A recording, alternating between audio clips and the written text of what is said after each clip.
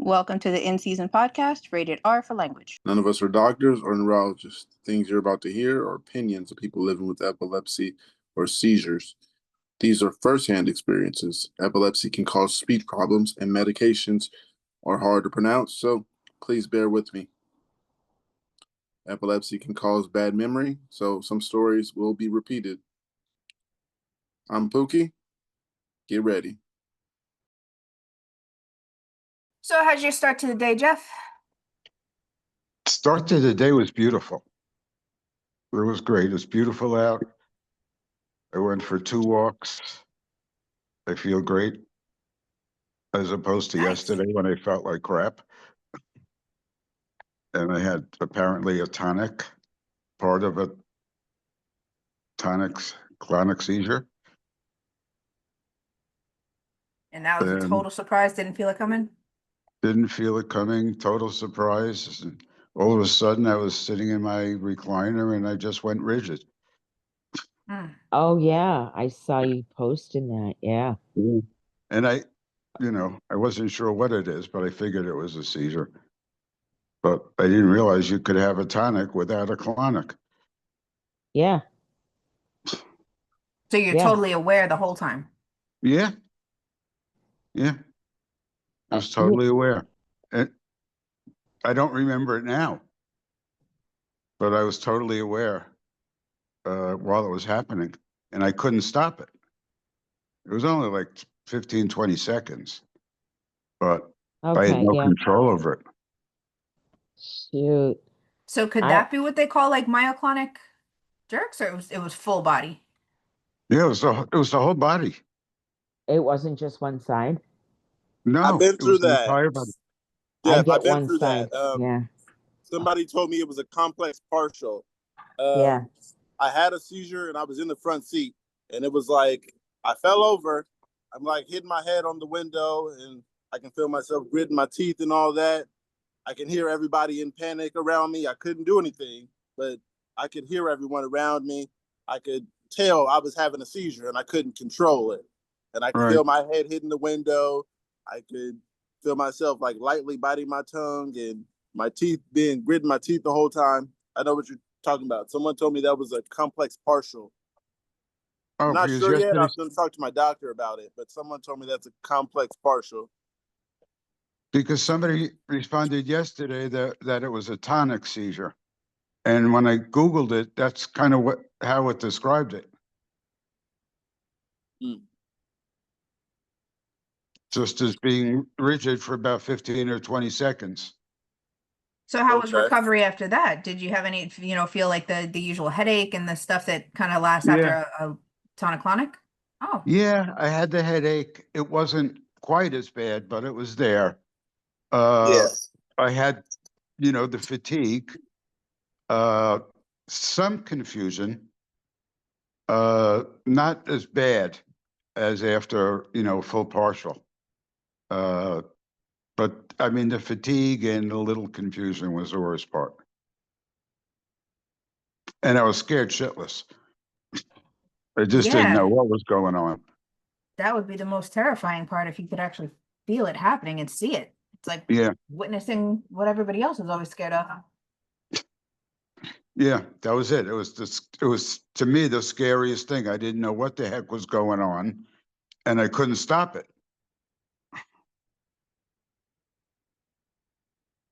But thankfully, today is much better. Yeah, absolutely. Yeah, that's good. I've had those, Jeff. Okay, you got icebreaker? Yeah. Oh, no, I didn't think of that today, but one will come up. Pulled up this. How's everybody doing today? Let me ask that. How's everybody doing today? All right, go ahead. Oh, I'm doing okay. I'm hanging in there. I am not complaining, but I'm just like staying lifted. I do not want to feel this. Okay. I don't want to feel the next week. So I'm probably going to be off camera. I'll be quiet in the corner. But I'm doing okay. I think that was a little seizure yesterday, Pookie. I have to thank you guys for being there for me, but wow. I felt that one coming, and then I was numb. It was weird. But yeah, I've had those, Jeff. And I know I had one during an EMU and they said it was a complex partial. And I was Okay. fully aware. And I had a panic attack after because it freaked me the out. Okay. So yeah, I know that I'm prone to panic attacks when I lose control. And when I'm aware that I'm losing control of my body, forget it. I'm going to have a panic attack, you know? So I get it. They're scary. But, watch for like, any kind of heaviness, because that could be the clonic part, because you can go completely atonic after one of those complex partial or tonic, where you just go rigid, and then you can go instantly atonic, where all of your muscles turn off. So, just, and it could take a little while, so just be really careful with those. But yeah, I've had those bite me in the ass a few times. I can't, it's like, oh man, that really sucked. I'll sit here 15 minutes, you know me. And I'm like, yeah, I'm okay. I'll get up, start moving around. And then it's like, ka-thunk. Oh yeah, I guess I wasn't ready to get up, and then it's just I can't do anything about it. Yeah. But yeah, but I can feel it, and I hate that part. But yeah, oh, but doing okay. It's a beautiful day. I really, really, really want to mow the lawn. So pray for rain. So I can't. Oh, and I just got a message from my doctor. All right, and that's Oh, telling you something right there, Anne. Please take care of yourself so you don't set yourself back. After all the oh, work you've done, shoot, let I this be an know. accomplishment. Oh, I know. Do It's Andrea, not like, I mow see the we have a lawn. new visitor today. oh, hey. Yes, welcome to In Season Podcast. And we usually start with an icebreaker. As you can tell, I didn't quite have that together this morning, but we've got one here of what's the funniest thing you've ever done during a seizure? And I think with me, the one thing that always comes to mind is the detergent. I put the laundry soap in the refrigerator. Another post over here is to tell or not to tell. Ever since getting my dream job, I've told anyone that I work with that I have epilepsy. Or no, I have not told anyone at work that I have epilepsy. This is going to be almost 4 years now. I feel confident enough because of my medication, how long it's been seizure free. That's 5 years. But after joining this sub and learning more about the disease and others' experiences, it has made me feel better and worse at the same time. I have a group of colleagues I work with every day, and at lunch we talk like best friends and share everything. I want to share, but then I don't want anyone looking at me different or worrying about me.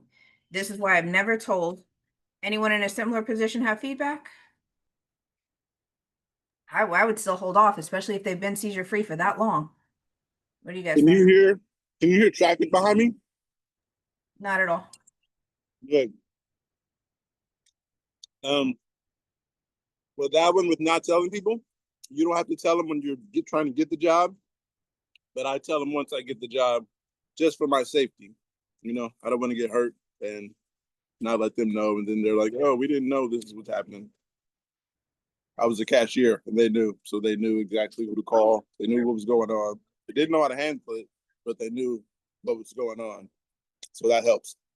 Otherwise, they probably would have been standing around looking at me, waiting for me to come back and all that stuff. You gotta let them know. Let them know once you get the job.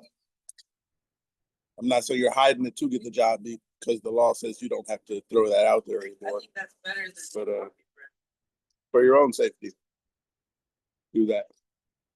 Andrea, is that you? I thought I heard somebody else agree. Hold on. But yeah, I guess that does make more sense, especially if you're getting a job that does involve climbing ladders or anything dangerous, where it is definitely better if they know. What are you saying, Rick?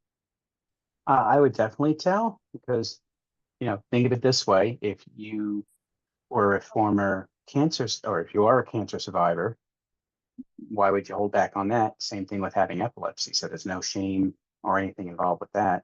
And what happens if something happens? You want to make sure people know.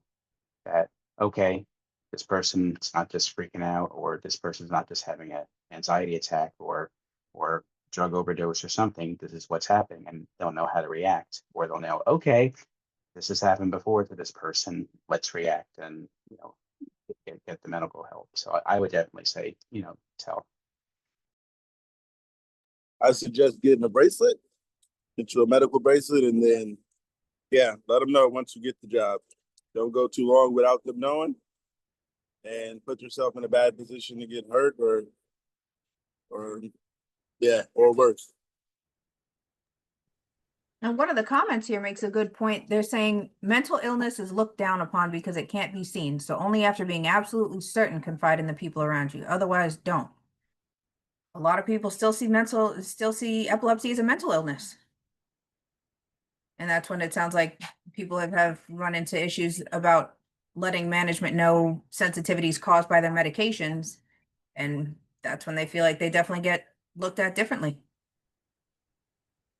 So yeah, that's part of the mission here, I guess, is to remind people that epilepsy is not a mental illness. It's definitely not the same thing as depression. Not all by itself, anyway. What do you think, Jeff? As a former owner of a business and manager of other businesses, I would recommend not telling them until after you get the job. I think Pookie's right. There is a prejudice against people with disabilities. And as management, you need a team you can count on. And just because you have epilepsy doesn't mean you can't be counted on. But in the average person's mind, they don't understand that. And if they have a choice between a person with epilepsy and an equally qualified person without epilepsy, they're going to choose the person without 98% of the time. So I just think Pookie's right. You don't tell until after you get the job. After you get the job, you have to tell. You can't keep it a secret after that. For that very reason, because you need to be safe. They need to know what to do if that happens. Yeah, that makes sense. That sounds like Yeah. definitely the best way to handle it. Yeah. Okay, yeah, and Rick agrees with that point too, to tell after you get the job. Somebody else here is saying, anyone ever had benzos not work? They're freaking out. Yesterday I had a focal seizure at 6 p.m., so I took half a tab of clonazepam. Then at 8 p.m. had another, so I took another half. At 10, I had another focal seizure and went to bed terrified. An entire Klonopin and my brain doesn't care.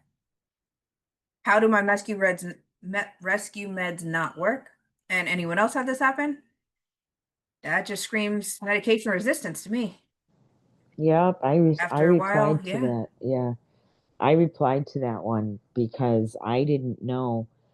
And it was a conversation a couple of months ago, and this is why my current epileptologist said, "Okay, we need to use these differently," because I get what's called a benzo boomerang, or rebound, where once you reach the half life in that benzo and the levels start to drop, you can have another seizure. And it's really common with drug resistant epilepsy. So let's say my daughter has to use the Nasalam. I have to have like at least a diazepam, a couple hours later, so I don't get that rebound. And I'm like, is there something wrong with me? Or, I don't know if this medication is working right. And he said, oh boy, you are resistant. So yeah, another confirmation. You're right. But yeah, I responded to that. You kind of have to work on what works for you. But once we discovered that I was having that happen, super, super careful with the benzos. So yeah, kind of sucks. So the Nasalem, how does Nasalem compare working differently to benzo? So far that rescue has been reliable, but I haven't even had to use it like a handful of times. Yeah, well, when they had me taking diphenhydramine for sleep, and I went and did it, just cause, the doctor said. We used 6 doses of Nasalam in a month, and that's when we discovered what was happening. And I'm like, don't give it to me. I'm going to have another seizure. And that's when I'm like, wait a minute, I have to call this guy. So, the doctor explained it to me, and there's other people that have it happen. And you kind of have to have another lower dose, less potent benzodiazepine to cover you after that half life. And I think for Nasalam, I think that's got a longer half life, like 16 hours. I'm not sure, but Oh, I know Nasalem might have a longer last life or longer half-life than a pill. yeah, I think it does. Oh wow. I thought I'm since it not, worked faster, it must be, you know, oh yeah, filtered out faster too, but yeah, no, that makes sense. yeah, I think it does. I'll have to look again, but that was one of the features of that being one of the new treatments. But Right. yeah, but I need a treatment after that emergency treatment. And it was the weirdest thing. And it's like, yep, same thing that happened in that EMU stay. I had a seizure that they had to give me the 2 doses of lorazepam, and then I had a rebound seizure. They had to give me another dose of lorazepam, and they couldn't give me any more, so they had to give me ketamine because they couldn't stop the second seizure. And it's like, and you said this was psychogenic. Yeah. And that was the same EEG they used to say I was psychogenic. So I'll never understand that.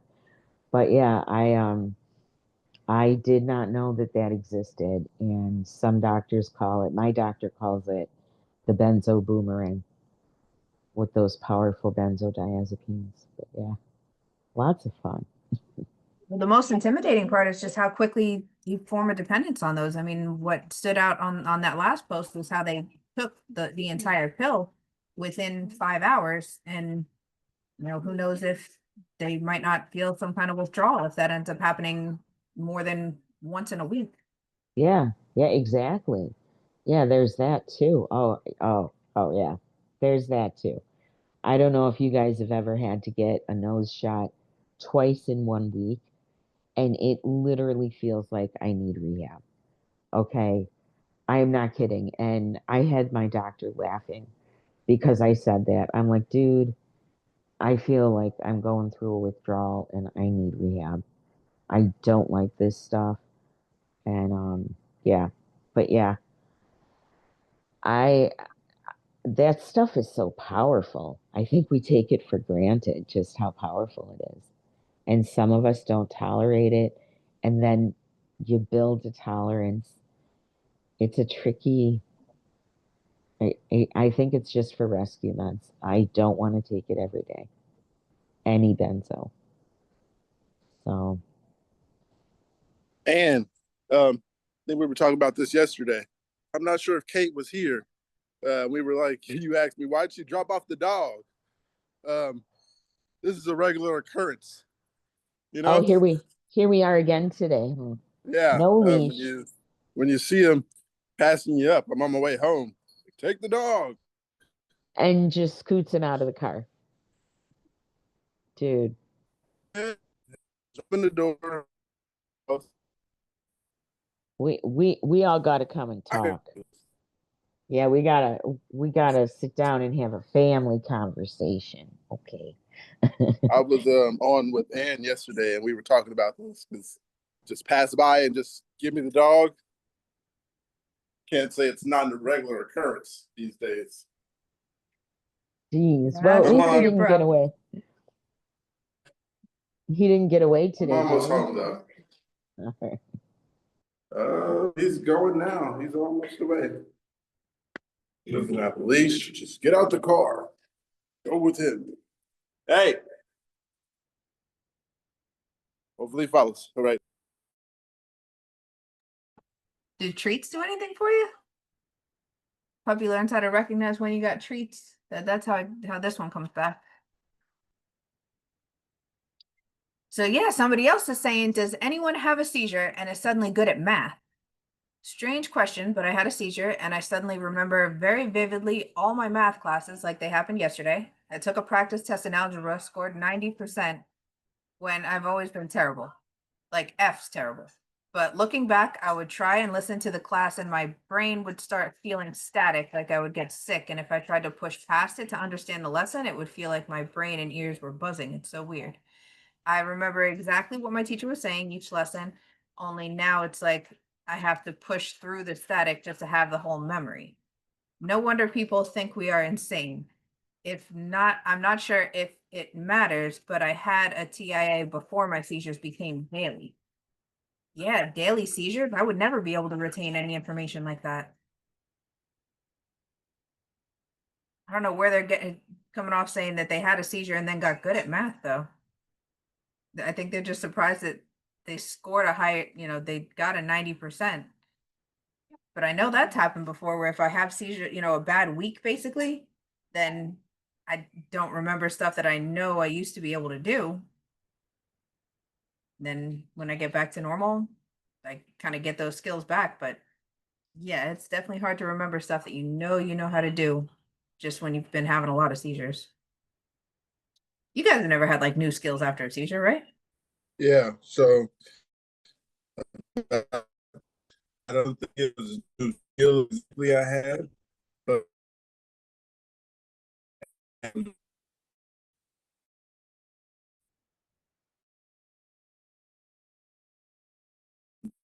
filling out the paperwork and I had a seizure, and I hate filling out paperwork. Absolutely. My handwriting has got worse since I got out of school because I haven't used it really in like 15 years. I barely write stuff with a pen. So doing that, I was just doing it and doing it. And I was like, oh my goodness, this is getting tiring. Then I had a seizure. I came back after the seizure. I filled out the paperwork. My handwriting was nice, my mom said. And I was just focused after that. That's what it was. I was focused because I was trying to hurry up and get home. So I was just like, let me focus and do this and get it out of the way. My mom was like, your handwriting wasn't that bad. And she was like, you did that kind of fast. And I was like, oh, okay. So, I mean, I didn't necessarily learn a skill or math or anything, but it kind of just gave me the focus that hurry up and get home. This is what we have to do to leave here. A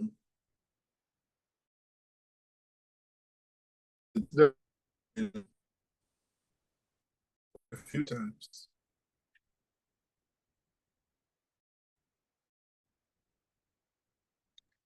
You're on mute. Okay, good. Um, Yeah, sorry about that. All right, so this one is saying, have you accepted that you have epilepsy? Hi, I've been epileptic for 7 years, and I'm asking myself this question. Have you accepted your illness?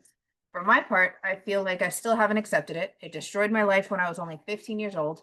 I was training for my future career as a firefighter.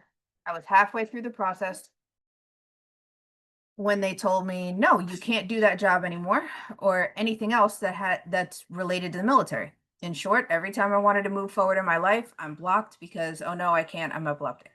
I always get anxious because of it. I've withdrawn so much that now I'm totally alone and isolated. I can't make friends. Girlfriend left me. I really still want to join the army, but it's apparently not possible. And I can't accept that. And the fact that I can't go to concerts, play video games like I used to, or have a normal life. I've only had one crisis, and since then I haven't been able to see the future. Have you accepted? Okay, so this one, it might be harder to accept just because it's nowhere near managed yet. But there Okay. are, yeah, this one sounds overwhelming. Okay, yeah. So about that, I've got past it, but with the person saying like, oh Lord, I forgot what they said.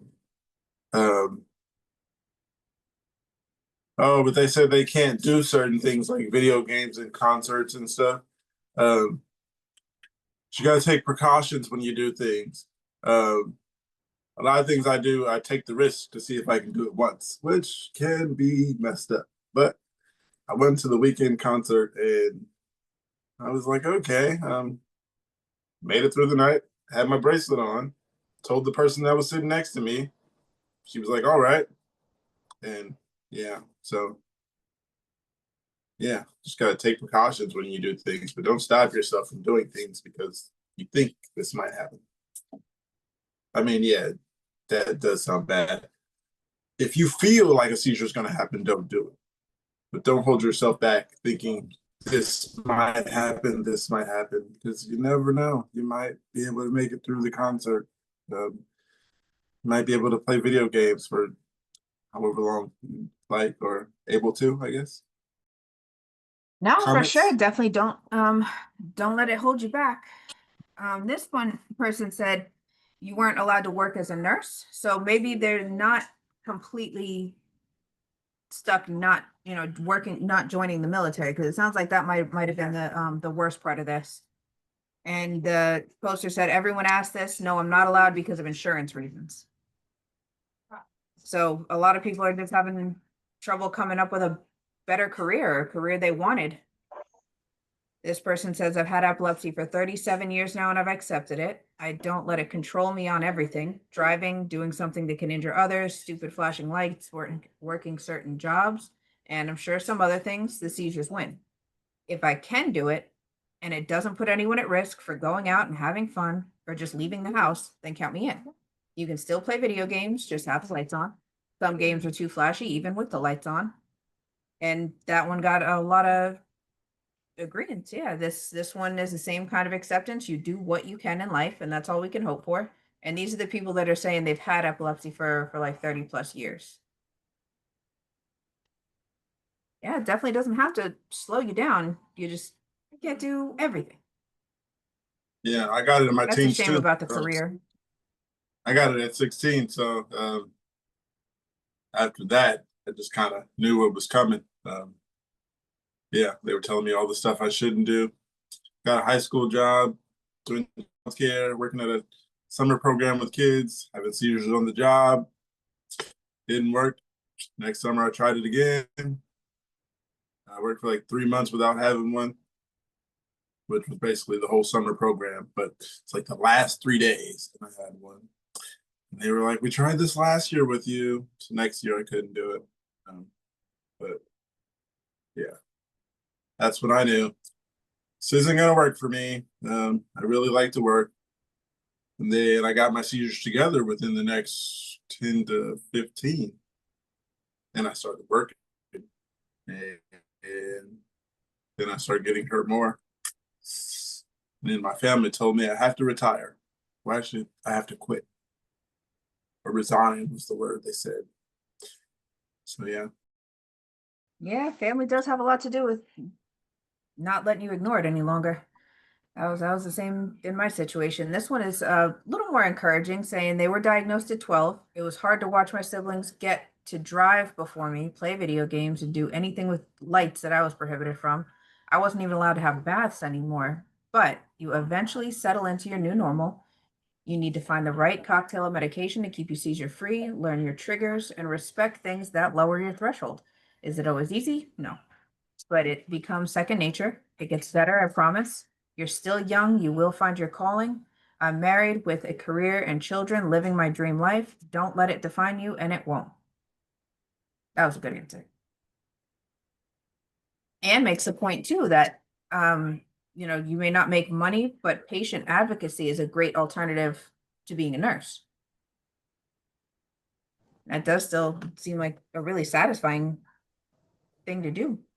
Yeah, I didn't type that quite properly, but yeah, I've been talking to some professional patient advocates. It's literally become a growing profession because of the condition of our healthcare system. And a couple of them are nurses who were diagnosed either with MS or IBS because they can't work every day, or at one of the ladies has epilepsy, and you go to school, take the classes you need. But the best part is if you already have a nursing background, that makes it even better because you understand, both sides of the advocacy. And and that's what I was saying. If I knew that years ago, I would have gone back to school, but I couldn't. And I would have gone to school for exactly that. Now that I know it's an actual profession, it's like I'm going to start telling people there really are things out there, and I'll find the links to back that up. But we know that our community needs people like that. Even if you were just going to nursing school or, halfway through pre-med, we need you. And if you can get through this certification, then you can be a patient advocate for us. Come on, we all need you. So yeah, there's got to be something. I'm constantly saying I got to find a way to make money. And I'm throwing plants out because I don't know what to do with them. Duh. But the whole idea that this this is my favorite thing next to what I thought my fantasy nursing career would have been. But I think this is even better. But for people with medical backgrounds that end up getting diagnosed and can't work, I think patient advocacy is an excellent option. But that's my perspective. And that's never a paid profession? Yeah, it is. It Oh, is. okay. So patient advocates can be on payroll. My case manager gets paid. She's on a salary, but she has to maintain a certain number of cases. But she is a professional patient advocate. And I did not know that. And she sat and watched me advocate for myself, taking notes, and we talk now about what got you here, because she's known me for a couple of years. So it's like, yeah, what got me here? Um, Therapy, therapy, therapy, a little more therapy, and some wonderful people that I met online. Okay. So they'll never know. Yeah, wonderful family. But I did not know that it is a paid um, position. And it just, for medical professionals, it just requires, I think, a 20-hour class and certification. You can almost do it as a continuing ed that you have to do every year anyway, you know? So yeah, that's what I do. I wish I got paid for it. Hi, Brandon. Hi, Either way, Brandon. I'm sure everybody you've helped has definitely benefited. Right, Rick, go go ahead. ahead. I didn't see it. It went away before I seen it.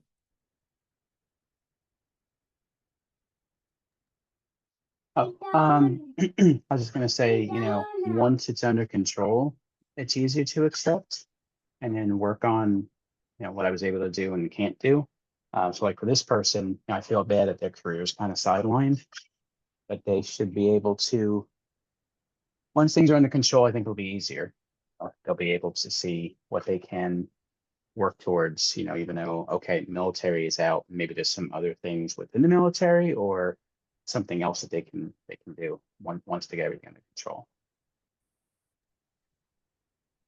I'm not sure what the original question was, but I once got asked by a National Guard recruiter if I wanted to join, and I just went, I have a head tattoo. I can't, you guys wouldn't allow me anyway. And he just laughed and went, okay. Yeah, mine was basically, I explained mine. Oh, but the other part I was going to explain, it just came back to me. And then I lost it again. Lord, I don't know what happens. Oh, me getting hurt at jobs. Yeah, like I said, my family made me quit my last job. The other jobs, they weren't aware when I was getting hurt. Like when I fell in the fryer at Krispy Kreme, they weren't aware of what happened. I think someone seen it on Snapchat because I posted a video on Snapchat, and then someone told my sister, and my sister told my mom, but there was never a conversation about it. I think she texted me and asked me like what happened, and I was like, I'm okay. It didn't there, but yeah, I lived with my dad, and there was hours where I would get off at like 12 at night, and he would be gone to work at 6 in the morning. So we lived together, but we barely seen each other. Nobody really knew injuries. Until I moved with my stepmom, and I worked at a warehouse, and I had to get stitches inside of my gums on the inside. When she seen that, she wrote a letter, and she gave me an envelope. I took it to my job. When I was getting ready to put it in my locker, I was like, oh yeah, she said, give this to my boss. And I took it out and I read it. And it was a letter of resignation. She gave me a letter to resign that I did not know it was a resignation letter until I was handing it to my boss. So that's how I resigned. It was not by choice at all. Didn't even know. Hi, I'm 22 years old, male, and I believe I may have 2 seizures a month this month, though I am unsure, so I will post experiences, and I hope someone has advice. Though I believe I should go get checked out. I don't know how to proceed, or even if I should. Any help would be appreciated. Is any of the side effects of the medication burping? Or is it just me drinking a lot? That's what Okay. happens after a good meal and a walk. My girlfriend laughs at me all the time because I start burping and I'm like, sorry, a little burpy. Yeah. Also the hiccup. So it's like in between a hiccup and a burp. It's all Fucking hiccups, man. Oh, I think that actually is just because we take meds. So like when we're taking the pill, I think we're getting in a little bit more oxygen in it. Yeah. It's not like it's a bad thing. It's not hurting us. It's just like I'm hiccup all day for some reason. All the time. Mouth I gets get the dry. hiccups so fucking much now. I don't know why. Okay, let me get back to this. Hiccups, they hurt sometimes. Well, loved ones will never hate on you for hiccups. Trust me, it's just funny. They'll just go, "Can you stop, please?" And I'm like, "No, I can't." Yeah, no bit. But yeah. They're trying to figure out if this was a seizure. It says first incident, August 7th, was to cleaning house when sleep deprived, when I got very heavy brain fog paired with restlessness, odd stomach feeling, like I was hungry and thirsty, but no want or desire to eat or drink, and inability to focus. This lasted about half an hour with heavy pacing and looking around, not really knowing what I was looking for. Then I got extremely lethargic and sat down on the living room couch.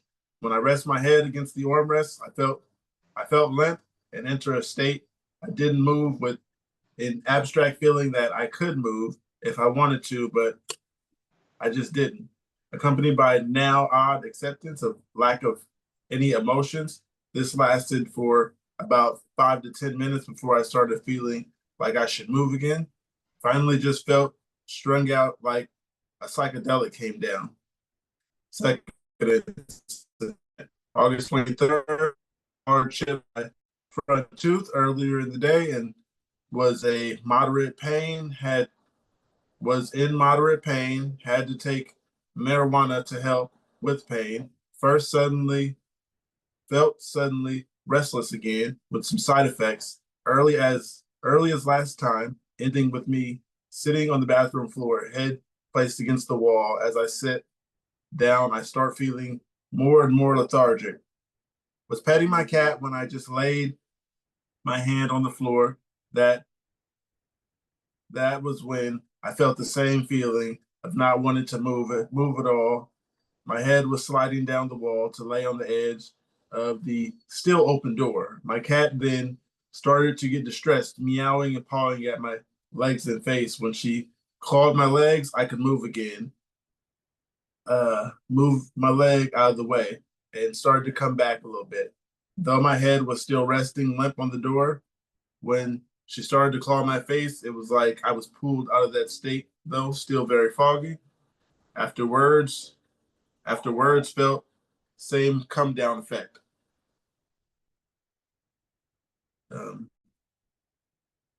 Kind of sounds like a seizure. I can't exactly put my finger on it, but that does kind of The sound like second you one, should see a doctor.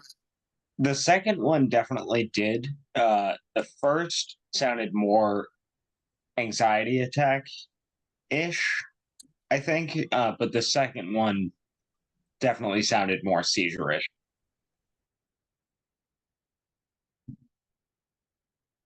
Yeah. Then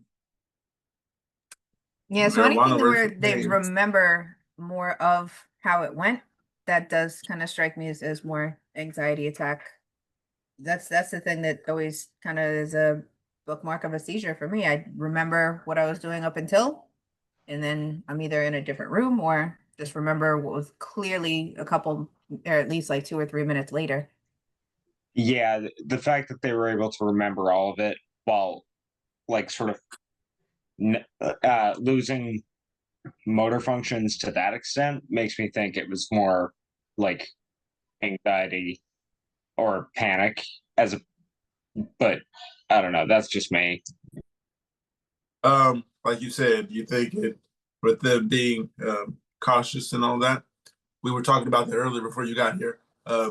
I've been through that, and Jeff was explaining how he'd been through that. That was what they called a complex partial. Someone told me, but this sounds different. The complex partial that me and Jeff were talking about was we were having a seizure to where you could know you were convulsing and you could feel I felt myself like gritting my teeth and I knew I was just out of control. I knew what was going on around me because I could hear people saying he's having a seizure and pull over and we're driving and stuff. So I was in the Yeah. passenger seat having this and we were on the freeway. I remember all that. I could hear it and everything. When it was done is when I passed out. And I didn't really understand that. But I think it was from like hitting my head against the window so much that eventually the pain just put me out because I was like crying and tearing, but I couldn't do anything. It's like eyes tearing, tearing. I've had Then you those just fall exact asleep. same ones before. Yeah, I know exactly what you're talking about. Where it doesn't sound like this person was having a complex partial. Yeah, that doesn't sound like it. Not to say that it wasn't a seizure. I Yeah. don't want them to discount what they were going through. It could have been. We are not doctors. Yeah, I say you go see a doctor. It sounds like possible seizure. So pointing out that you possibly had a seizure and you found out from some people who have seizures. Yeah, one does sound like an anxiety attack, like you said, Brandon. So yeah, you gotta write it all down. Tell a doctor. So somebody finding out that it's time to go back to the doctor. They're saying I was diagnosed with epilepsy over a year ago, absent seizures. I currently take Depakote 500 milligrams twice a day. I've been feeling something different. When I have a crisis, I simply lose control of my body or head and fall. I've had strong tremors and sometimes my migraine attacks when I have this attack. I went to the neurologist. He told me it's still an absent seizure because you rarely have more than one type of seizure. But would an absent seizure make me fall so abruptly? I'm finding it strange, and even when medicated, I'll have these crises. I'll see what the neurologist says at my next appointment. This is one that screams see a different doctor. For a doctor to look at you when you're having a completely different set of symptoms and say you still have absent seizures because people rarely have more than one kind of seizure. That's somebody not asking the right questions. Yeah. At that point, you really need to start looking for a second opinion. Yeah. The second doesn't work, get a third. Sometimes I do best of three. So yeah. Hey, go with a fourth if you need to. Fuck it, right? I mean, get anything that anybody who will explain it to you that you can understand. One of the comments is saying, I once had a migraine attack so wild and painful that it triggered a focal. I can tell the difference between a migraine aura and focal auras. I encountered the migraine aura first. The migraine pain came on like someone hit me with a truck, and 5 minutes into it, if I had the epileptic aura, my husband said I turned delirious. I was confused and rolling around, telling him over and over again, I think I'm dying. I remember thinking that, but not saying it out loud. I honestly don't remember him in the room. I was dry heaving and suffocating because the heaving just kept going. I don't remember that at all. The focal felt different, and according to my husband, looked different. And I'm still trying to figure out that it was because of the migraine, or if they were both inevitable because of a shitty previous week. The neuro said because of my migraine, it may have presented differently, but it's still a focal. So even if they tell you it's the same kind of seizure, that doesn't mean it's going to feel the same. Then so you definitely need a doctor who's going to help you understand that. Yeah, I just want to throw this out there. If their doctor is telling them people rarely have more than one kind of seizure, I would definitely, like you guys are saying, yeah, that does scream, get a second opinion, because they're not an epilepsy specialist for sure, because it is not uncommon for us to have different types of seizures. That sounds like they went to their like PCP. I know, that's exactly, I'm like, wow. If you went Wow. to an actual neurologist, they would be like, no. There are multiple types. Don't worry, we got you. They may not understand them as well as an actual epileptologist, but a neurologist will understand more than me. That's goddamn sure. And a good neurologist will know their limits and say, I want you to see an epileptologist. So, but yeah, it sounds so primary, just saying. That one's rough, but I got another one. If that one's done, or you got some more comments from that? Right. Oh, that one actually, is- wait, Pookie, before you move on, was there an icebreaker? Did I? we didn't have one when we started, but I believe Kate found one. I threw it out there just to bring up what was the funniest thing you did during a seizure. Oh, I didn't get that one. I think I was eating. Yeah, we started and I was at Taco Tuesday. You weren't there, Brandon. Oh, okay. Yeah. Then I was walking down the street and I found this dog and I brought him home. It was actually my dog. I love My that. sister pulled up and she was like, "Hey, take the dog home." It's like, all right. Yeah. Yeah, so I I don't really think I even got an answer for the silliest thing you did during a seizure out of anybody else. I just brought up that thing about the detergent in the fridge again. Okay, the I can silliest thing I've done. Oh no, I've got to go first, Pokey, because you know my answer, and it's when, and I really wish that I'd gotten a picture, of, or my girlfriend had gotten a picture of me wearing one of her nighty dresses, with full dick out. Oh yeah, I really wish that she'd gotten a picture of that because I can only imagine, and I'm sure it's hilarious. Was it a pink nightgown? Uh, sort of like a beige, like a light beige. Was it like lace, like the see-through lingerie type? You can see No, your body through it. No, no. That would have been hilarious. But I yeah, would have been impressed if it was anything except for spaghetti straps, something that needed to be tied up or, go for the halter top. Yeah, that would have been impressive. Anything zipped? Yeah. If I was Yeah, able to do that, like while popsicle, like come on, you got to give me some credit there. I'm gonna guess Yeah. it doesn't matter because it wouldn't have been long enough to cover anything. I did not say my funny thing. When I look back at it, the situations where I was telling you guys to kind of wander off, it's just the slightest bit of funny. I can laugh at it now. Very dangerous at the time, walking into people's homes. But I was thinking about it yesterday, and I was like, it's kind of a funny thing to look back on for myself and laugh at, Like, it happened, and haha, this happened. Not that it was a good thing, but yeah. I laughed at myself about it yesterday. It's like, yeah, I put myself in a very bad position. But yes, I haven't been wandering off lately, so that's been good. And then Brandon shows off the record player. Sorry, Rick's here, so I had to bring it back around, but I wasn't trying to make it a huge thing. Yeah. This one Uh, says, Rick, or I was giving Pookie some shit about his record player yesterday because it's a whole different conversation. Pookie, get back. yeah. Nice. It says, driving family after seizure. I need to know if I'm being unreasonable. I'm losing my mind. My spouse has tonic-clonic seizure a year ago. Then MRIs found out that he has MS. What MS is, but we'll go over that at the beginning. So he wasn't medicated. 11 months later, he had an even worse tonic-clonic seizure. Come to find out that all those spacing out of body feelings he had been feeling in the past are actually focal seizures and auras. Anyways, so we started MS meds, and after that second seizure, he's on anti-seizure meds also. We have a young child, and I'm a stay-at-home wife, so my job is to take care of the home and drive to school, practice, etc. In our state, you can drive after 6 months, so he's extremely adamant that he can drive us after the time comes. But I don't see it at the right thing. I don't see it at the right thing to do. Even though he is on his meds, breakthrough seizures are possible. Indeed. I think that we are together.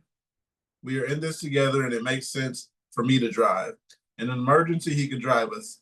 He will work from home mostly, and then take small roads to work.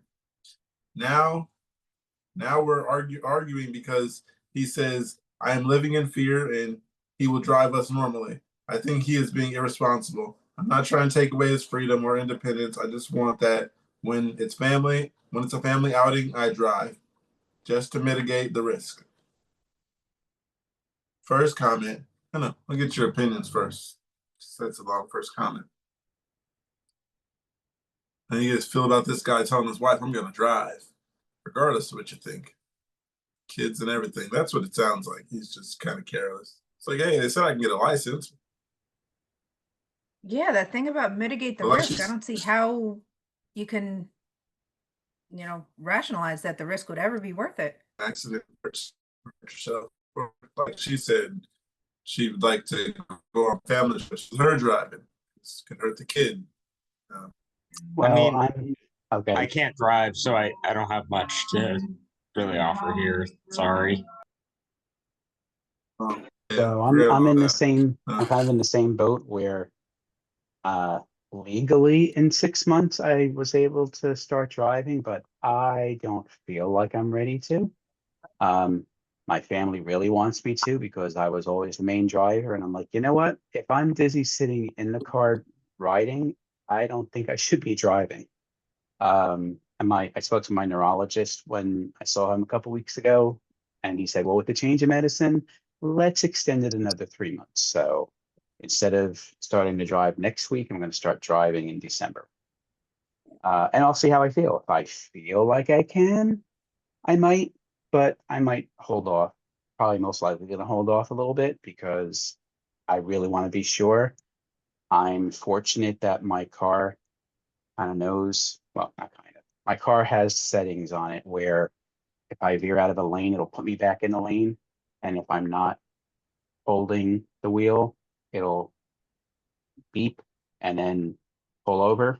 And also does emergency braking. So I have that as an extra, but I'm still not, see how you feel. If you're medicated, you go a certain amount of time, try it here and there, but I wouldn't be like, oh, I'm going to start driving on this date because I can. I don't think that's right. I want to let Jeff go, but Rick, I would love for you to clarify after Jeff goes about those features on your car, because I haven't heard about these. So Okay. Yeah, I want Jeff to go first. Yeah, but if you could come back around I after. want Rick to clarify first. Okay. So my car has cameras and sensors on them, and newer cars have even more features on it than this one does. So what it does is it monitors the yellow line and the white line. and you're staying centered in it. And also it monitors if I'm holding the wheel or I'm not holding the wheel. Also monitors how close I am to the car in front of me. So I could actually lift my hands from the wheel, and if there's a curve up ahead, it'll turn for me and it'll start giving me an alert. Put your hands on the wheel, put your hands on the wheel. If I don't What- within a certain amount of, oh, sorry. What car is this? This is a Ford Escape. Damn. Okay. Yeah, keep going. It's a So self-driver, right? it's not self-driving, it's more of its protection. So like if there's a curve coming up and I take my hands off the wheel, it'll turn and keep on the curve, but it starts beeping and gives me an alert and shakes the wheel. If I don't grab the wheel at a certain amount of time, it'll stop the car, and if it's able to, it'll pull over. Newer cars, so I work for a company that makes sensors and stuff for cars, and they showcased the Volkswagen where somebody passed out and the car, are you okay? And it didn't get a response, and there's traffic, so it slowed itself down, put its blinker on, and pulled over, which is more than most drivers do anyway. Put the blinker on and actually pulled over, and then called 911 for the person. Those are great features. They That's really are. really amazing to hear that, like, so those features are available in cars that aren't fully self-driving, but Yes. we're now getting to the point where fully self-driving cars are getting better and will have those features that are clearly working, Yeah, so like Yeah, with now my it seems car, like with all the, go ahead. I'm sorry. So like with my car, I've also had it too, where even when I am paying attention, a little coffee cup will come up and let me know it's time to rest because I've been driving for a while. And also, if let's say somebody starts turning in front of me and I see they're starting to go, it'll give me a warning and start slowing the car down. I'm like, hey, I got this. I see the car's going, but I'm sorry, go ahead, Kate. No, it's the same thing. I mean, where in the Jeep, I see the driver has to have, hands on the wheel, but even when it comes down to it, backing into a spot, the car will stop. Like she wanted to get closer to the curb, not to stick out in this little narrow Yeah. parking lot, and the car stopped her. It wouldn't let her get any closer to the curb, and those kinds of safety features do take over at the right time. I still have yet to see like the self pullover thing. I don't know if the Jeep even does that, but that seems like the closest to saving a life. Apparently like the watch will talk to you saying, "Are you okay?" and then call your list of emergency contacts. Cars can do it now too. I seen the parallel park. That was amazing to watch that car parallel park by itself. That was insane to watch. I was like, there is almost not enough space. I was like, a person couldn't do that. But that car did that by itself, and it blew my mind. I was just like, we're gonna hit something. I was like, you couldn't fit in there. And he was like, watch. The first time that I ever saw that, I was like, oh my God, we've made it. This is peak like car technology. We have made it. But then, I mean, now you've got all the stuff that, Rick was talking about. I thought like my girlfriend's like backup camera, because she has a fairly new Ford Bronco. And her backup camera has like um sort of like AI lines to show like where to aim her car when she's backing up and stuff. And then I was like, oh my God, cars can do this now? What? Another thing was I seen one guy in a Tesla on the freeway, and he was like eating a sandwich, and I'm with a friend. He's like eating a sandwich, like big sub, hands off the wheel, and just like looking over and smiling and stuff. And then my cousin goes, "My car can do that," and we're in a Mercedes Benz, but he's like, "You can't eat." He says, "They still make sure you're paying attention." So you can't be like this and be on your phone and stuff. It's drive and assist, I think it says. and it just makes sure to stay in the same lane at the same speed and don't hit anybody. But Some people were hacking the Tesla, like the TV screen, basically, that they have, so that they could watch Netflix and stuff while driving, where normally it's like it turns it off while driving. But no, people were hacking it so that you could use the Netflix or whatever and have the auto or the self-driving feature on at the same time. So they were just fully not paying attention while driving whatsoever. yeah, my cousin, he showed me that the autopilot feature basically, and it's cool, but you can't like lean over the Mercedes. It's really careful. You can't do too much. The Tesla, you're putting yourself in a position to where if you do have to take over, you don't have time. They're trusting Daddy Musk at that point, and they deserve whatever happens. I'm sorry to say it, they deserve whatever happens. Yeah, one of the problems that Tesla did was that they kept advertising it as full self-driving. It's not. I don't remember if there's 3 levels. I think Tesla's like a 2.2, which is more than any other car company, but still it's not full self-driving. And that, I know they got sued quite a bit for advertising it that way. So that's we're not at full self-driving yet, but we're getting close. Yeah, it'll stay in the same lane and basically autopilot, like go the same speed you put it at. That'll do it. It'll slow down before it hits anybody. But yeah, like I said, the Mercedes, it makes sure you're paying attention just in case the time comes and you need it. It's there. And like I said, you look over or you lean too much or you're in the back seat digging for something, it's going to tell you, it's going to start dinging and telling you, look at the wheel and look at the road. I think that's safer than the option that the Tesla provides. Just you can do whatever, put your hands off the wheel and it'll turn and all that stuff for you. If any of you watch the show Upload on Amazon, it's like set like in the future, like slightly, but the whole show is based on like being able to upload your consciousness when you die. That's not the point. But they have the main character dies because his like automatic driving car that everyone uses got hacked and he crashed and died.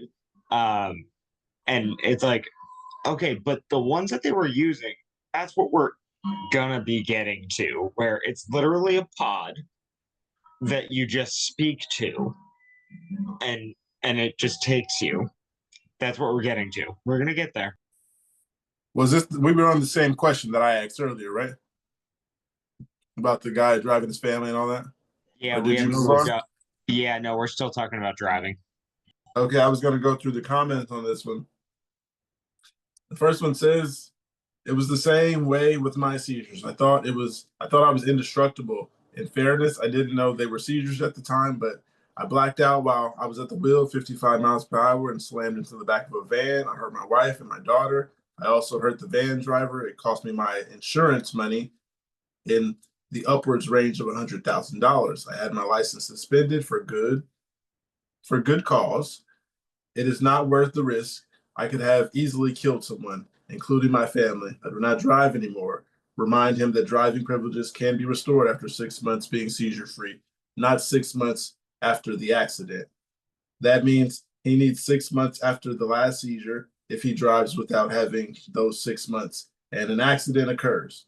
He could be charged with many other felonies. If he kills someone, vehicular manslaughter could be the result. It simply isn't worth it. And then the original poster says, I'm sorry that happened to you and your family and the other driver. He has no issue waiting for 6 months to drive. He has the issue that I've asked him to not drive our child or me. If we go out, I drive.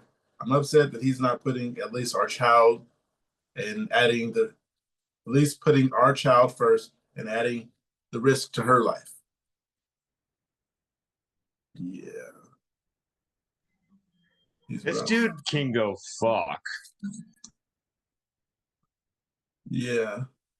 So the next comment says, I haven't had a tonic-clonic in 8 years, but I still have partials. The state gave me back my license after a year, but I didn't drive at all for 3, and I still limit myself to driving during the day. Only myself and stay with 10 miles of home. If another driver is available, there is no reason for me to risk hurting myself, a loved one, someone else's loved one, or even a treasure pet.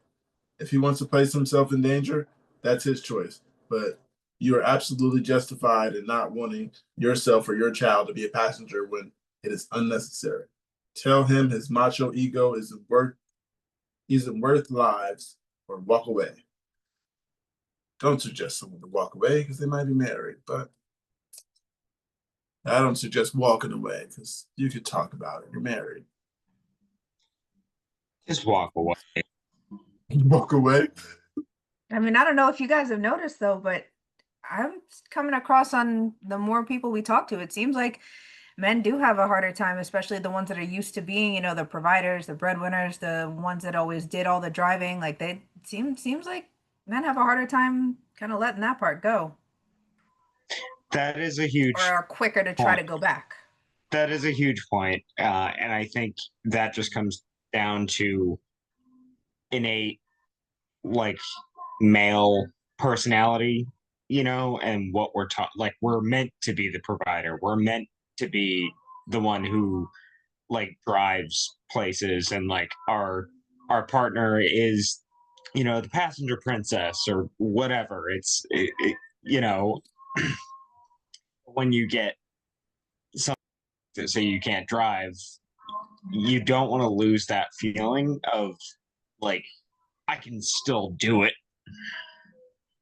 but you have to consider other people's safety and your own safety. You can't just be like, no, I can do it, and then you kill your wife and your daughter. Like, what?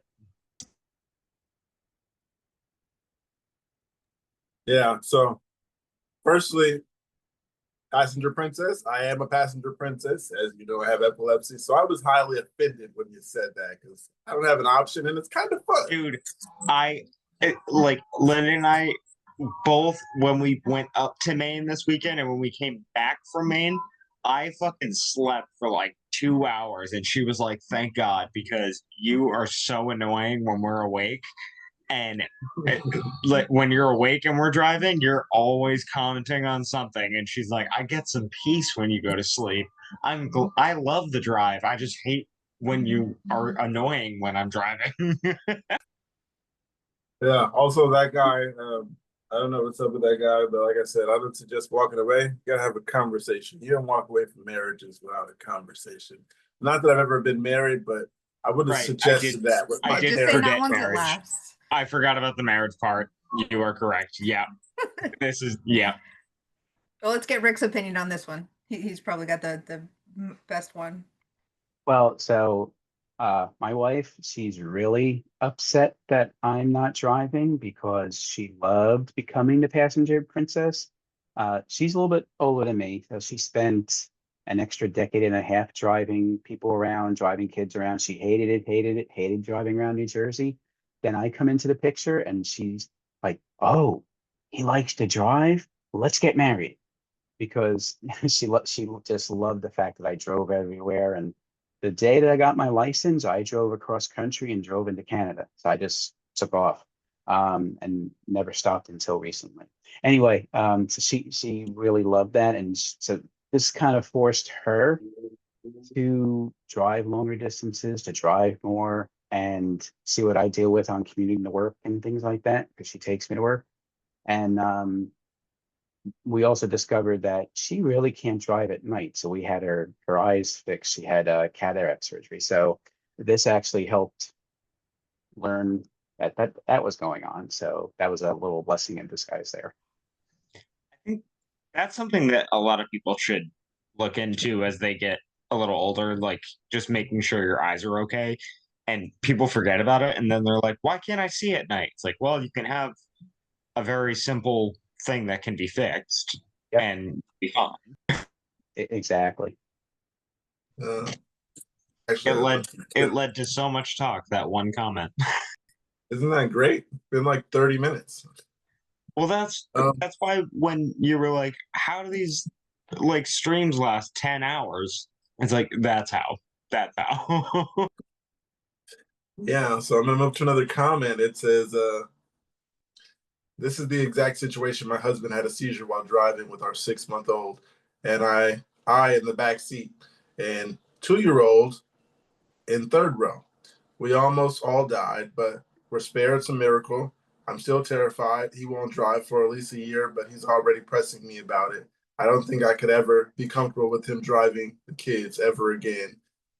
But I don't know if I'm irrational or not. What do you think? This is also a comment, someone asking a question. Do you think they're being irrational? He almost killed the whole family. I don't think you're being irrational. I think you need to see a therapist, or he needs to see a therapist, or both of you, or whatever the case.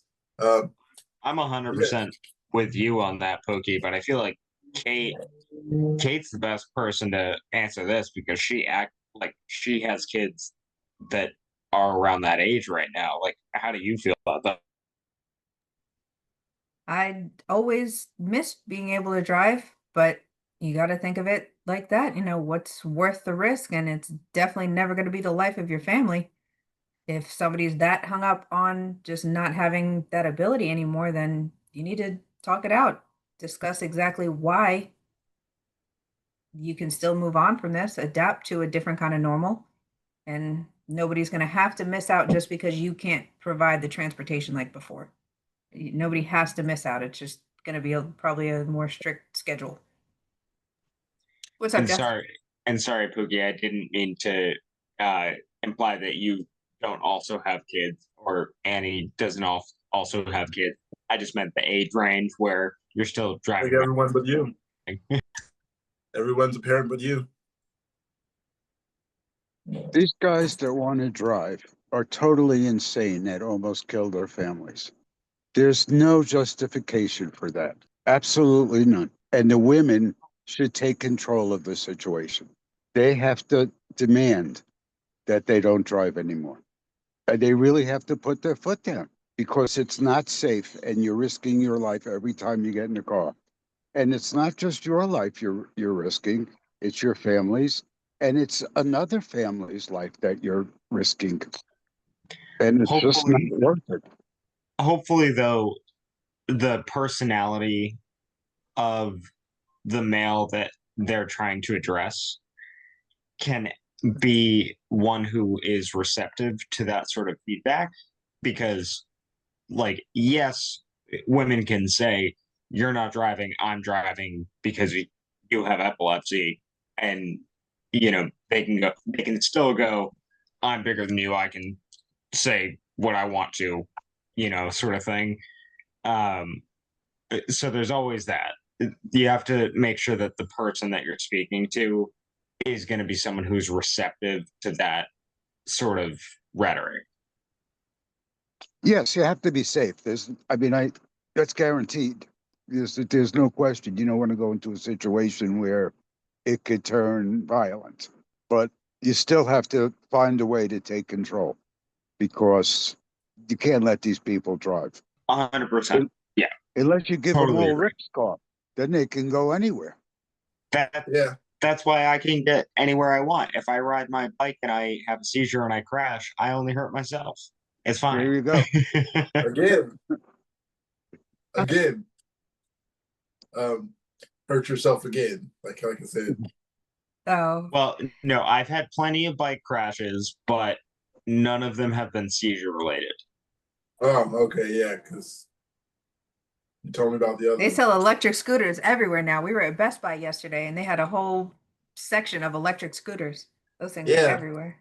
Almost got ran over. I was waiting at a crosswalk, waiting to walk through I was waiting at an intersection, waiting to cross to the crosswalk, waiting on the light, and this dude on an e-scooter just floored it right behind me with no like he didn't even like give me a ding or a hey, nothing. I was like, dude, you if I had taken a step back, both of us would be injured right Yeah. When I seen that last post, um, with the lady, I think someone said something during that last comment.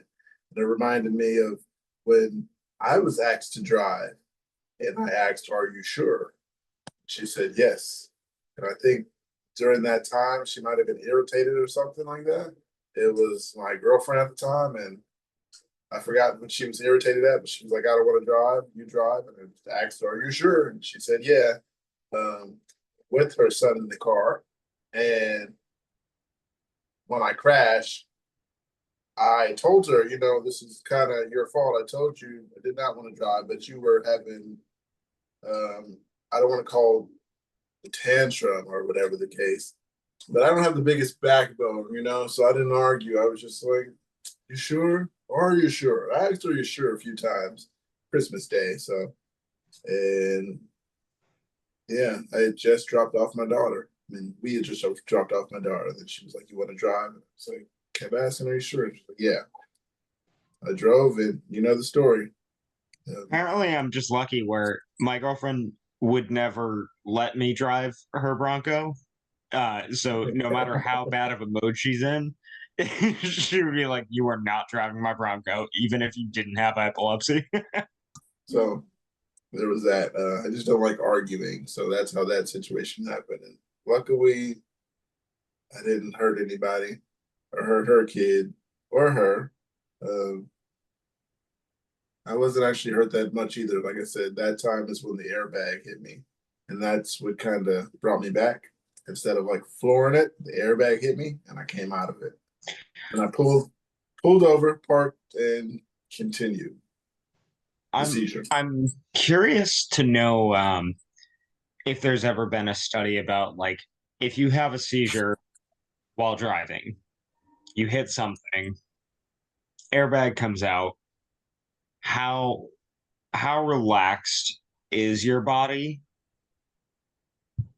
Because that makes a difference where if you're like all tensed up and the airbag hits you, it causes more damage. But if you're relaxed, it's supposed to cause less damage.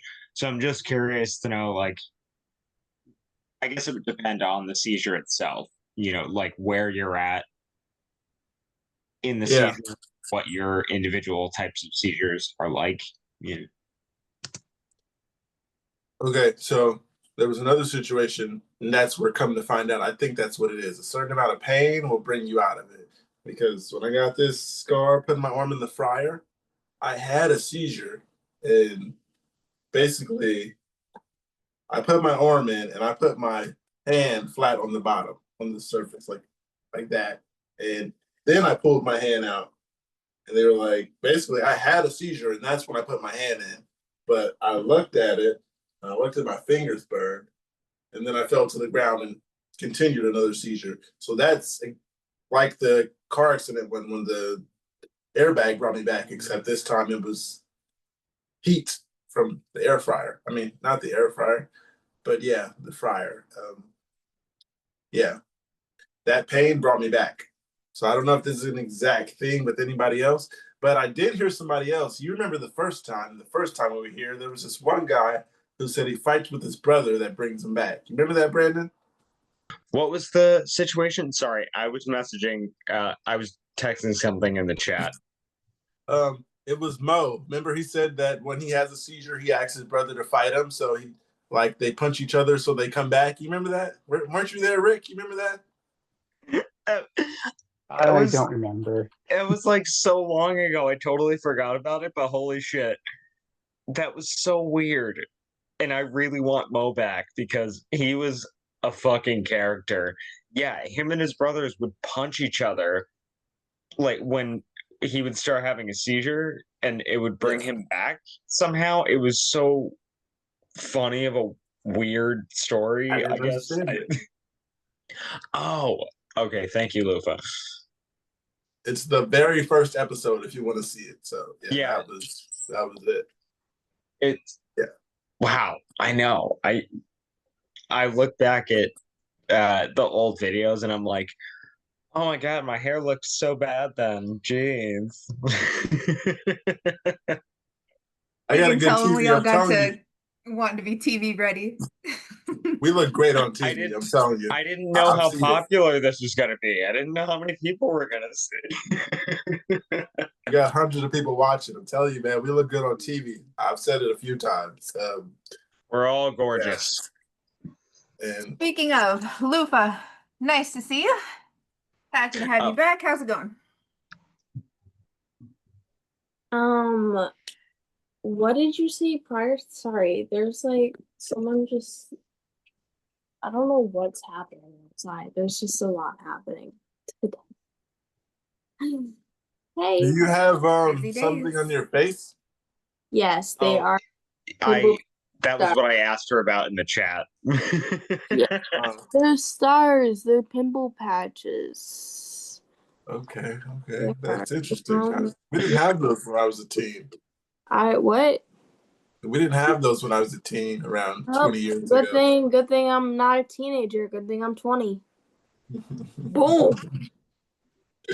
Yeah. Yeah. Okay. When Lucky was your you. birthday? When was your birthday? 20 years ago. 2004. No, I'm saying like how. Month and day. October. She's a Gen Z. Oh, okay, so you're at least beginning. almost you're at In least the- like almost 20 a and a year half. into Yeah. into your non-teens. Listen, here's my thing. I, as a 20-year-old, would never date anyone that is a teenager, and that includes someone that's 18 or 19 years old.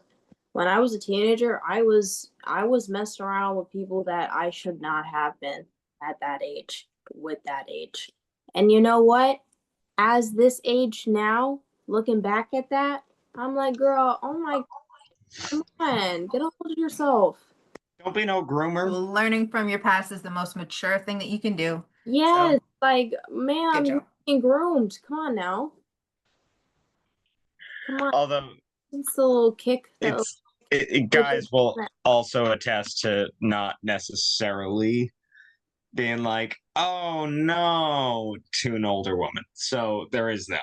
Like, Yeah. it goes both ways. It goes both ways. It does. Yeah. But yeah, I've got my pimple patch things, which they did not have these fun little ones when I was a teenager either. I just love So popping they pimples. just coming out with, or if they did have them, I didn't know. I just love popping them. Oh. Okay, that's like the worst thing to do for your fucking face, Brandon. That's the worst And yet thing I have to do. and yet I have no You could teach scars. me. And yet I have no scars. Uh-huh. Brandon, you could literally teach me how to ride a bike, and I could give you the most precious skincare routine that will make you look like a handsome man in your night. My girlfriend would love that. How about that's a fair trade? Let's do that. I'll teach you how to ride a bike. We'll set up a whole Zoom thing, and you send me all the things for a skincare routine. I don't really want to ride a bike, but I will set you up with a skincare routine. I just need to know all of it. It will be free too. Free, because I have no medical professional or anything. So if something happens to your face, it's not on me. You got to look into it for yourself. I mean, that's basically all the advice that we give on this entire podcast is like, we are not professionals. We are just giving out what we think is best, and you can take with it what you do. We'll do a side quest called Brandon's Skincare Routine. The evolution of Brandon's skincare. I mean, I have never been told that my skin is bad. It doesn't look bad, but you know what? I could definitely see that you probably have some blackheads across those. I know, and I love to pop them. It's great. You gotta get Lufa's opinion on your T-zone and see what she has to say about the facial hair, which she's gonna recommend you start using for that. Just because you don't have pimples and stuff doesn't mean that your face isn't, you know? No, I do get pimples. I'm just okay with it because I I mean, wait that's until right okay. when they head, and then I pop them, and it's Okay. satisfying. Awful. That's awful for you. That's awful. That's just awful. And it's not. I used to do that. You know what? One time, I'll let y'all in on a little secret. It's not really a secret. I thought it was pretty like mundane, but now that I'm older and I had electroconvulsive therapy, I can see that it's probably not mundane. But one time I took a razor and I cut up my face. But trigger warning. But a little late on the trigger warning. My bad. But Vaseline all over my face for a week in the psych ward, like literally slathered on my face all day long, was like this combustion of Vaseline and healing ointment, and I have no scars on my skin. My skin is healthy. It's great. Well, just so you know, that's not a medical thing. Generations have been leaving like Vaseline and Robitussin to take care of everything. So just so you know, that is no medical advice at all. You know what? And no medical advice at all for this either, but I think that maybe, opening up the skin might have even opened up my skin even more and made it more healthy. My mom actually was the one who, so my love of popping pimples came from her. And so she had me, she had my younger sister, she had my younger brother. She had a lot of years of teenage-ness to basically, okay, she did hold me up against the wall one time because I kept backing away, and she went, no, I just gotta get this. I was held up against the wall. Was for you? Because she loved to do it, and so she would just be like, no, you have pimples? I'm getting it. Yeah, my mom was a little bit of a psychopath in that regard. I love her so much. She is my rock, but she just fucking loved popping pimples. Then being a mom, you can't tell them no. I can't say I can't be like, Mom, stop. She's like, I birthed you. Get the fuck. Let me finish. Get the fuck in the bathroom. I'm gonna pop this. I'm telling you, you keep backing away. Guess what? Keep backing away up until you're against the wall, and then now you can't go any further. Did you have something to say, Lufa? I was just say, like, I love my mom, and we have, like, throughout my childhood, we've had a healthy relationship, but I feel like in every parent-child dynamic, I birthed you, if there's a mother involved, at least, or you're not. My mom never actually had to say that. I apologize. There's a lot. I feel like in most parent dynamics, though, and a lot of them, it's very common for the mother to say, I birthed you, so get over it. Like yesterday, I went to Sephora and I had gotten my mom her little rice thing that she's been wanting, and it was $68, but I had a gift card. She's like, I birthed you. I was like, enough said, girl. That's fine. Whatever. That's true. You did birth me, and it was not an easy birth, so whatever. You want the rice polish? I'll give you the rice polish. Fair trade. You can. I love Rick's comment in the chat too, because he was saying, Brandon, to you that it's the Rhode Island air keeping your skin intact. And to the mother birth you thing, Mom says I birthed you, and Rick is saying, yeah, once. That was what I was just about to comment on as well, was the I birthed you, yeah, once, where it's like, I whenever like I get sort of the feeling of like, oh, I'm supposed to do this because I'm their kid or whatever. It's like, you're the ones who decided to have me. I didn't fucking decide. Yeah, I could see that in a lot of things. In my situation, though, I was not planned. Although I have brought up the thing before. I have brought it up before. I have said to my mom before, I was like, you did have the option to get me aborted. You had that option. My mom was 16 when she when she got pregnant with me. She fully should have aborted me. I fully shouldn't even be here right now. I was just like, no, we can't I do agree that. with for my circumstances. I agree, but she decided to go through with it. So all power to you, girl. I did Yeah, not. exactly. Like Now- I'm glad to be here with all you folks and everything, but it's like I can't get blamed for any Yeah, problems that pregnant. arose due to having a child at 17. You know what I mean? I'm not the one that got pregnant. My earliest memory is actually this picture that I showed.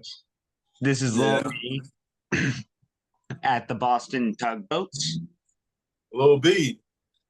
and Yeah. it's literally my earliest memory. I remember going up with my mom.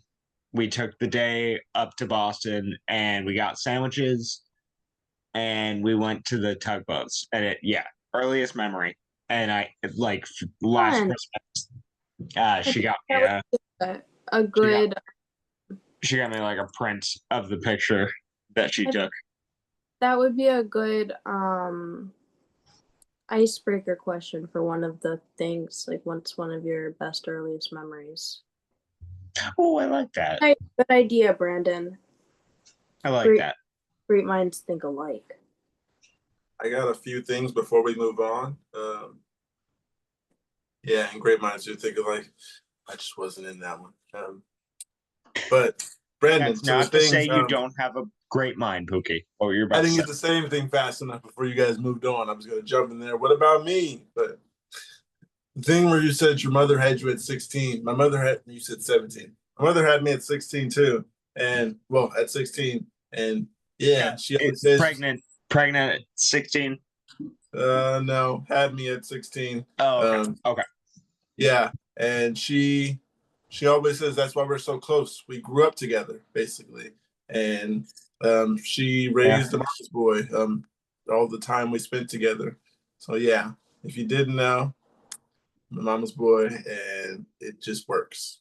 It works really. Yeah, we definitely share that. I think because my mom had like divorced parents, so she was already coming from like a split childhood, and when she had me, and then when my bio dad left, like when I was 2, it was sort of like her and I through everything, so it was like, she and I were growing up at the same time. So I get what you mean 100%.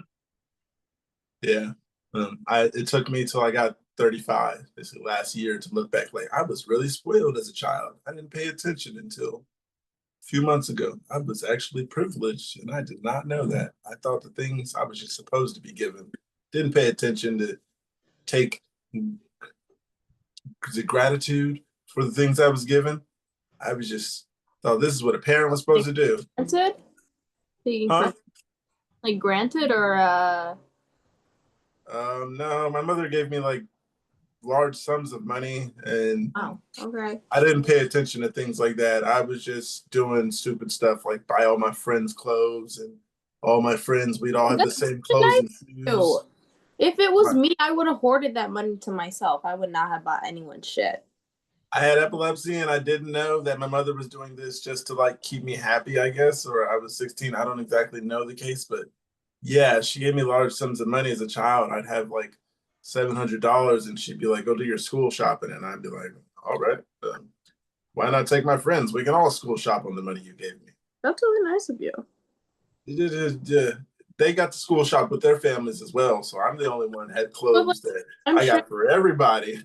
I'm sure that was. We all had one outfit that matched. That first day of school look that you're wearing for the rest of the school year on every Monday. Correct. Friday. I got one pair of new shoes for the start of school per year. Christmas. It was one item.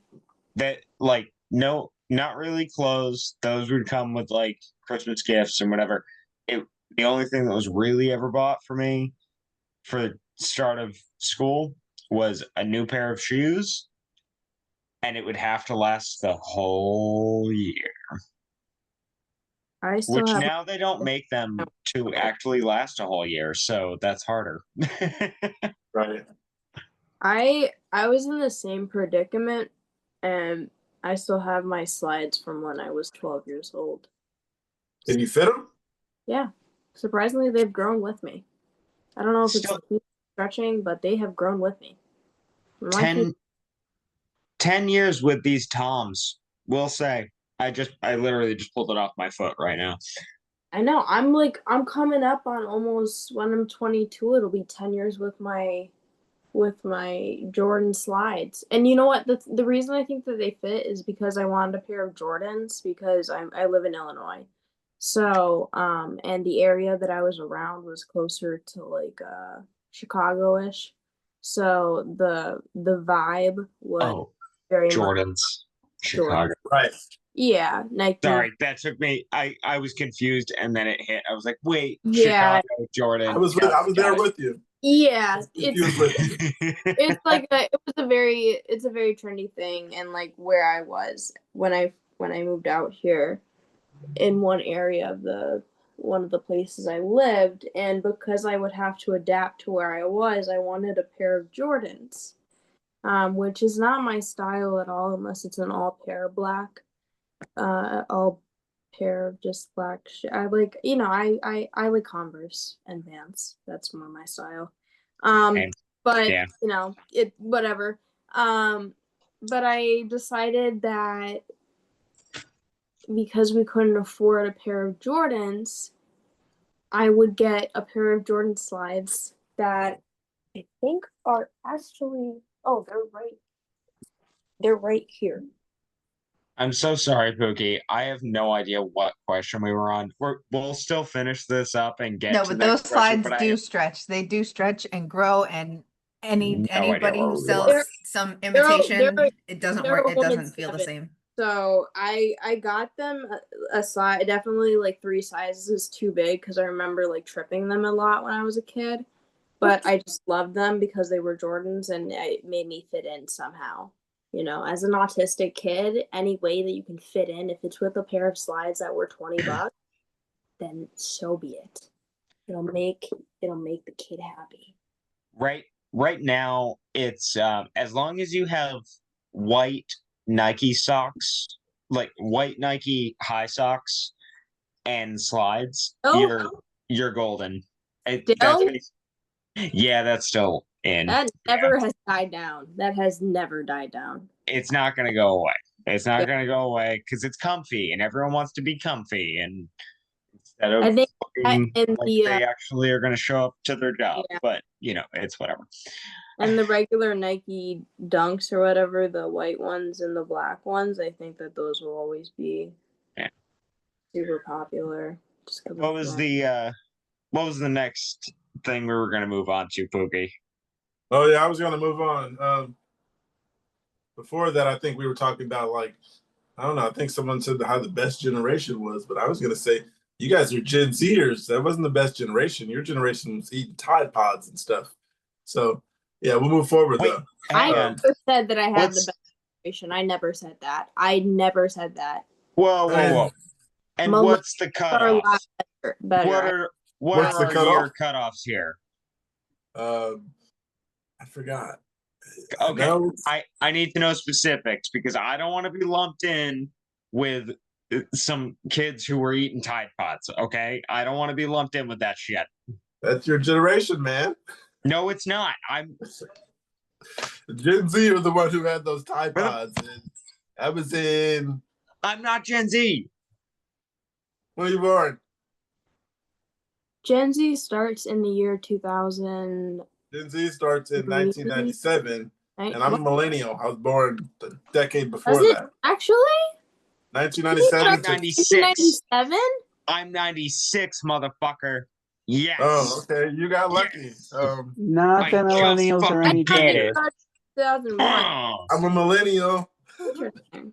I would have to go through that. Yeah, we didn't eat Tide Pods. Wait, is this new generation of kids still Gen Z? No, they believe they're Alpha. Ooh, that's an awful name for them. Oh, I just pulled it up. Okay. I think they are Alpha. Yikes. Wow. This is Oh, jeez. Christ. Let him have it, Brandon. So Gen Z is 97 to 2010. Alphas are 2011 to 25. Betas are 26 to 2040. Not sure why the gap is so huge there, but I think it's because they just figured out what they're going to call them, and they're just sort of running with that until they like figure something else out. But it was silent. The silent generation was 1928 to 1945. Also known as the greatest generation, it says. Also known as the greatest generation. Oh, is it? Okay. It doesn't say it on the thing I'm looking at, but there are a lot of people that would beg to differ with that. And then those were the greatest generations. I would love to hear a lot of different people from that time period. Wait, no. I'm actually gonna contest greatest generation. Weren't the baby boomers the greatest generation? Which was 1946 to 1964. They think they are. You're The greatest goddamn right generation is they are. because they fought 2 world wars. Let's hear Jeff and Rick on this one. Which is me. I know. Yeah. I can get some insight on this from Wait a some second. gentlemen who actually had parents who were living in that generation. Wait, 1 second. Aaron, 1 second. I was living in that generation. I was They're the trying to greatest give you. generation. I was trying to be nice, Jeff. I was trying to be nice. I'm very proud that I'm still alive at my age, Brandon. If you knew what I went through. Wait, but well, yeah. So Gen X, 65 to 80. I was 48. At 60 in 1965, you were 48. No, in 65, I was 17, just like Jackson Brown. Okay. Thank you very much. Okay. Okay, so the thing about the greatest generation thing, you said it was the boomers and all that. My grandmother, she was born in 1918. My grandmother was born in 1918, and she told us that's what they called the greatest generation before that, from 1900 to 1920. That was her generation.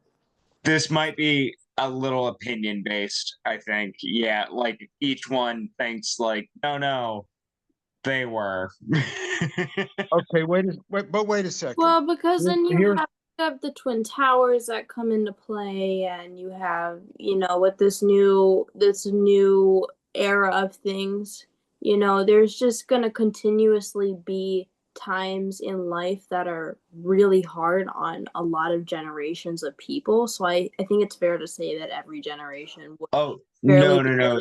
Like the greatest generation thing was about the amount of productivity that arose during their time period. It wasn't about what happened like in a bad way. It was about what they thought was like, we nailed it. We were the best. We did nail it, and Made we the were the most best. difference. We changed the world. Well, movement wise, then yes. Yeah, that's right. We changed the entire world. That's what it was a black and white world until we came along. Refers to. I wish I was a boomer. Like I said before, I would love to hear other people's before that, like their opinions on it, because I don't think that they would feel like their generation was great just because of the period of time that they were living in. But if we're talking about movement wise and making things change within the world and that systemic type thing, then that makes a lot more sense. Well, that and makes the point that there will always be greater and lesser. It's a human competition, just never going to go away. So, I think the anti-Vietnam protests, civil rights, women's rights, like all the rights that were mainstream essentially for the boomers, They Well, definitely made a difference, that's for sure. you know, And women. now we have like all the Me Too movements and Yeah. like even more protests against like, you know, global Women's rights are shit. still something that's Uh, being fought for to this day. That's still something that's being fought for. LGBTQ rights, LGBTQ plus yeah, rights are still exactly. So it's like it's in not anything that's really it's more in just like 40 we're taking the years right direction, but we're still taking steps back every now and then. Like right in now. 40 years they may call our generation like the greatest generation. You know what I mean? Like it's all subjective to what's happening in the time. So yeah, I don't know. It was Yeah, just it has to do with access to media as well. funny thing to think about. Poogie, What you got, you Poogie? had your hand up. I looked up further because I'm trying to get because I've seen it before and I was like, I know I've seen this somewhere. And we're talking about the greatest generation stuff. So I kept digging and kept digging. But the 1901 through 1927, they called the greatest generation because they went through the Great Depression. They were teens and children during the Great Depression. That's why they called them the greatest generation. Yeah, because you had because they survived literally Great like Depression. the worst. Yeah. Like I could see them getting like goddamn, like y'all made it through that. I would not be able to eat those foods. That would not work with my palate. Well, that's why like our grandparents and our great grandparents were still fucking like hoarding food and like eating spam and shit. Grandpa's and don't you love hearing their opinions on like survivalists now? Right. Yes. Has water for days. Do that just normal. What? I remember when grandmas was old. Grandmas was old. You remember grandmothers and grandfathers? They were always old. Grandparents these days are in their 40s and 50s and stuff. Where my grandma, she had wrinkles and gowns and. My great grandmother died when I was like 10. Me too. Yeah, like I still knew my great grandmother. Yeah. There's a lot of memory loss within my family, so everyone died. But I mean, just knowing that she was around and like must have been telling me stuff about like South America, that's still definitely a fond memory. I remember my great grandmother telling me one time that she was at the Martin Luther King like protests, like those rallies, and my young like 7 or 8-year-old brain at the time was like, you were alive that long ago, not realizing that it really wasn't that long ago. And when I like remembered that memory after realizing, oh, that's when I was like, oh, that's why she was still alive then. Shit. Okay. Yep. Fuck America. Well, that's why I appreciate like the opinions of anybody from another country, because it's like, why are you acting like civil war is a new thing? That why do you think America is acting like, you know, they're doing all this stuff for the first time when the rest of the world has had these cultural and societal issues? In school, I heavily remember I would personally look up history on my own time for the actual they're not teaching because they don't teach the actual facts in school. They give you the rainbow version of it, and the rainbow version is 10 times more harmful than the actual version of it. If they would just tell us how the world had developed, that would do a lot better than the kids that are sitting in the back of the class or the front or wherever they're sitting that actually know like some parts of history and are sitting there confused because now they're like, wait, you know, are they going to school with this information and the teacher's saying it's wrong because it's not in the book, but factually it is correct. It's just in that book, it's incorrect.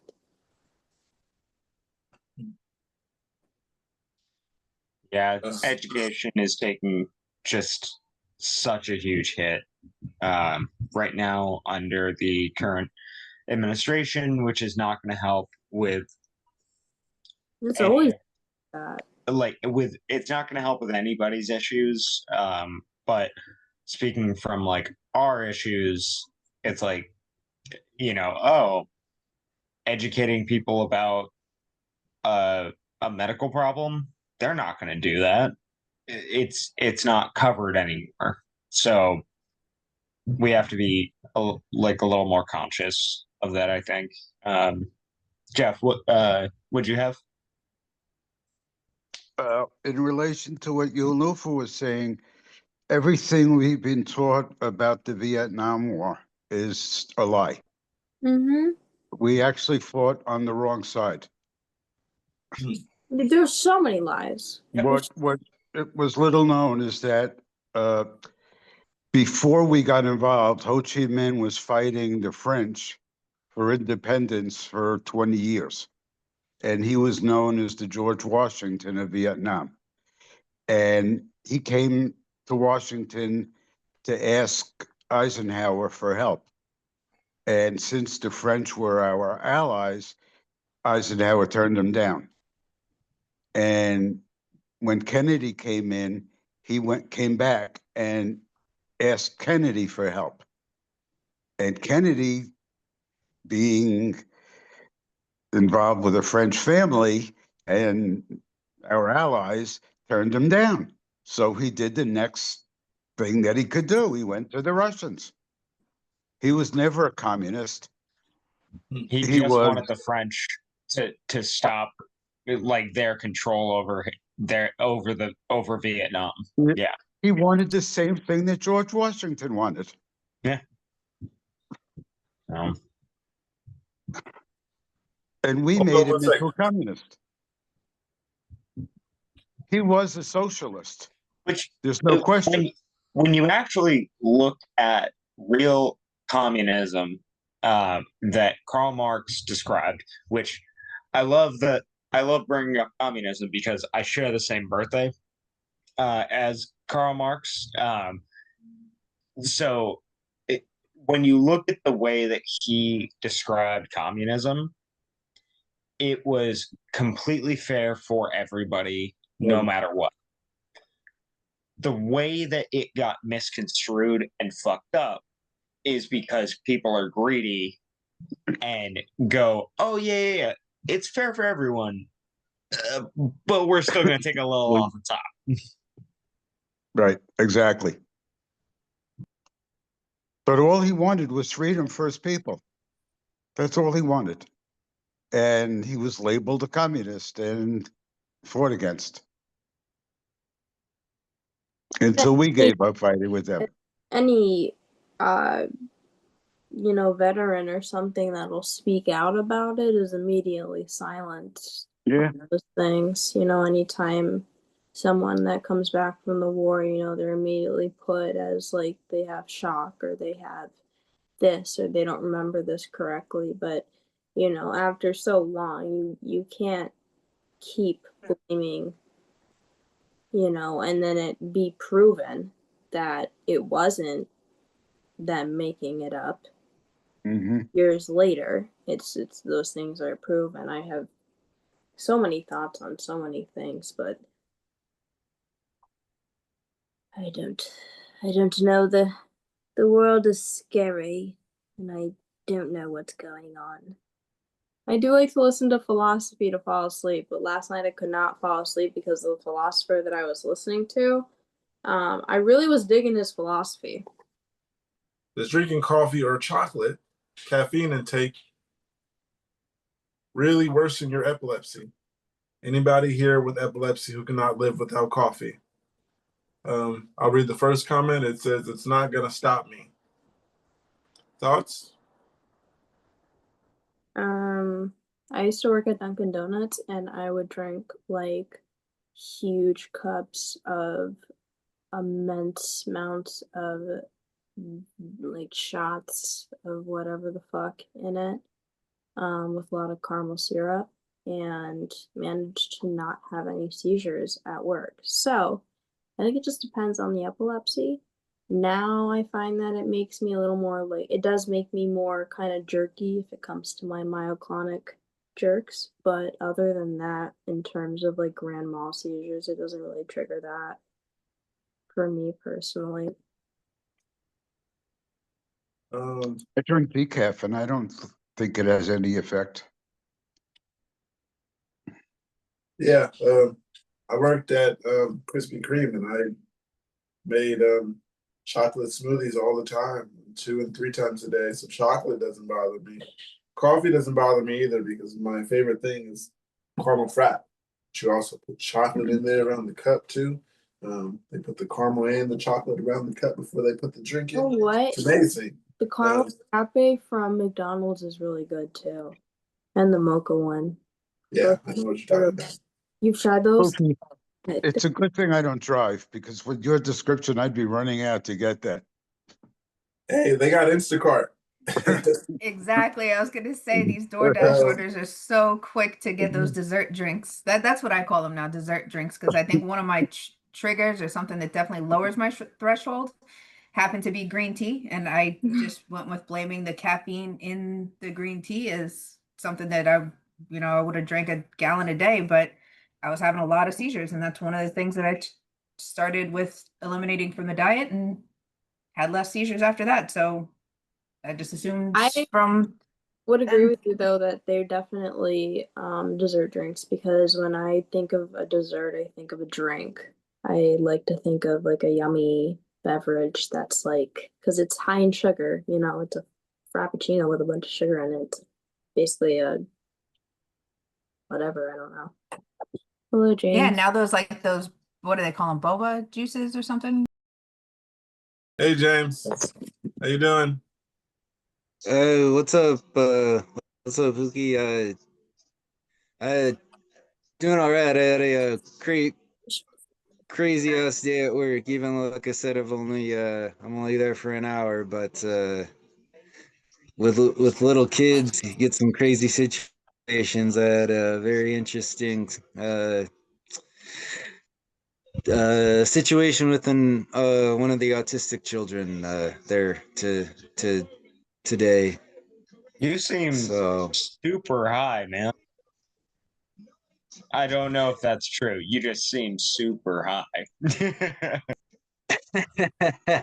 I did take a couple of my usual puffs just from my pen, but yeah, no, my interesting situation had to deal with me running about a full sprint for about a half a mile after this kid. And I know I ride my bike a lot, but that's just moving your knees on an electric bike. That's not full on running full speed, which I probably ran further today than I have combined in the last like decade together. So A and it full really sprint for bothered me. half mile? Yeah. So, all right. Since we got so far into the story already, I might as well explain it. It's hard to, I guess, Please explain. it's kind of hard to explain, I guess, unless you know exactly how the school campus is set up. But I'm we have the thinking, school. when I think about it, I think about how like a cheetah say they can sprint for like 5 seconds at their top just to catch what they're going to catch, but then they're running like 30 miles per hour. So I'm just imagining Yeah. Well, full I mean, sprint for obviously, I'm not half a that. mile. I'm not that fast, but yeah, no, it literally was, and I'm basing that off of like being semi close. Obviously, the A's hat, the A's shirt. I'm an A's fan. I go to baseball games all the time, so I know like distance from like home plate to like center field, right? Like I can judge distance pretty pretty decently. So it's hard to explain. So how the school is set up is there is the actual school, the classrooms, then the lunch area. Then there's it's half. I don't know how to explain it. It's half like it's a public park when it's not school hours, but during school hours, obviously, it's just for the kids. So, like I said, we got the tables, then the blacktop where there's a bunch of basketball courts, then the playgrounds, then this huge grass field out back where the kids play, you know, soccer, kickball, whatever. So there's that. There's tennis courts set up. There's like a full baseball field. So it's a pretty, So you know, because of it's a all the space and stuff, you have to move around a lot. yeah, yeah. Yeah, But you yeah, know, yeah. generally, unless it's So yeah, yeah, I was just asking, you know, if you know how you were feeling, but wanted to make sure that you were okay. so anyway, the we all have walkie-talkies on us as the yard duties. So the his, you know, the I don't know what the proper term is, his, you know, special ed um helper. He has a like one specific person for him that, you know, helps him through the day because he's, you know, higher on the autism spectrum. But anyway, she starts paging and says, you know, I need help, I need help. And we're like, where's your location at? And she's like, I don't know. I don't have a location. Like, I'm trying to chase him down. I don't really have one spot. So me being concerned about it, and I just kind of out there. So I'm looking around and I finally see him way down the street off like campus, like as past where as far as we let the kids go. And I already knew his issues, and this person is not in the best shape. They're not gonna catch up to an autistic, you know, 8-year-old with their superhuman strength at the moment, right? So I take off fully sprinting, running down there, finally catch up to them, finally catch up to the kid, and I'm like, hey buddy, you know, I see you on the playground all the time. What's going on? Let's talk about this, blah blah blah. I kind of got it to calm down for a few minutes. Luckily, it was long enough that the principal was able to Sorry, did you say? jump in her car and drive down the street and get over there and take care of the situation. And then they were basically like, okay, yeah, just, you know, go back over to campus, go back where you need to be. And I was kind of like, really, like you're not gonna let me like finish talking to him, like not anything. Like, this is gonna bother me if I don't know how this like ends up. But luckily I found out today he was okay. His parents were notified obviously about everything. He was safe.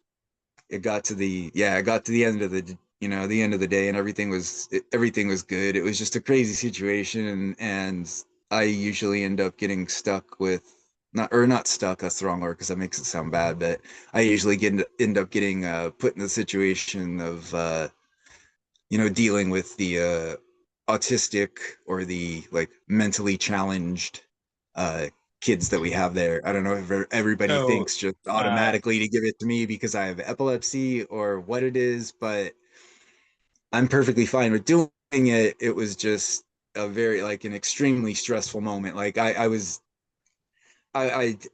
was thinking like, shit, this kid's gonna run into the middle of the street and get hit by a car, and I'm gonna be like the one that's like right here seeing this. I'm trying my ass off to do what I can to make sure this doesn't happen.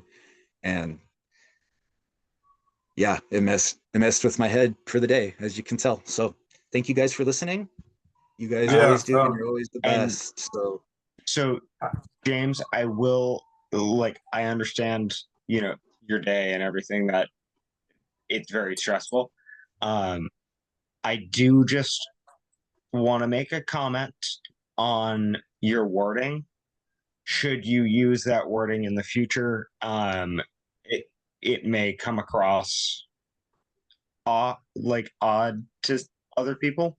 So you were saying sort of dealing with, and I think the better phrasing that you could use, should you have to say it in the future, is I end up working with the students who have IDDs, which is the short term for intellectual or developmental disorders, which basically encompasses all aspects of uh, someone with any sort of neurological or developmental disorder. So it's like basically phrase it like I end up working with the children who have IDDs, and it does come across a little bit more like a little nicer to no, I fully agree with you, and that's normally how I would address it. Like if it were my actual job, like, okay, you need to spend time with, child because A today. you're not actually But a teacher. I forgot about that. Sorry. I but forgot you're that's not a not my teacher. specific job. And like I said, I was literally like thrown into that position. Like I just And yeah, and happened to since you're be not a the first teacher kid, and you're sprinting not, off campus. That's why I said dealing with. yeah, exactly. And since you're not a teacher, I'm not a this is para purely or anything like that. So this I yeah, this is purely me just like throwing it out there as an educator. That's all. Okay.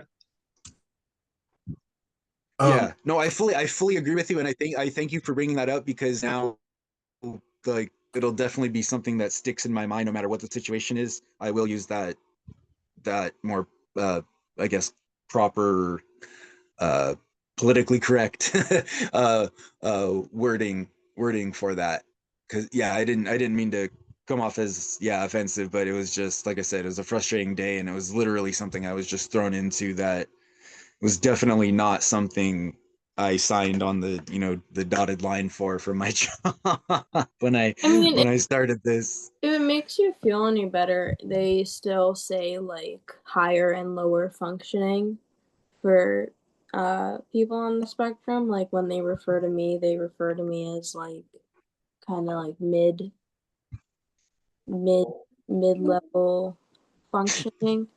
Yeah, And that's like the yeah, terms we're supposed to and I use for and I the think kids that at school as well. yeah, and as someone with autism, like I understand why they're saying it like that, and I understand why they're saying it, but it does kind of hit in a way where you're like, damn, like okay, like I'm not like low functioning though. I just like need a little extra help here, god damn it.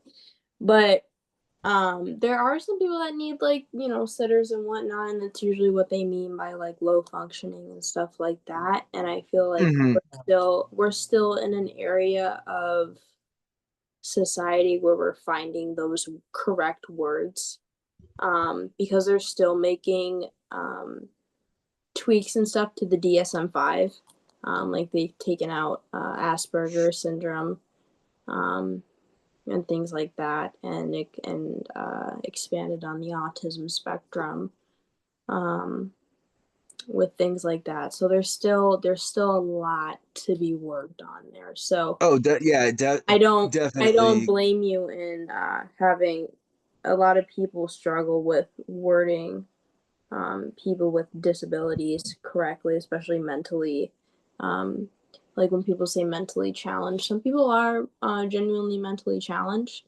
Um, and I think it really just depends who you're saying it to, how it comes across. There And are some words and though. that's why I brought up the IDD Mhm. phrasing, because it encompasses everything without making anybody feel like they are.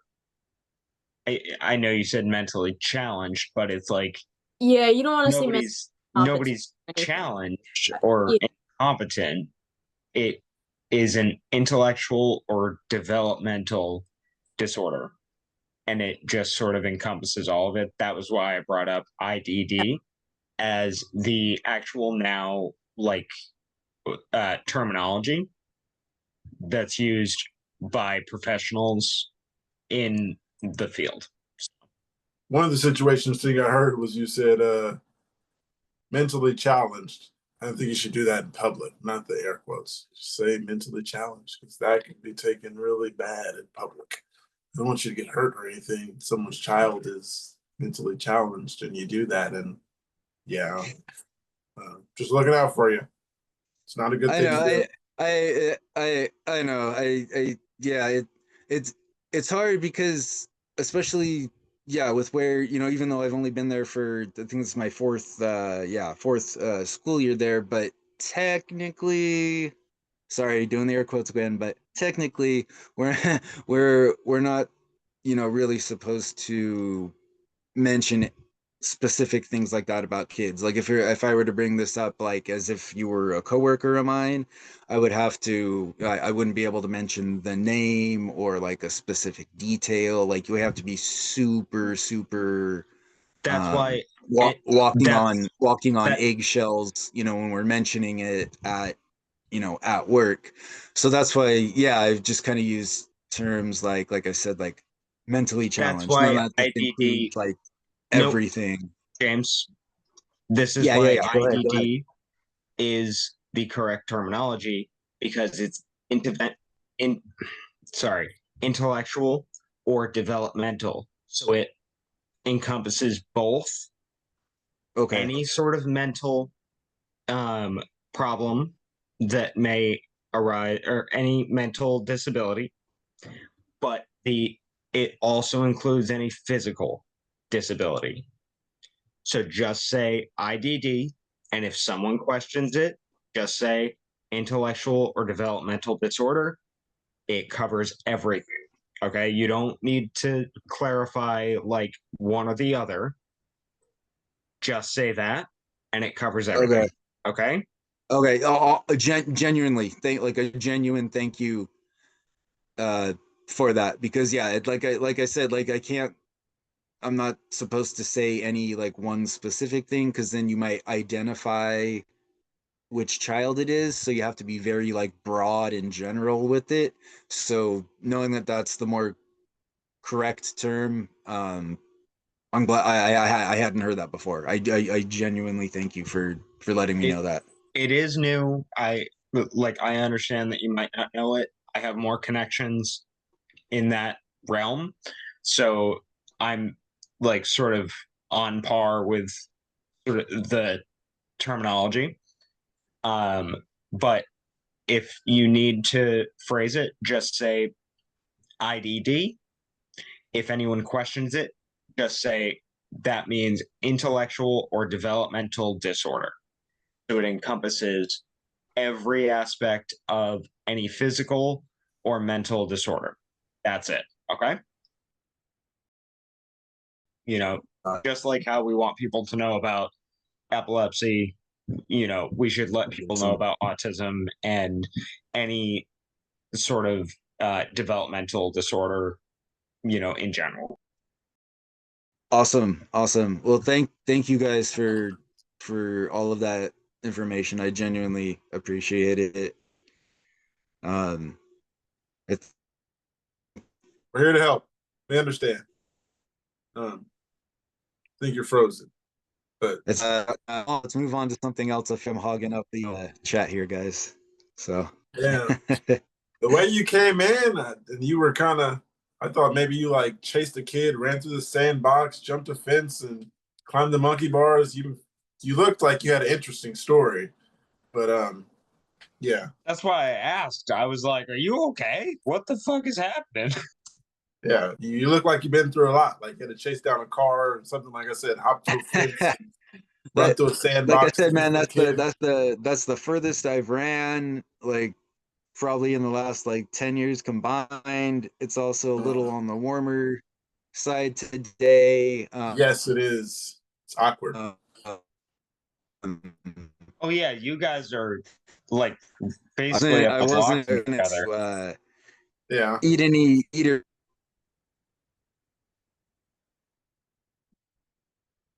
Okay. My going on, so I wasn't gonna eat or drink anything for breakfast this morning, so I was already like kind of low on energy.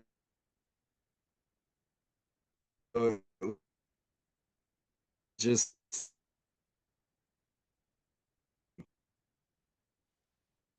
like a bunch of was that guys Jeff are left. always and listen to me, so thank you. And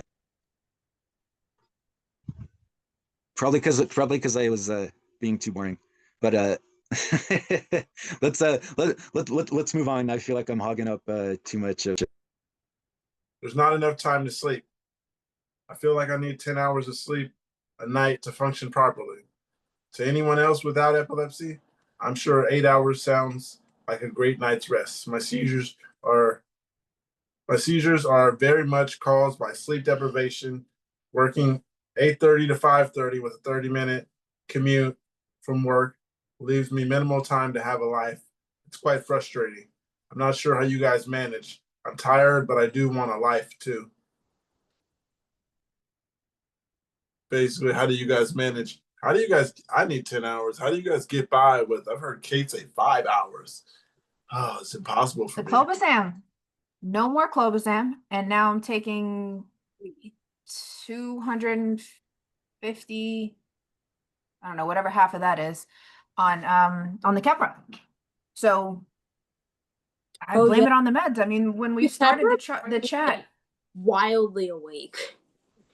Like, I don't know what I don't mind. I don't know what it was about the Capra, but with the Breviact, it makes me a lot more tired. Whereas with the Capra, it definitely had that up spike versus. Did they give you the extended release for React? That made a difference for me too. It The might extended release wasn't as much of a downer. it might not be because this one Oh, makes okay. me a little tired. I know that my cogentin methylphenidate is extended release, but that only works throughout like a couple hours in the day. And then I get tired again. Like yesterday I fell asleep at like 6 p.m. and then I woke up at 3 a.m. And took my night meds because I thought it was 10.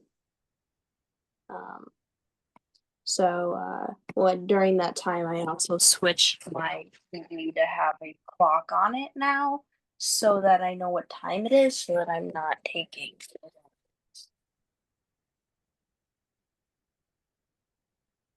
I don't know what happened in my sleep cycle. I hate when people say I wish I could have 10 hours of sleep or something like that. Like, I wish I could Well, sleep. that thing that Rick said before when we were talking about, we were just joking around about coming back from a seizure with new skills. And Rick made a joke in the chat about, well, I have this new skill of being able to sleep for over 12 hours a day or something. Yeah, and So that's definitely something that changes oh with my these meds. gosh, I wish I could do that. And you're like, no, like, you don't actually understand. I don't want to be sleeping right now. Like, I didn't mean to fall asleep with my food in my lap last night. I passed out. I literally just passed out and fell asleep. I don't know what happened. It's like all the medicine wore off, and then I wore off, and I ate and fell asleep. And those are two things that are going to send me to bed, is food. And my meds were off. Yeah, going to bed on a full tummy is definitely easier for a lot of people. Yep, and it's really bad for you too. But thankfully, I fell asleep sitting up. What a win. There you go. Less chance of heartburn. Anybody else on the amount of sleep you need? How do you guys do it on less than 10 hours? I need 8 at the minimum of 8. Brandon says he needs 5 and then he can get up and go about the day. I don't understand how you get up at 5 a.m. Brendan works So, so honestly, since I got fired, I've been getting like 7 hours. Yeah, I know. It's like my body is going, wait, you don't need to rely on such little amount of sleep anymore. Let's take advantage of it. So I can do 5. My body doesn't want 5, but I can do 5. Okay. Yeah, my body's off. I got either like 3 or 4 hours of sleep a night, or it's like 10. Like there's no in between for me. Like if I wake up in the middle of the night and I have to, like use the bathroom or something like that, I just look at my phone, I see what time it is, and I'm basically just like, F this. I know I'm not gonna be able to fall back asleep. It's 4:30 in the morning. I ain't got shit to do for like another 9 hours. This is gonna suck. Like Like I try and, try and smoke or something to help me, doze off, and it doesn't work. It's like once I'm up, I'm up, and that's it. Am proud to say that I recently got my mom to start liking nighttime weed gummies. Although it is a sativa strain, it still knocks her out. She takes half of it, half the chocolate, so it's about something milligrams, but it's half the milligrams, and it's a really small amount. It's like a microdose, but she dozes off. She is Does out. anybody have experience with these lion's mane mushroom gummies? They're supposed to be really good apparently for memory. I've heard about them. You can buy them at the smoke shop, can't you? I have no idea. Just can't go in the smoke shop yet. You They can. still want 500. They still want 500 for the medical exam and registration. No, I That mean would be my first like, one. like a regular smoke shop. Damn. She means like a Oh. regular corner Oh smoke yeah, shop. yeah. You're talking about one that's not Yeah, THC. sometimes they sell like mushroom stuff here Yeah, here too. in the counter at the smoke shop. They sell like literal like mushroom shit. Yeah, they got the into psilocybin it. chocolate bars. It's like not real psilocybin, but it's not like it'll still like kind of do some. There's also Does the job. there's this thing called Really? that's going through a there's these people claiming that they got addicted to it, and the company's going through this whole thing with the feel free, and I've tried one of their drinks before. It's absolutely disgusting, and I didn't feel free at all, so I don't know what everyone's complaining about. You just have to feel free. You don't have to be free. I didn't feel free, and their item didn't make me feel free. It tasted disgusting, and my mouth felt trapped, actually. My tongue felt trapped with this awful taste of feel free in my mouth. Yeah, I had a chocolate bar. Brandon, but if you tasted it, you would not be laughing. You wouldn't I'm be not. I am not saying it wasn't horrible. I was just laughing about the name of it and how I was able to make a joke out of it because I'm very punny. No idea. Laugh Just at my wait. punniness. Just wait. I'm gonna make you drink one of the feel frees. You just wait. I'm going to dose you. How are you gonna make me do that? That's not happening. You have no. I have my connections. I'm Italian. All right. Well, I look forward to it because if you can make that happen, I will give you a full thumbs up. But until now, it's here. Whatever. They do have the chocolate bar. I'm getting on my bike right now. I'm headed towards your place. We're gonna do this right now. Read the comments on the people saying how much sleep they get and how do you help this guy because he doesn't understand. Someone said I try to get 10 hours of sleep. It's important and it's different for everyone. My neurologist told me that if I have a hard time getting like 9 hours to take a nap. If you're tired and sleepy, don't feel bad about it either. You're not alone. I slept 22 hours one day and I needed it. Yup.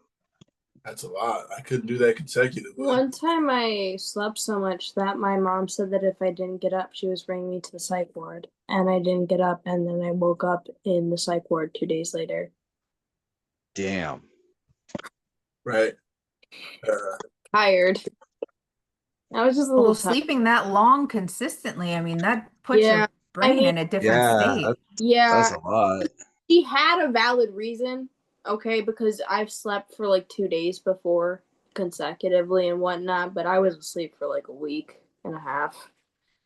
And she was like, Olivia, you haven't literally eaten, drank, you haven't gotten up, you're literally not even peeing.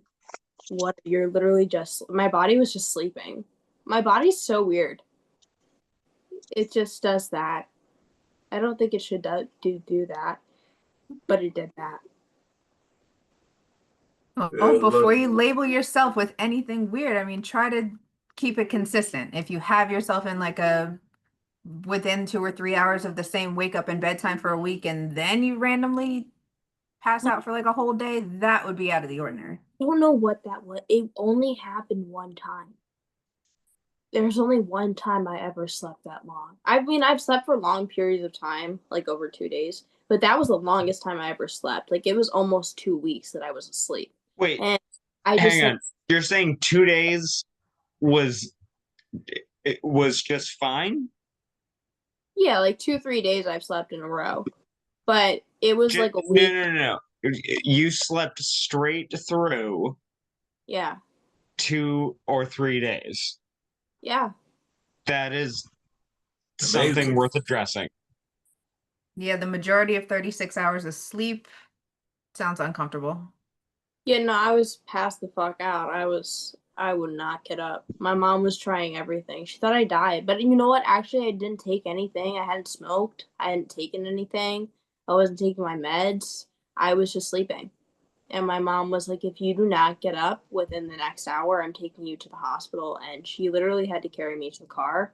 And I woke up in the mental hospital like, what the fuck happened? Where am I? And I don't know what happened because I wasn't on any drugs or anything. This is before I ever tried any like super crazy substances, so I don't know why. But were you just taking what they prescribed you? Because that can definitely have a No, I wasn't catatonic effect. my meds. I was full freeloading. Nobody should be asleep for like 2 days straight, though, Lufa. Like that required some attention. I'm sorry, girl. Well, they weren't really. I don't know what happened. I don't know what happened. I was just asleep. I was alive. I was just asleep. Well, yeah, obviously you were When I alive because you're here with us now. Yeah, they had to hook me up to like IVs and stuff because I was really dehydrated and stuff. But they were confused on why like I hadn't peed or anything. Huh. I guess I could just hold my bladder like a bitch. But Well, yeah, between dehydration and withdrawal on the medications that you hadn't been taking, that Yeah, it makes sense that your body's like taking literally You know what? every ounce, like every little bit of liquid that it can to just be like, I can survive. It's fine. Yeah, because it was almost like while I was sleeping, it was like I was living in my dreams. It was so fun. And then I didn't want to wake up. Oh, what's that called? I don't know what happened. So I There's felt a like a week. tripping. no, there's a certain term for the type of dreams where like you can actually like control yourself and like what happens. I just Lucid. can't remember. Lucid dreaming. Lucid dreaming. Yeah. Yes, I used to be really big into lucid dreaming. Like I used to always want to be able to I've always been able to control my dreams.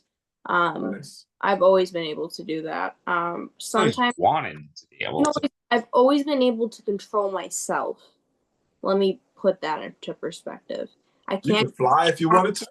I can't control what happens in the arena around me, but I can always control myself in my dreams. You can grow wings and fly. Yeah, I mean, I can do whatever the fuck I want in my dreams. I can do whatever I want in my That dreams. sounds amazing. In my world. Yeah, and so I did not want. Yeah, you see, well, you know what? And then it would make anyone want to sleep because it's like you're living a fucking fun ass life. You're living the dream, literally. I was like literally addicted to sleeping. It's the addiction runs. I'm telling you guys, the addiction runs in my veins. I can get addicted to anything. I do want everyone to keep this in mind though. When you're dreaming, okay, you're in the lowest, the lowest level of sleep, basically.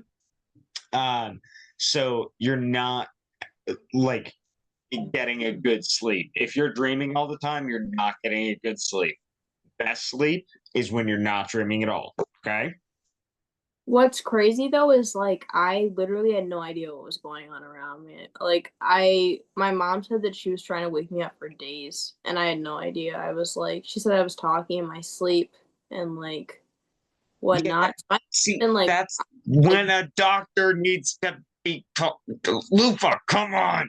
the doctor didn't give a fuck. They just put me in the psych ward. They told me to wake up. He just told me to wake up. They said, bitch, Okay. you gotta fuck I'm up. amending mine to is when you need a competent doctor, Lufa. What the fuck?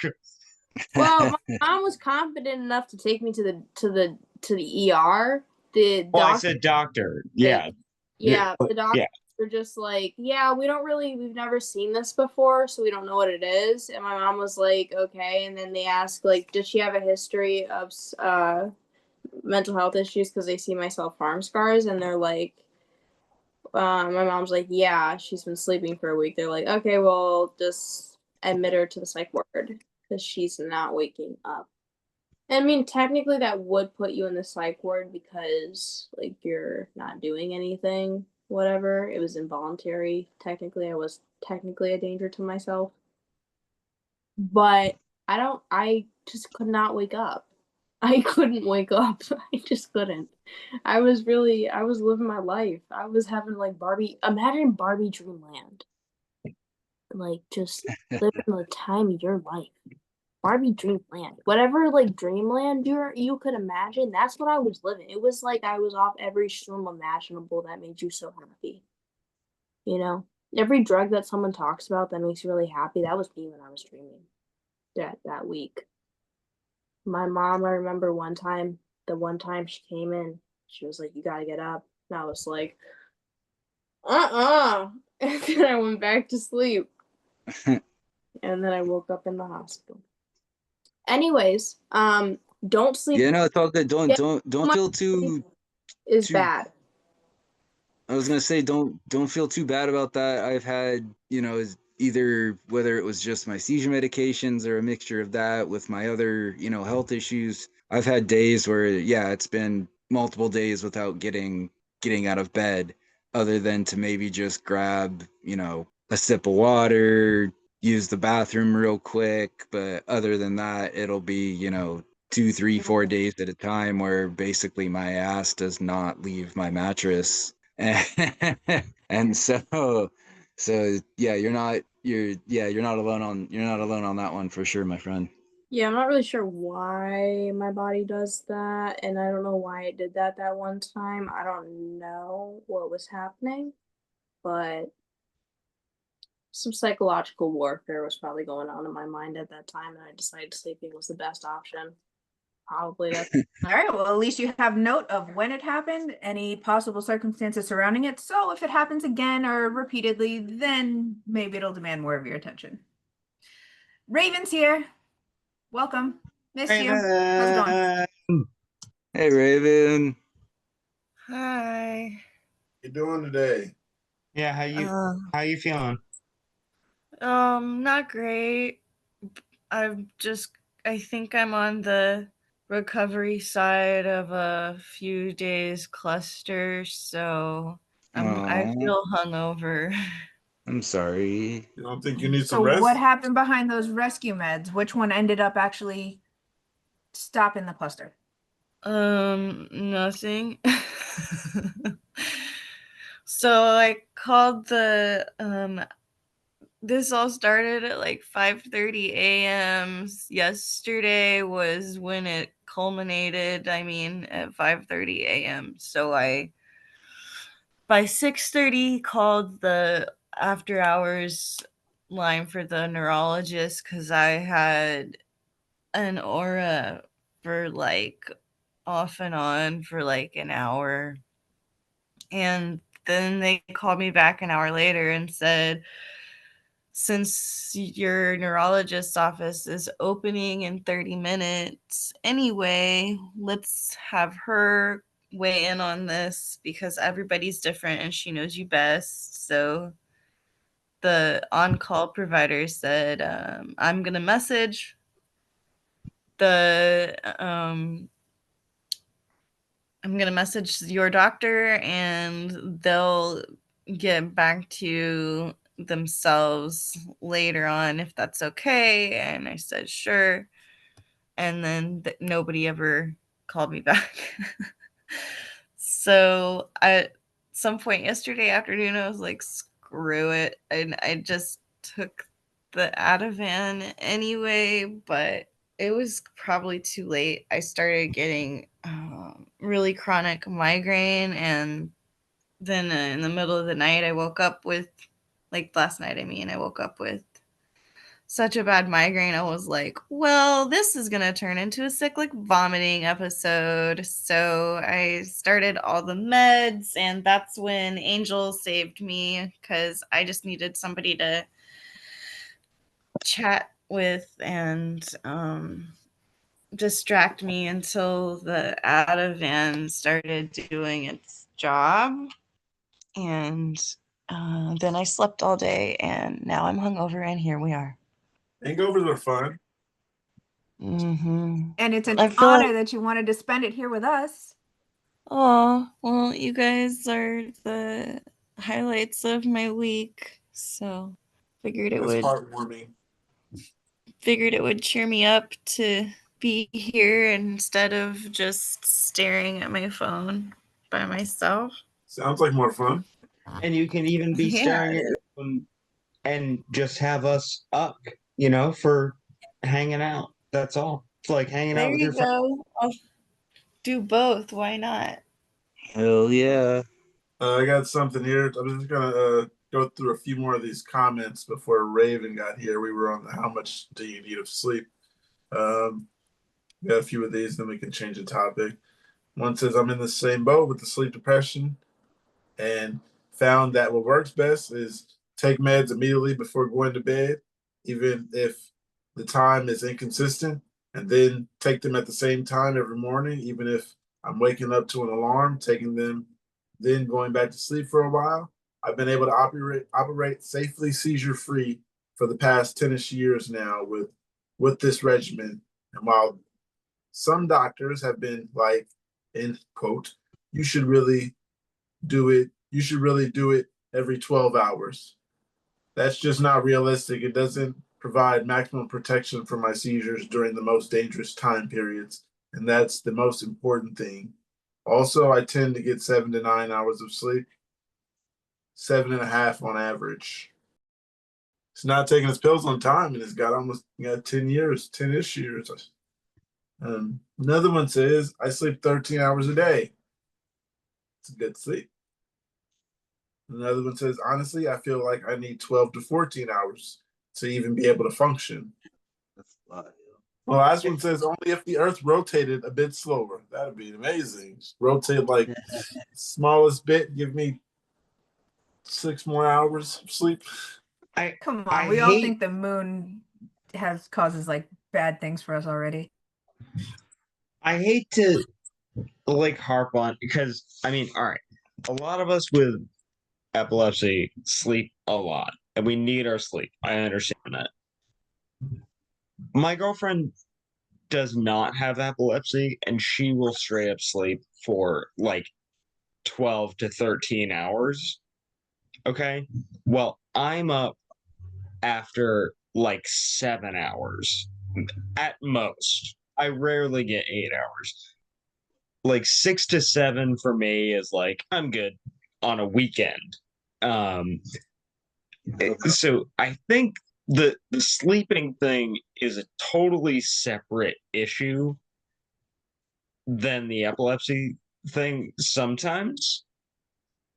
Not all the times, but sometimes. I do understand that a lot of us need our sleep and will sleep a lot, and it depends on the meds that we're on, but like it can just be a personal thing. Yeah, I can. Before I switch to the thing about the sleeping thing, Lufa, you threw me off with the sleeping 3 days. I forgot to jump in there when you were like sleeping that long, like consecutively. Were you Acting like waking it up to was take your normal. pills? You were acting like it was normal. Because I thought Were you taking your pills? I thought people have done that before. Well, actually, if you're sleeping consecutively, you're not taking your pills. How No. do you get through that time without taking your pills? Well, I just used to like do that shit all the time. It was like normal. I thought like, like in my mind, like, the best part of the day is sleeping. The best part of living is sleeping. Has always kind of been my mindset, which is a little depressing. But,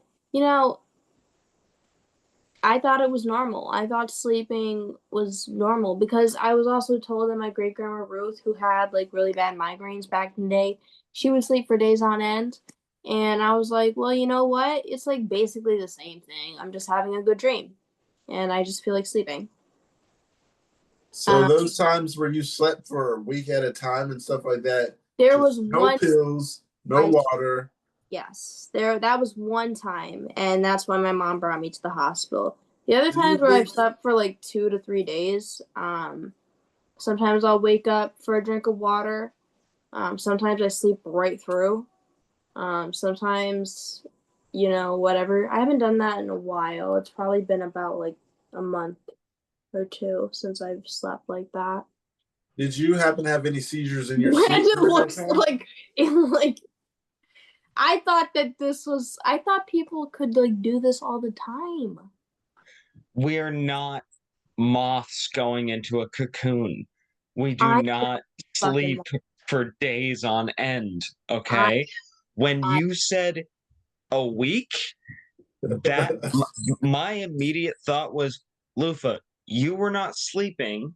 You were in a coma. I might have been in a coma. Yes, you were in week? no. This is not a question. You were not asleep. You were in a coma. How did I get into a coma?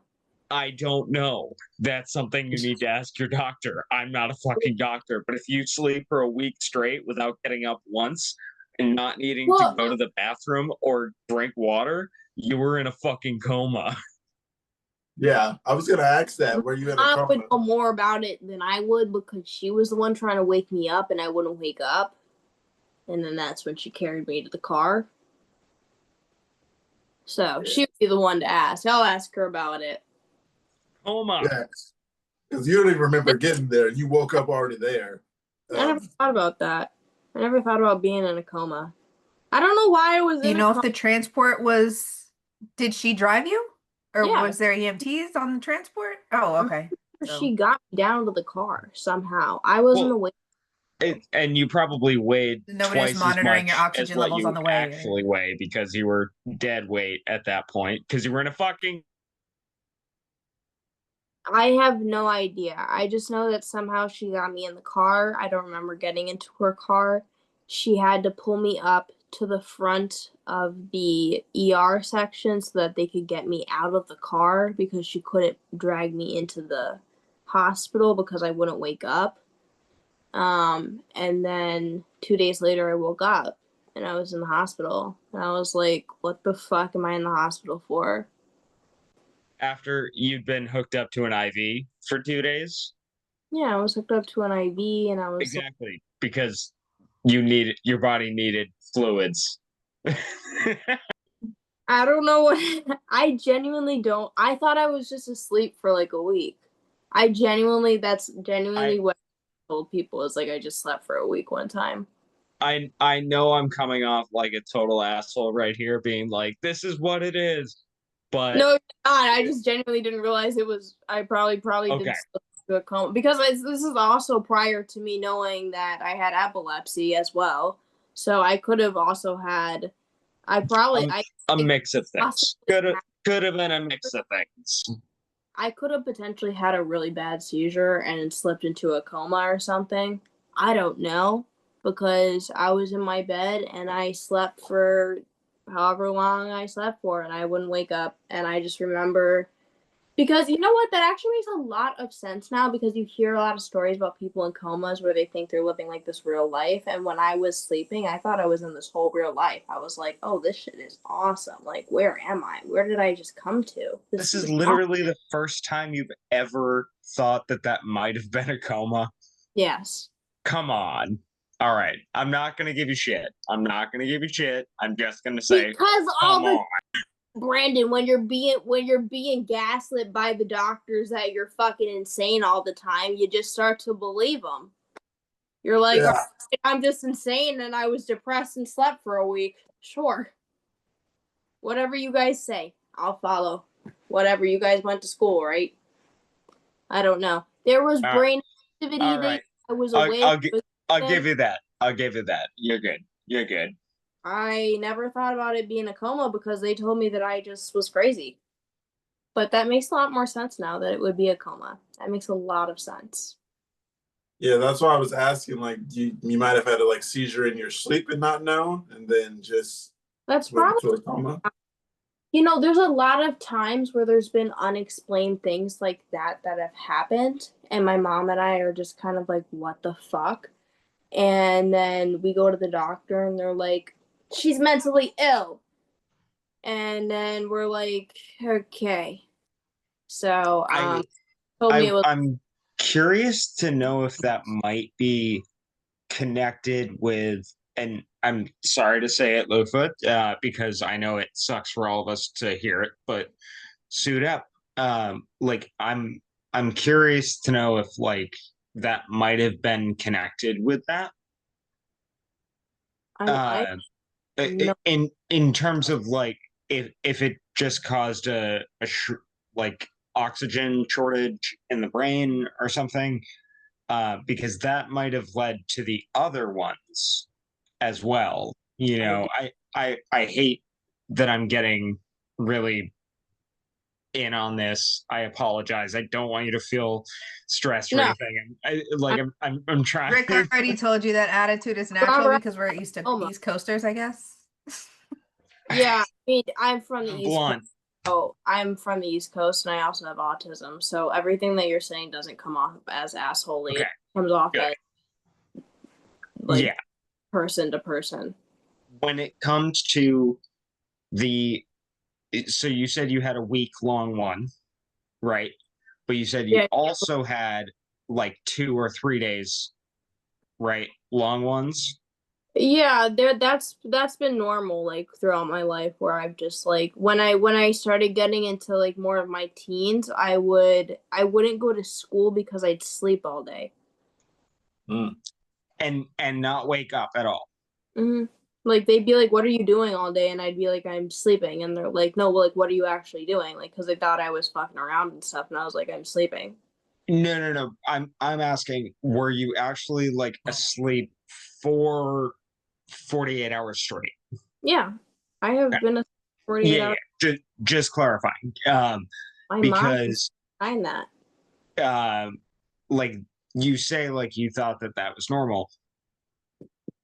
That's really not normal for any of us, and I don't think that anybody on the stream right now I will. thought that. No, I'm sorry, girl. That's not. And we know like UTIs, things from not relieving yourself. Yeah, I mean, Any gastrointestinal issues? I mean, that would explain. Well, the thing is when I sleep for like 2 to 3 days, I don't drink and I don't go to the bathroom either. So I'm literally sleeping. Like I'm just sleeping, and usually it's 2 days that I'm asleep for. So I go like 2 days without any water or anything, and then I wake up and then I'm good. Your body can only survive 2 days without water. You can survive 2 weeks without food, but water. Yeah. Well, I don't you need. know. I don't know what was happening during the week that I was asleep. I have no idea because I was not. Okay. And my mom was my mom. I just remember my mom being like, I could not wake you up. You wouldn't wake up. She was like, No seizures did not play a part in this. I had no seizures at that point. I think I was around 13 or 14 at the time because I think that during this, I was either 14 or 15 because I think I had my birthday in the hospital or something. But I was like, my mom thought that I was purposefully sleeping, but I wasn't purposefully sleeping. I was just sleeping. And yeah, so she said that she kept trying to wake me up and I wouldn't wake up, and she kept checking my pulse, but there was a pulse. I just wouldn't wake up, and she couldn't get me to wake up. And eventually, at one point, I did speak to her. I don't remember speaking to her really. I remember like a very short glimpse of it of her, but it was almost like a fairy tale, like what you would see in a movie of someone dying or something. On my support or something, not funny. And then she dragged me out to the car by my underarms. I think she dragged me out to the car by my underarms, and then yeah, she was. And mind you, this woman was like 90 pounds, bodybuilder. Though I will give her that. So she had some strength on her, but she was pulling dead weight. I will give her that, which makes sense as to why she pulled straight up to the ER entrance instead of like having me walk in. Parking lot. fan. Yeah, no. We're Yeah. walking. They then, Trying to keep you in a wheelchair would be difficult. yeah, she said that they were trying to they kept patting me Olivia, Olivia, Olivia, and my mom was like, she hasn't woken up for a week. She's not gonna wake up. And they're The like, fact that it hard. got to a week though, Mom. What the? Come on. The doctors were like, well, how did she get in the car then? My mom's like, I dragged her down the stairs, and we were living in a 3rd-story apartment. Their first question is, how did she get in the car? Not, why has she been asleep for a week? Really? No, it was, how did she get in the There's car? your red flag. How did she get in the car? And my mom's like, I dragged her. I carried her down 3 flights of stairs to Because I'm a get badass bitch. wake her up. I probably did go into SUDEP. Are you high risk for SUDEP? I don't know. I mean, Usually at they'll this tell point, you. I need Lufa for the sake of even if it's Next just family my day, your own, mom better be here. your mom better be here, and for the sake of my own personal peace of mind, can you please check and see if you were high risk for SUDEP? Sorry, I can't say words. Well, Can you please check that, because they I think we all need to know, because we care about you. We want you to be safe, and that's all. That's just this little family we have, and that's all. they Right? said that my brain is still developing, so that I shouldn't be worried. But the only thing I think about when he says that is Cameron Boyce, because his brain was still developing and he died. Oh, Cameron Boyce, he was on Hey Jesse, woo, feels like a party every day. He was pretty young though. He wasn't even 20, right? He was 20. Oh, okay. That's how old He he was when he was died. That was the SUDEP thing, right? Yeah, and he died of SUDEP, and his dad is very active, is a very big activist in the epilepsy. Yeah, after the fact. A lot of people Okay. A lot of people don't know why. A lot of people thought originally it was drug overdose, but his dad came out and clarified that he had epilepsy and that he had SUDEP and that he had passed away in his sleep. So he said that hopefully it wasn't a painful passing for him, but the dad is very obviously affected by it. But when I ask my doctor, they just keep telling me that I'm young. YOLO. When the doctors play YOLO with your life, you kind of have no other choice than to play YOLO with them. You're like, all right, I'll be your science project. Cool. Yep. This is super awesome, guys. Super cool. I never thought of it as a coma. That is something I should probably bring up to my doctor, because my mom thought of it. Please do, because I'm thinking, how did they not think of it first? Yeah, because of my mental health. Yeah, well, I think that I was forced. They literally have thought that I forced myself to have seizures. I forced myself to sleep. I have forced myself to do everything. That's on them for The only being. thing I can't force myself to do is be happy. Yeah. So I don't know what's lacking there. tell them that you've got Pookie, Brandon, and Kate and Rick as moderators on a podcast that deals with this stuff, and we all are on your side. And we will talk to this doctor and set them straight. Well, it was weird because You can bring a video message if you want. The younger doctor definitely seems more in tune with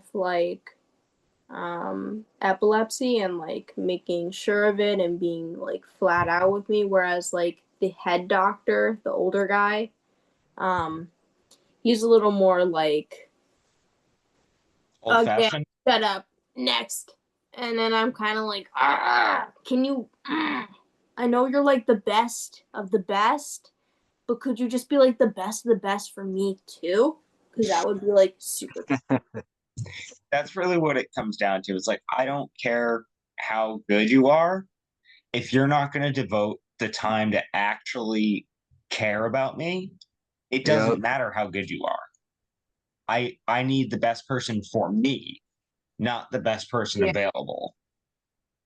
Having the skills and not using them cancels it out. Then what's the point? Exactly. You're just wasting your time, their time, but mainly your time because you're the one who actually needs the time. Well, and it's like I pressed them for, not to mention, like, so right now I have, and I talked to Annie about it. I have, she thinks that it's my tendons, like fraying, which I wouldn't be surprised because I was diagnosed with tendonitis when I was 11, in my wrist. So Does that mean it's harder for them to stay attached, or you're just more likely to yes, pull a muscle kind of thing? they Oh, okay. I've heard of that. I move them, they click. Yeah. So anytime I move, Wait, is that what happens with me then? When I go like this, my wrist cracks. Or yeah, like cracks. it makes like, That's more bone. yeah, but Hers sounds like it's grinding. it makes like, I don't yeah, hear anything. yeah, like a grinding rubbery sound. It's really Yeah. gross. Okay, just wait till it's posted and then you can hear it. Wait, hang on. All right, everyone be quiet. The wrist is here. I don't know, I've kind of overdone it now. God damn it. It's that performance under pressure. I can't. No. It's this one. I can, but the thing is when I move my wrist like this, I can feel everything inside of them moving. Like I can feel all of the bones and tendons moving. And so we're the ones who are here to support you, so we totally believe you and you don't have to do it on camera. yeah, so eventually I can feel it. I couldn't write in school anymore because I couldn't hold my wrist up. And that's when I had to go to the doctor and they diagnosed me with that after the x-rays and whatnot. So I think it's the same thing in my foot because there's a bruise on the top of my foot. And I don't remember doing anything to my foot really. And it's been like blowing up and my ankle has been swelling on and off just randomly. So, but they also blame that on my mental health as well. Me just being overzealous. Tony, stop being a bitch. But Because like you and Sia, I feel like have the worst like physical effects to your I have been everything, you know. into thinking that it's that my effect, that everything going on with me isn't that bad because I'm young. And I continue to fight back and be like, no, I'm in a lot of pain here. Like I am not doing well here. But I asked my doctor, I was like, can I have an MRI done on my brain or like a brain scan or something to see what's going on up there? Because, you know, like I'm still developing. And last time I got that done, I was 12 and now I'm 20. So what if we just do one for like checkup's sake, just to see what's going on in there in case, you know, I had ACT done. There's a lot of things that have happened to my brain, literally. So, but his response was, I think you're good. Your brain's still growing and developing, so I think you're good. So I honestly, I don't know. They think I'm good. I continue to say that I think that they should do more testing, but they do not give a fuck. They give a Well, fuck. I Yeah, they should appreciate at how least long they like, they in keep the telling past. you. That's You got to get to the right person to give a fuck, and it's really hard to get to that person that gives a fuck Yeah. because usually that But person. looking back, you're gonna appreciate being told for so long that you're so young, because when you're in your 30s, nobody says that anymore, and it's like, what the fuck? So yeah, for a I've been woman, they're dealing not gonna with tell you this. you're young forever. Been dealing with this for the past 10 years. Why the fuck are you still saying like, oh, your brain is still developing? No, it's not. Yeah, I don't know. I don't know. They've always, because it's not like, and I have ADHD, so there's also been ADHD episodes, but Which happens. Yeah. yeah, where the sleeping comes into play and stuff like that because, you know, you get so burnt out and whatnot. But there's definitely those times when I sleep and I don't realize like I'm sleeping. Like last night, I didn't realize I fell asleep. I just fell asleep with my food on me. Yeah. And I just like felt, I don't remember. There's a lot of times I don't remember falling asleep, which is why I wouldn't trust myself to drive, because I feel like I'd fall asleep behind the wheel in broad daylight too. See, now I would just lose my mind if I fell asleep with food on me because I hate making a mess anywhere. It's not comfortable. But Not fun. I know Pokey had wanted to move on to the next question. So is it okay if we Don't blame me. No. slide it on? Go ahead. No, I'm not blaming you. Rick just made the point. Check this out. Rick made the point about the brain developing until 25 is a myth. There we go. Okay. Well, AI does back You're that up, done, it sounds Lufa. like. You're ready. No idea. They're just, I don't know. Well, the thing that they're still pushing is that the brain is continuously developing and adapting. Yes, So it does. different situations, sleep always- schedules. And one Exactly. thing We are a I- very Our adaptive neural species. pathways, our adaptability. neural pathways are always like Mhm. readjusting themselves, and They have to. yeah, like if our brain wants to work, then it will figure its ass out, so to speak. That's like So that's that neuroplasticity. with like Yeah, well, exactly. Yeah, where your brain, like the neural pathways, just change. When you lose them, you just shift to different ones. You know, it's like when people have a stroke and all of a sudden, you know, they're crazy good at something that they'd never done before. It's because their brain just. That or they can't move anymore. What was that? That or they can't move anymore. Well, yeah, I mean, obviously there are the worst case scenarios, How but much damage?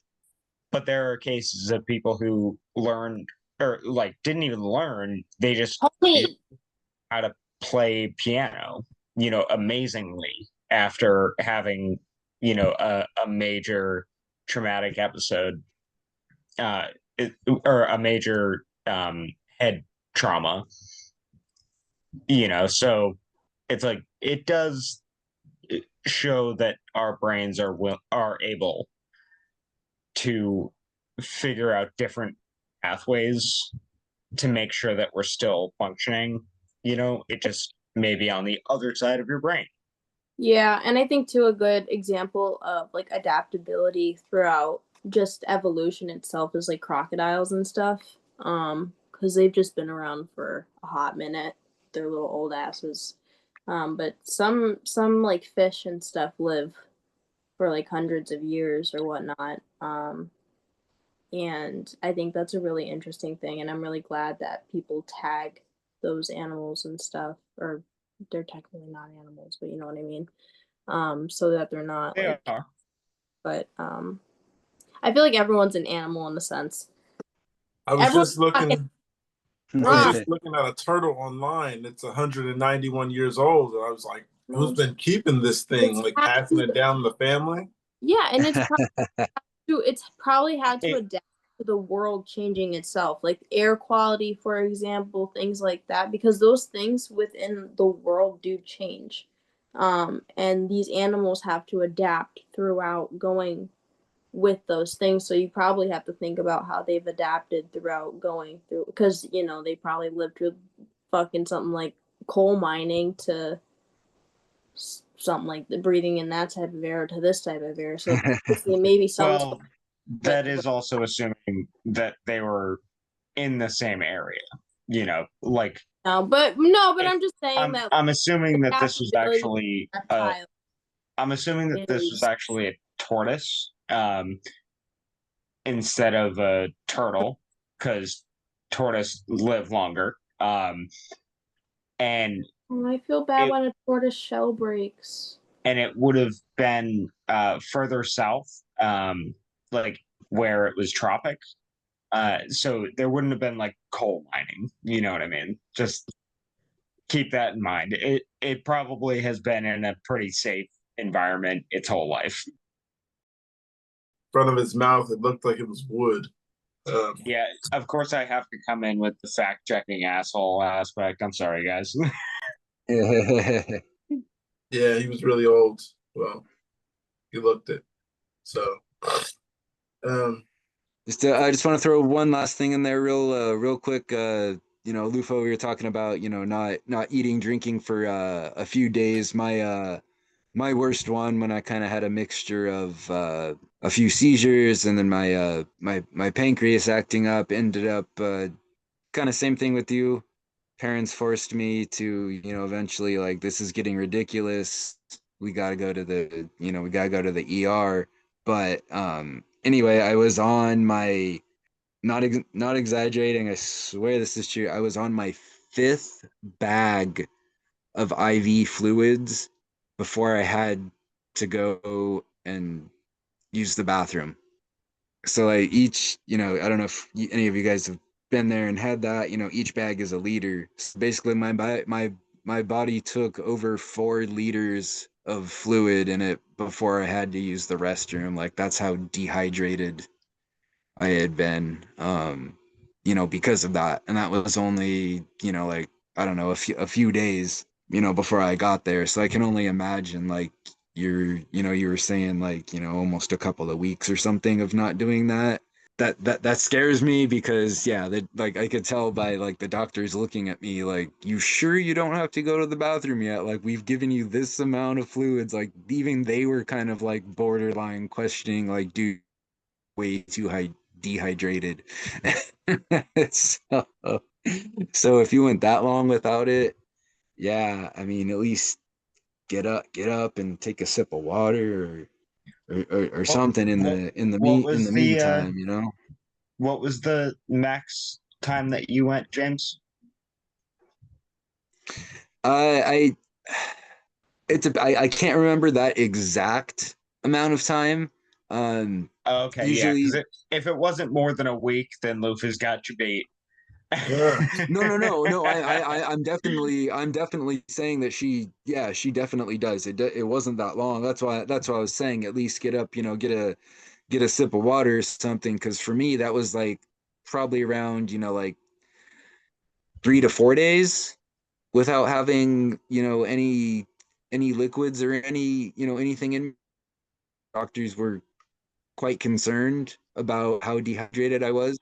So I was just saying, like, yeah, if you go that long, even longer without it, like, either get to the ER just to get a couple of bags of fluid through an IV real quick, maybe take a couple of sips of water. But Yeah. yeah, So anybody I been was just saying divorced that here? because that's, yeah, concerning. I'm sorry, what was that? Okay, James, you can hear us. I was saying, anybody Yeah. else been divorced here? Because I've got some concerns with this one coming up about epilepsy possibly being used against you. So James, you said yes. Yeah, I've mentioned that. Yeah, I'm divorced. Did it happen after your diagnosis? Um, yeah, I got married before, or sorry, I had my diagnosis before I got married. I wasn't even driving at the time. When we got married, I had given my fiance my car. We sold off. My car was newer at the time, so we sold hers off. Used that as some funds for the wedding, and then I just gave her my car because there was ever going to use it again. Might as well belong to the driver. Yeah, why And not? then Rick, like, Rick is still happily married. Jeff still happily married, right? Raven, I think your husband hopped on for the family and friends, but we have not heard from him since. Right. Yeah. Brandon, I'm happily married now, but I was also divorced a long time ago, way before my diagnosis. Before your but it was diagnosis, okay. but it was before your diagnosis. Okay. Way before. Okay. Well, yeah, that was the main point, was like because of your diagnosis, sort of thing. So at least it was before, even though I'm sorry it happened. I'm sure that because you're happily married now, it was for the best, right? Yeah. It certainly was. There we go. I've never been married. Pookie, you ever been married? Nope. Yeah, no. I know Kate is happily married. No. The fuck? We'll move forward. What are you talking Uh, about? I don't think she's happily married. Yeah. I keep fuck. Kate, I'm sorry. I'm happily in the midst of a divorce. I keep forgetting that, and I'm Uh, so sorry. I'm so sorry. I keep forgetting that. We have a bunch No of hate for any memory we issues. we have a few female moderators, so between you, Lufa, or not you, Lufa, sorry, between you, Sia, and Sailor Mom, I get a little confused about like who's going Right. through I'm the one that's divorce right worst now. off. You okay? All right, but it's not because of your epilepsy, correct? Oh, well, that's kind of why I'm throwing that question out there because, dumbass is threatening to use that in a custody battle. And I was looking to see if anybody had ever gotten a medical opinion on whether Oh, that was a seizures that you are question. fairly well controlled have ever been, played a part in front of a judge. Angel would be the best one to talk to about that. Ooh, Yeah, Angel. yeah, you're right. Yeah, Angel would be a good one. Yeah. I was just gonna say I don't remember who was on the chat that day, but I kind of let it know it wasn't exactly 100% the reason that like led to my divorce, but it was definitely something that always created I guess issues and an animosity between her and I. And when you're getting toward the end of a a big relationship like that, you blurt out things that you don't exactly you kind of mean but you don't fully mean. But just one thing that always sticks with me, and I said it before, is she just goes, your epilepsy, not being able to drive, it's just bullshit. You're a fucking burden to everybody in your life. And I'm just like you're you're my you're my wife. You're supposed to be like the most understanding person of this. Like, how can you say this? How can you say this to me? And so then, yeah, obviously a lot more was said back and forth, and that was very, very close toward the end of us splitting up, because I realized at that point, if she was gonna, not even just say like this is an annoyance or like it's hard to deal with this, if she was just gonna say that I'm a burden to everybody in my life, like I knew that she didn't give a fuck, and it wasn't, this wasn't the path that I was gonna lead down. And so yeah, we split a few months after that. So yeah. Okay, but it Wasn't was never a 100. custody issue. It sounds like no children with her. No, thankfully, no. Okay. And neither of us really had much in the way of, money, possessions, anything like that. And it was just at Assets. the point, Yeah, they yeah, call it assets in proceedings. it was just at the point where we were just like, all right, we're done with each other. Let's just sign the paperwork and get the fuck out of each other's lives. So, Yeah, that's the so path I I want to mean, I take guess too. I guess in a So way, you could say I got lucky on that part of it in a sense, but it still wasn't something nice to hear from somebody you think is supposed to be there and love you. But but yeah, no real big custody or legal issues out of mine. all right, so uncontested divorce was not, it was still an option. Yeah, That's good to yeah. hear. Thank you for explaining. There's a post here saying that no neurologist or epileptologist wants to see me. What do I do? I was in an epilepsy center 4 days, had no seizures, and was on meds the whole time.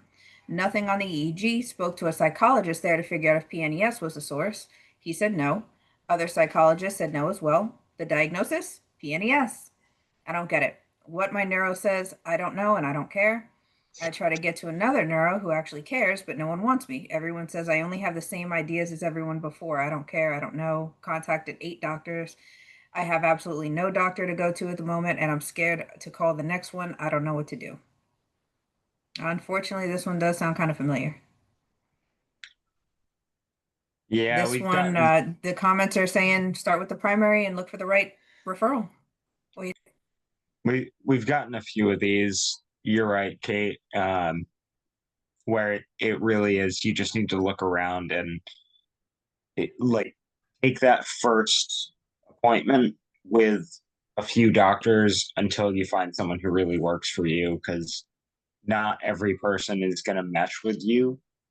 So you really need to find someone who not only you get along with, but isn't just being like, yeah, you're right, yeah, about everything. Well, working at the doctor's office, they'll tell you kind of on the down low, but just away from the rest of the staff. If you're the one taking the appointments, taking the calls, making the appointments, that if somebody sounds too emotional or actually sounds worked up or like they don't have a legitimate reason for making an appointment, give them a little hurdle with the paperwork. Ask, just mention that we have to clear your insurance, we have to verify your insurance, and we'll call you back, kind of thing. And That's essentially, a actually lot really of good. private practices are like that. Well, that's actually really awesome that you mentioned that, because I'm sure Pookie will like make sure it ends up in the stream, because that's good info for everybody. It's like all doctors' offices and stuff. When you're cool, calm, collected, you can, you're not freaking out, etc., or etc., not etc. Sorry.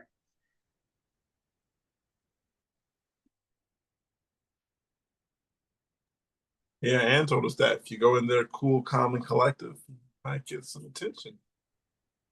Yeah, that's what it sounds like. Whoever posted this is concerned about because they can't even get an appointment, is what it sounds like. So if you go through that many calls and nobody will even make an appointment, then it's time to kind of reevaluate how you're doing that. Either go in and try to physically make an appointment when you're relaxed and can do it, or figure out what the real issue is as to why you can't get an appointment. Because if it's just scheduling, it's like, okay, they would be able to at least schedule you an appointment. It would just be a little bit out. If they're not letting you do it at all, you need to sort of reassess how you're going about it, I think. Personally.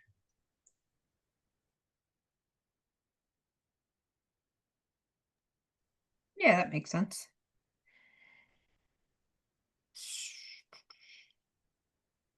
Yeah. You gonna go through some of the comments on that one, or I can move on?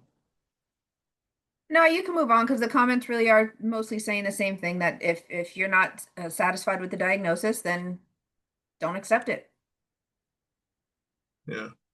I always say get a second opinion. If you don't like the second opinion, get another one. I do the best of 3. So yeah. I got something that says dads with epilepsy, which I can see here. Me and Jeff are the only dads. Oh, and Rick. So it says dads with epilepsy. We're thinking of starting a family. I had a breakthrough seizure a few months ago. Have been in the clear for 6 years. I'm stable again on higher dose of lamotrigine. Me and my wife have been thinking of having kids. This breakthrough seizure has now got me worrying that it'll have an impact and cause seizures.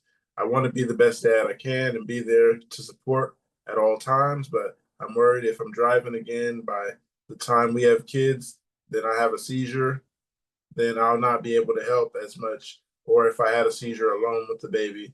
Has anyone else been a dad with epilepsy? Did you have any seizures in early years because of tiredness? How did you make sure you were as helpful as possible when trying to stay seizure free? I'll read the first comment. Oh, it's really long. Yeah, I'll just go to some other stories. Rick and Jeff, how'd you guys do it in the beginning?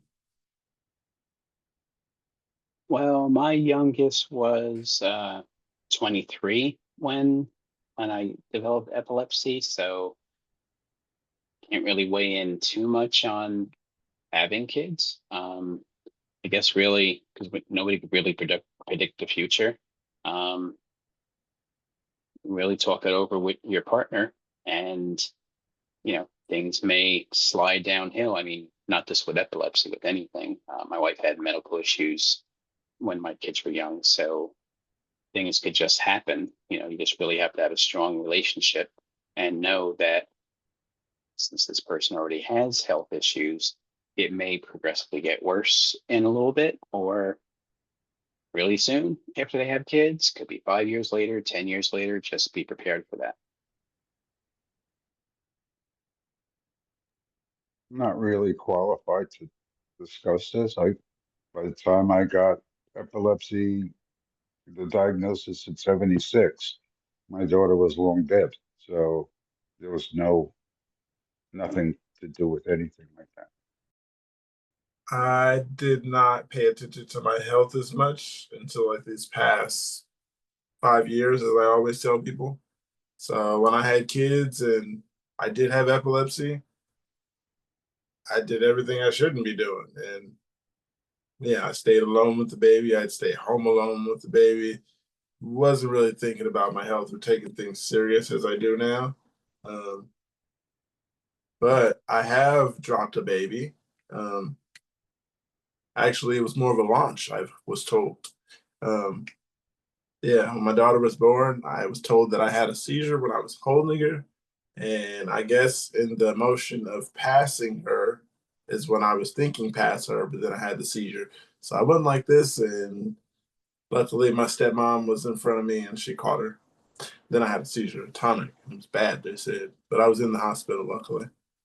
So they just took me downstairs. My pants were wet and all that stuff, the rest, the good stuff. Hey, safe baby is what it comes down to. I think one of the concerns in that post though was that dads might be worried about the genetic factor. You guys ever thought of that, even with not being diagnosed until your children were grown? Rick, has that ever crossed your mind, just to know, kind of add it to the family history? No, because mine was caused by a traumatic brain injury.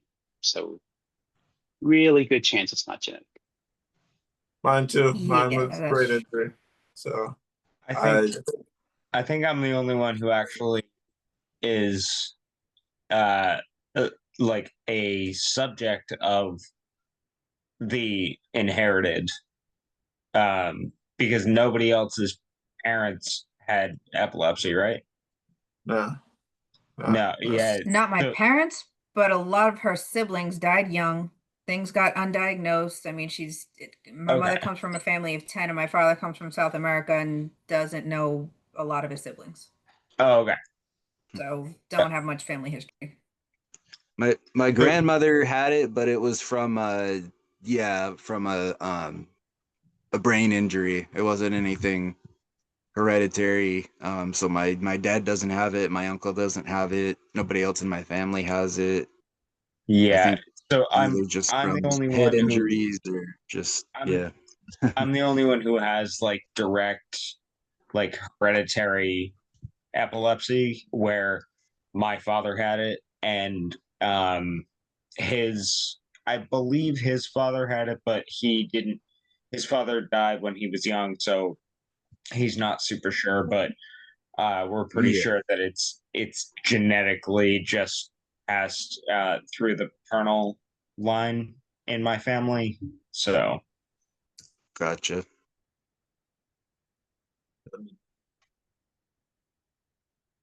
Yeah. So, to some of the comments. But also this guy wants to know, how do we do it? The tiredness. Oh, Rick, I think he said he'll be right back. The tiredness, I think I just did night times and I slept all day. I had insomnia back then from the medication by then, so it was easier for me to be up at night and sleep during the day. So that's what I did. But not everybody can do that with their epilepsy. My medication causes insomnia, so I had no problem being up. But if your seizures are due to sleep deprivation, then I don't know. I don't know how you can That do is it. the best part of infants sleeping 12 hours, though. I know Yeah, that's and how I then did it. I don't suggest driving anymore. You have a child, as you say. Breakthrough seizures happen, as we've seen or heard quite a few times. Yeah, I say don't drive. To each his own. But to some of these comments, someone says, I have 2 kids. I went seizure free between them being born, and I can talk a lot. But here are the important things. You need to have caring, supporting, understanding spouse. Yes, children are a hell of a lot of work. If you have a seizure and are out for the day, will your spouse be pissed at you? Children can and will be tiring and stressful. However, we don't have evidence that triggered my seizures. We had a lot of planning and preparing to help with that stress, so it may have just helped a bunch. I have never driven my kids. I can't take them to school or to the sitter. We therefore have to set things in balance. I do more of the home projects. I put them to bed, etc. We set a balance of work that we agree on so that we don't get overwhelmed. Finally, tell your kids about it. My kids have known since they were 3 that I have epilepsy. They know what it looks like and what to do. We don't treat it like a mystery or something that they can't know. It's normal for us, so it doesn't scare them. Feel free to ask any questions. Oh, yeah. Yeah, so that's one good response. Another one says, I'm not a male, but I have 2 children. I had seizures throughout my pregnancy and after that. My medication went up because the auras and hormones completely changing my brain. The stress of carrying precious cargo and having tonic-clonic seizures weren't helping. I lost my license, but it was bittersweet as it meant that I managed to get out with the kids and do things I wouldn't find much fun anymore, getting on a bus, for example. But they loved it. It was like a day trip, walking to the park with my firstborn for fresh air and enjoying it. And then with my second, we passed the park while walking. This is something I wouldn't have done if I was driving. We are discussing a third, to be honest, and I'm shitting myself. Have you discussed to your partner how it would feel with the back noise of anxiety of the what ifs? My partner knows when I'm tired and lets me sleep. If I'm feeling funky, they know to let me go somewhere where there aren't children and won't disturb me. The sleepiness nights don't affect me though. Might affect you. Though most people are different, my brain adjusted somewhat to the change in routine. Sleep when you can, listen to your body when you need a minute. That's completely fine. Honestly, if you're worried and have written this, it sounds like you'll be a fabulous dad. Sounds like you'll be a fabulous dad. I thought this was a woman.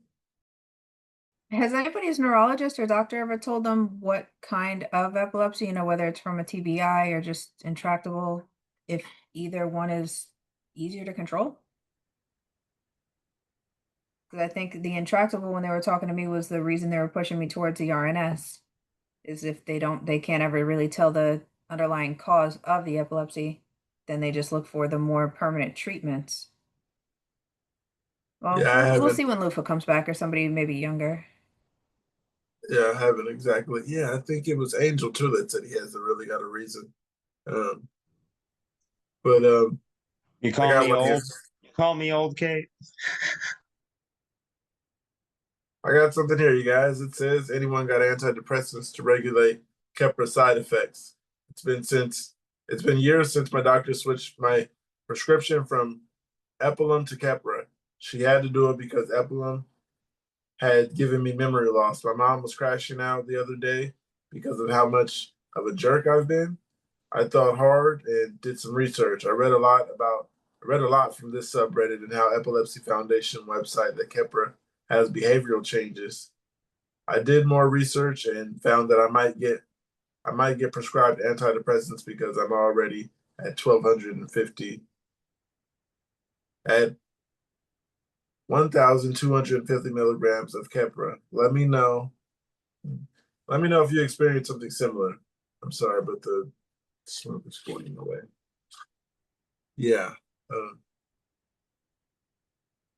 I don't take Keppra. I do take antidepressants. It's the same thing, I think. But mine's weren't to regulate Keppra side effects. Kate, Brandon, James, you on Keppra? Give me a sorry, Kate and I were sort of we were laughing to something on our own, in a message. Give me a little bit of a recap. I'm sorry. So, yes, James here. Yeah, I am on Kepra. I absolutely hate it, and I do feel like it has changed. Yeah, it changed me a little bit. At the height of it, I was up to 3,000 milligrams each night. Thankfully, about 2 months ago, they dropped it down to 2,000, but then they also put me on clobazam, which has really also screwed with me and like how much I need to sleep and just some other stuff. And but yeah, I haven't taken any antidepressants, but I do feel like Keppra is not very helpful. James, sorry. Before I start, I wanted to ask you because you said 3,000 milligrams at night. Meaning, Correct. were you only taking your pills at night? That's what they had prescribed me. Yeah, I know some so- people take them, some in the morning, you- some at night. But it was four 750 pills at night, and I would basically take them just before I went to bed. That way, everything would be in my system when I'm asleep, and it really wouldn't mess with me. Yeah, that threw me hearing that just because I know pretty much everyone else here, I think, unless anyone else Well, can. it's a 7 hour half-life, so they usually only tell you to take them at night if you're only having nocturnal seizures. Oh, okay. So yours are only nocturnal. No, they aren't. They're all times a day. Oh, so So- you So that taking? is very suspicious that the neurologists were only telling you to take it at night. Yeah, Yeah, like yeah. you, I thought you it was should kind of be regular taking. just because I was just going along with what my doctors were telling me. But then, yeah, the more once I had joined this group and started reading a lot more on online about other people's experiences with Keppra, I started to feel like, excuse me, I started to feel like, yeah, I was, I don't know, kind of out of the normal range of what doctors would prescribe for it. Yeah, you should definitely talk to your doctors about that and make sure that when they said, this is your prescription, that they actually meant all at night, or if you're supposed to be taking it every 12 hours. You should check your pills, like your pill bottle. Oh no, anyway. it's 100% for sure supposed to be at night. It's Yeah, the that's weird. Okay. Yeah. extended release version of it. So that's a So longer yeah, half-life. yeah. So All they right. usually, because I it was don't- messing yeah, with sorry. me, so they usually said, yeah, take it at night. That way, as it's mostly metabolizing and mostly in your system, you're either asleep or you're just getting up for the next day. It's not gonna affect you. I've been on sorry, I'm gonna take over now, I guess, so we can get back on the swapping between the Kepler people. I've been on 750 milligrams twice a day for a year and a half now. Yeah, because I was seizing a lot in the mornings when I was on 500 milligrams a day. Sorry, 500 milligrams twice a day. And my neurologist realized it was because overnight my my body wasn't like holding on to the meds so much. I noticed a huge change in my attitude when I first started taking it, but because it was all behaviors that were kind of being boosted, but they were behaviors that I had already had to deal with on my own, both like depression wise, anger wise, like those had always been sort of problems for me. When I started to take the meds, they got worse for sure, but I was able to rein it in because I was used to having to rein it in, sort of thing. And I still get the occasional swing, which sucks. But it's not as bad as when I first started taking the meds. For me, like they sort of just got into my system, and now I don't have the same sort of reactions as I used to when I first started taking the meds, you know? Because that was the question, right? It was about mood swings and stuff and therapy during. Nothing about the question at all. That was the furthest thing from the question. What the fuck am I responding to then? Jesus Christ. You responded to James. Oh my God. I'm sorry. You took over and we let you have it. Yeah, That was I fun, was Brandon. What was the question? What was the question? I'm sorry, guys. Fuck my Yeah, life. my bad too. How did I get on Kepra? I thought Kepra was the question, right? It was about it was about mood swings, and then I mentioned Kepra changed me, and then Okay, I let's put it like this. You I guys thought are it on was about Kepler. Kepler Brandon, mood James, and swings. Kate. So listen to this. You guys taking Kepler? 3 of you guys. It says anyone got antidepressants to regulate Kepra's side effects. It's been years since my doctor switched my prescription from Epilum to Kepra. She had to do that because Epilum had given me memory loss. My mom was crashing out the other day because of how much of a jerk I've been. I thought hard and had to do some research. I read a lot from this subreddit and Epilepsy Foundation website that Kepler has behavioral issues. It makes behavior issue changes. I did more research and I found that I might get prescribed antidepressants because I'm already at 1,250 milligrams of Kepra. Anyone else? It says, let me know if y'all have experienced anything similar. Is anybody else taking Kepra and something else to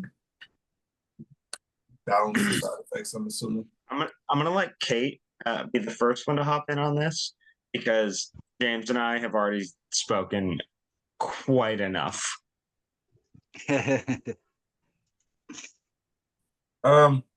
So that's a All yes right, or a no so- then. From you guys, a yes or no? Have you taken a second medication to balance the side effects of the Kepra? I'm a no. James? no, I am taking like I said, the clobazam, so I am taking a separate or like a second seizure medication, but it's not anything directly having to do with the The Kepra. side effects. Yeah. So yeah, nothing yeah, to combat the Kate- Kepra effect or anything.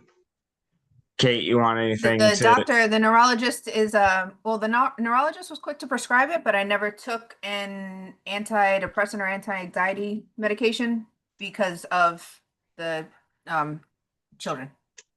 Yeah. So I was either pregnant or breastfeeding or something, and then just never wanted to take any more medicine than I actually had to control the seizures.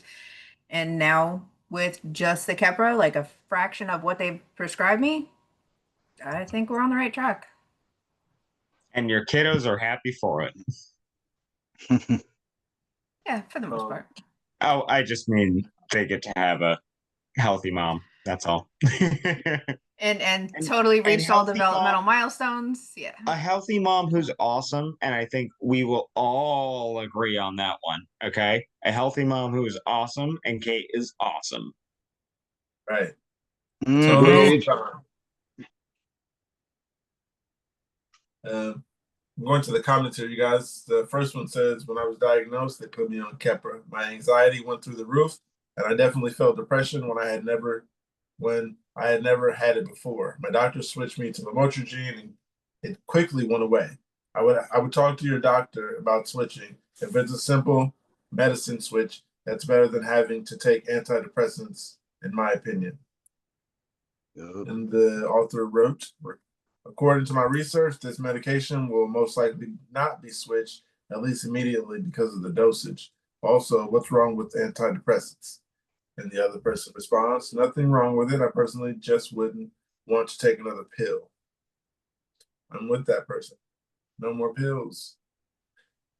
The next comment says, are you new to Kepper or are you on it for longer? For me, the rage went away after 6 to 8 weeks. And the author responded, I've been on it for about 8 years. DWI after seizure while driving.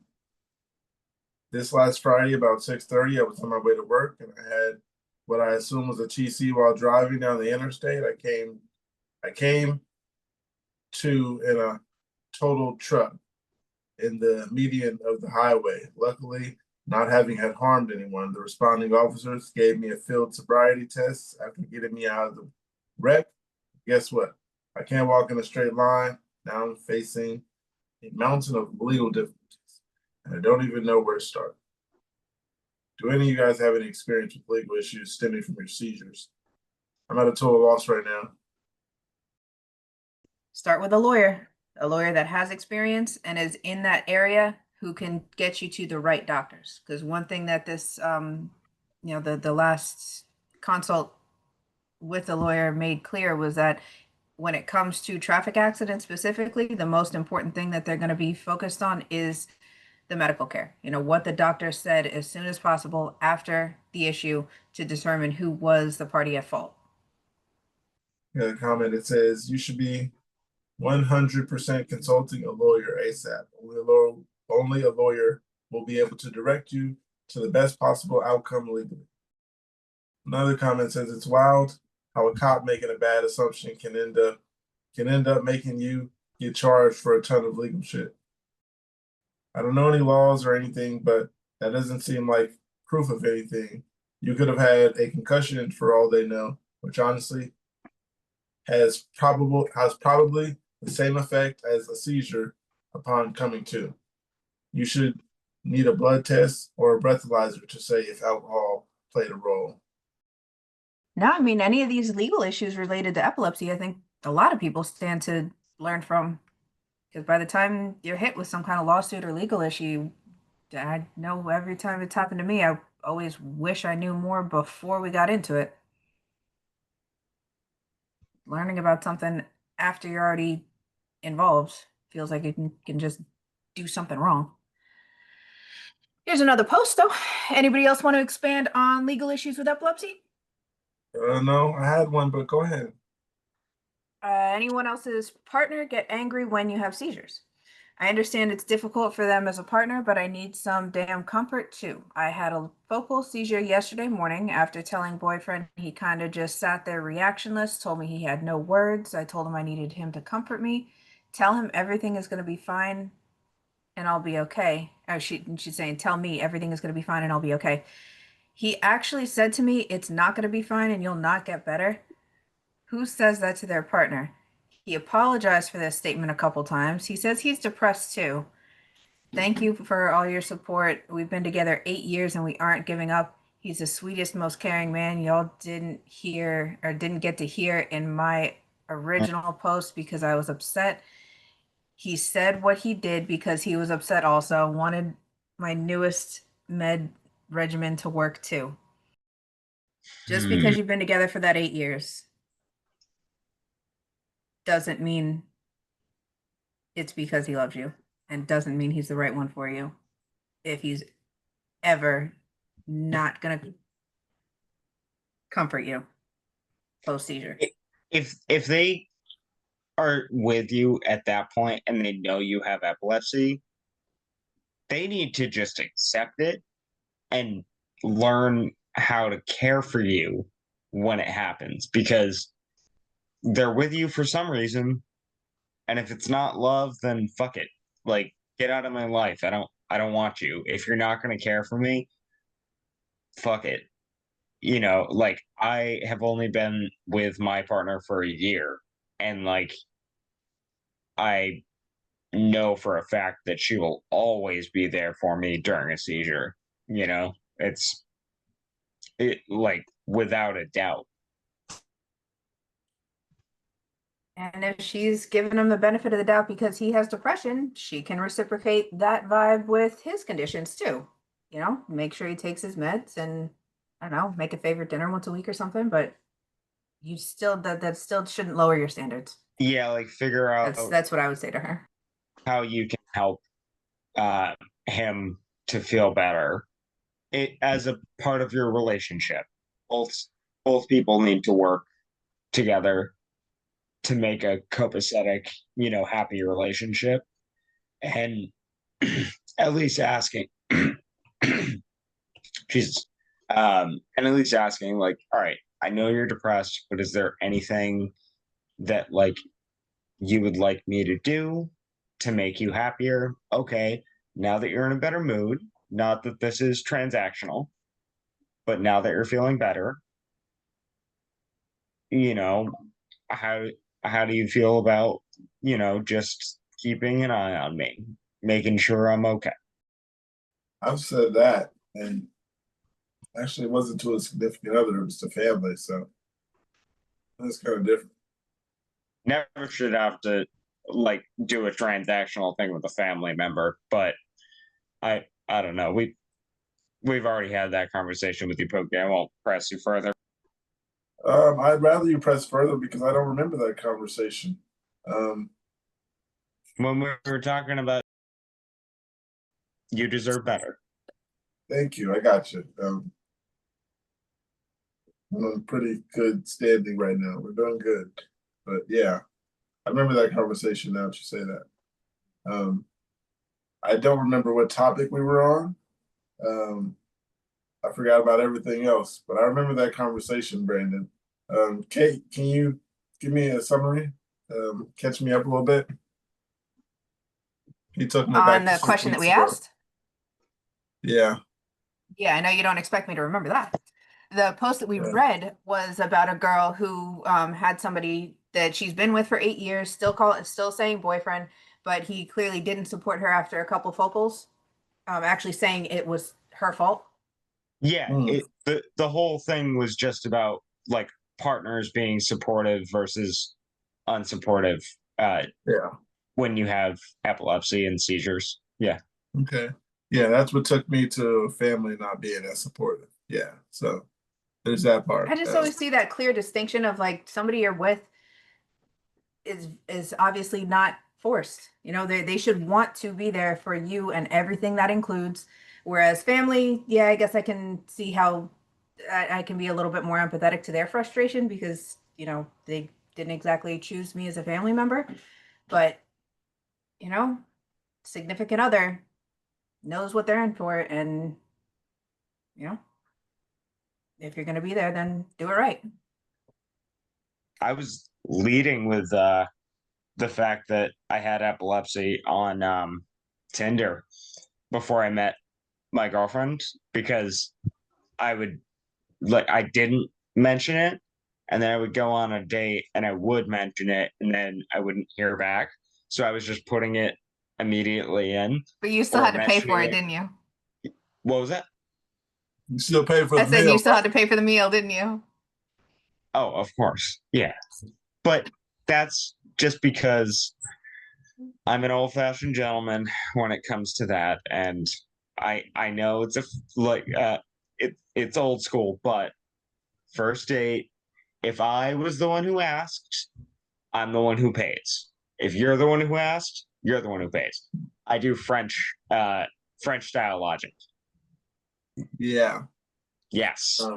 I can tell by facial expressions. I'd be like, so you want to pay for your meal? Or a That's what the split. face is Yeah. looking Like if I go on a date with someone and I can tell like, this ain't gonna work out. You want to just split here, and that's sort of like a great way of being like, yeah, we're done. This ain't going anywhere else. Or you can You wait don't till even the have to leave off with the I'll call you. Okay, guys. I'm not. Yeah. Hey, hey. I gotta take. Annie. I gotta take you guys outside. It is gorgeous right now. But Not if yes, that's bringing you any closer to that lawnmower. I have to walk past it. Don't use us as an excuse, and we are not going to be part of your downfall. If nothing is stopping you from that, if we have to get a baby gate set up, No, you are my baby gate. That's why I logged on. Okay. We would literally need a gate where, like, she would have to message one of us to unlock it. It would be like daughter would have the only key. like Jumanji. We'd have this code, this encrypted code amongst you in these secret rooms. Which Brandon, you and I got to talk about that. I'm still laughing, but yes, I love your secret rooms. Jumanji's a perfect example.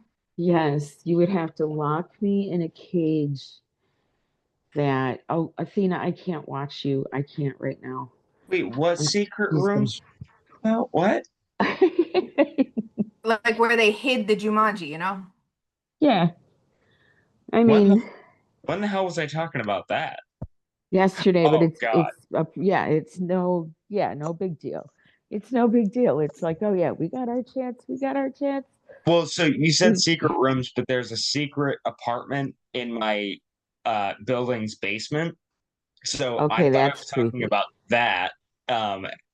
And I got real confused, but I still Yeah. So they don't built really a remember torture, a talking about chamber. too much. Yeah. Oh my gosh, yesterday, you guys.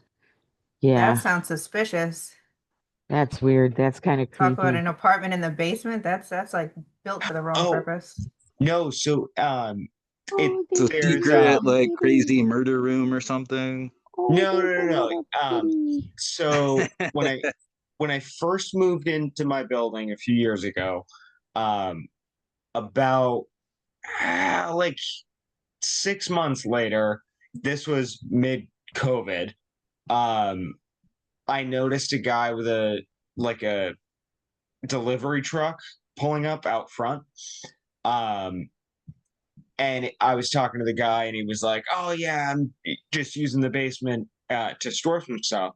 He owned like a Greek restaurant, and it was hundreds of boxes of falafel mix.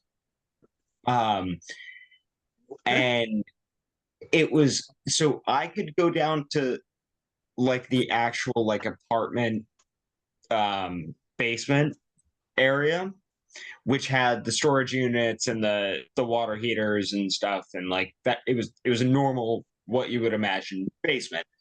But there was a door on the far side, and there's a door on the outside, that on the side of the house that both go into this like tiny basement apartment, which is basically like a kitchen area with a dishwasher, a sink, not like a kitchen sink. It's more like a bathroom sink. Yeah, a dishwasher and a sink.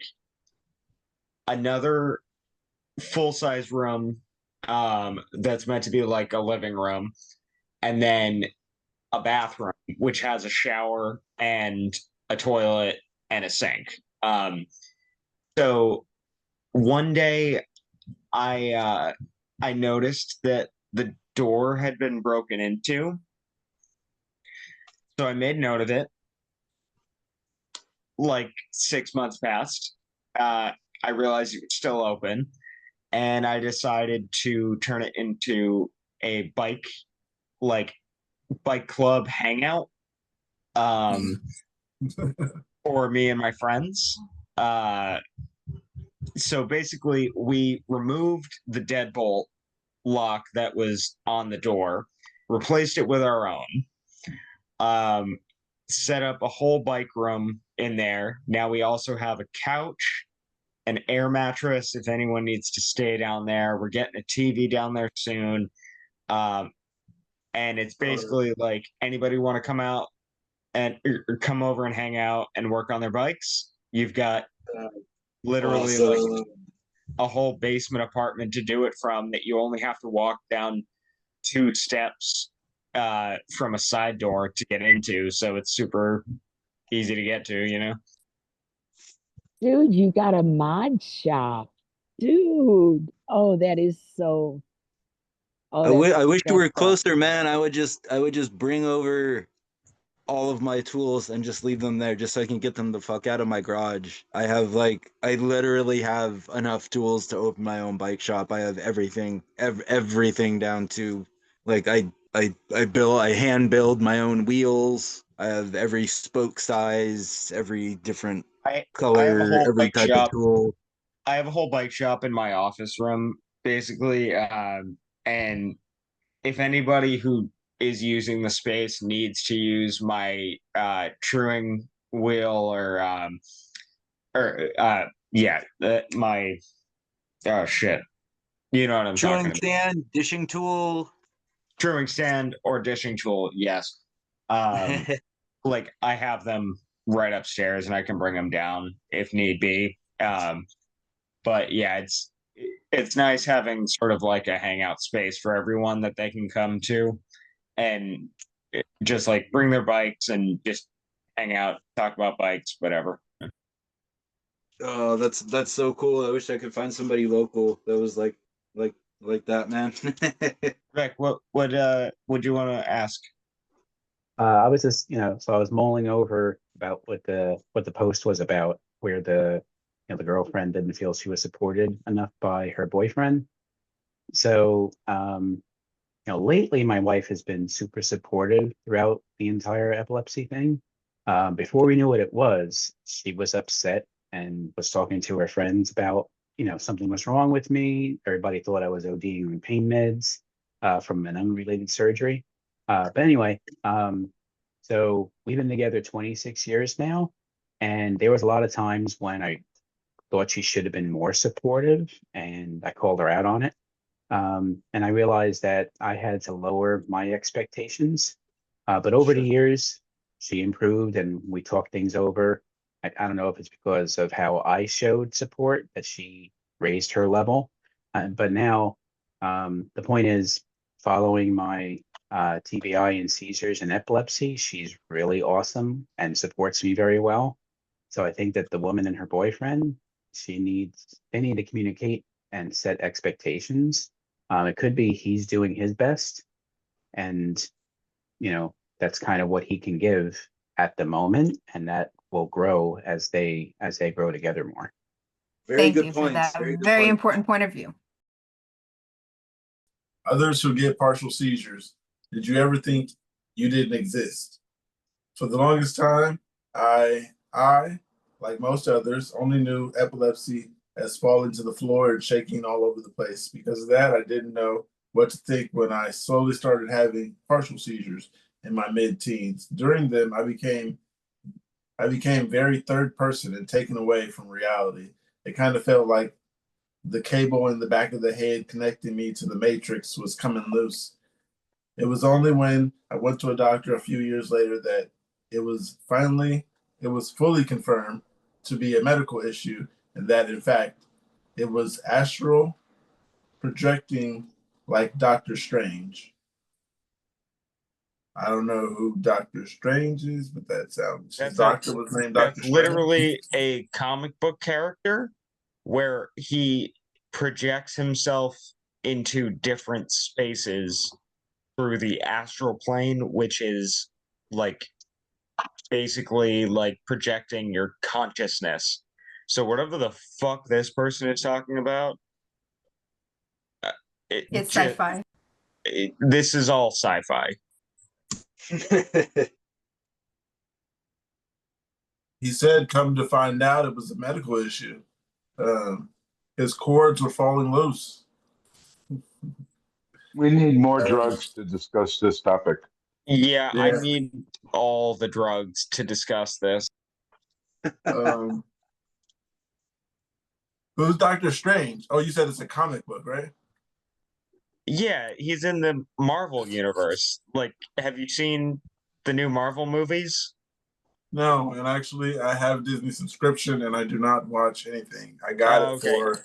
Yeah, so Benedict Cumberbatch plays the new or the only depiction of Doctor Strange in media. So yeah. Rick, what were you about to? What are you raising your hand? So I actually kind of get where this guy's coming from because I'm a comic book nerd, I'm a sci-fi nerd, and I kind of think that this is the way he's able to express what he's feeling. Sounds a little goofy, like, picking Doctor Strange and things like that, but I kind of feel like, I don't know how old this person is, but if that's what this person knows, that's how he's trying to describe what he feels like. Okay. So it's not necessarily like he's saying, oh, I'm Neo from the Matrix. I think he's Well, what he mentioned before Doctor Strange was the Matrix. How does it Yeah. compare? Can you translate it? basically like a sci-fi thing, but I feel like with the Matrix, you find out that you're not really experiencing reality. You're connected to something that machines are projecting, so you feel like you're in a reality, but it's really machines controlling it. It's not necessarily that he feels that machines are controlling reality. He feels he's disconnected from what's around him.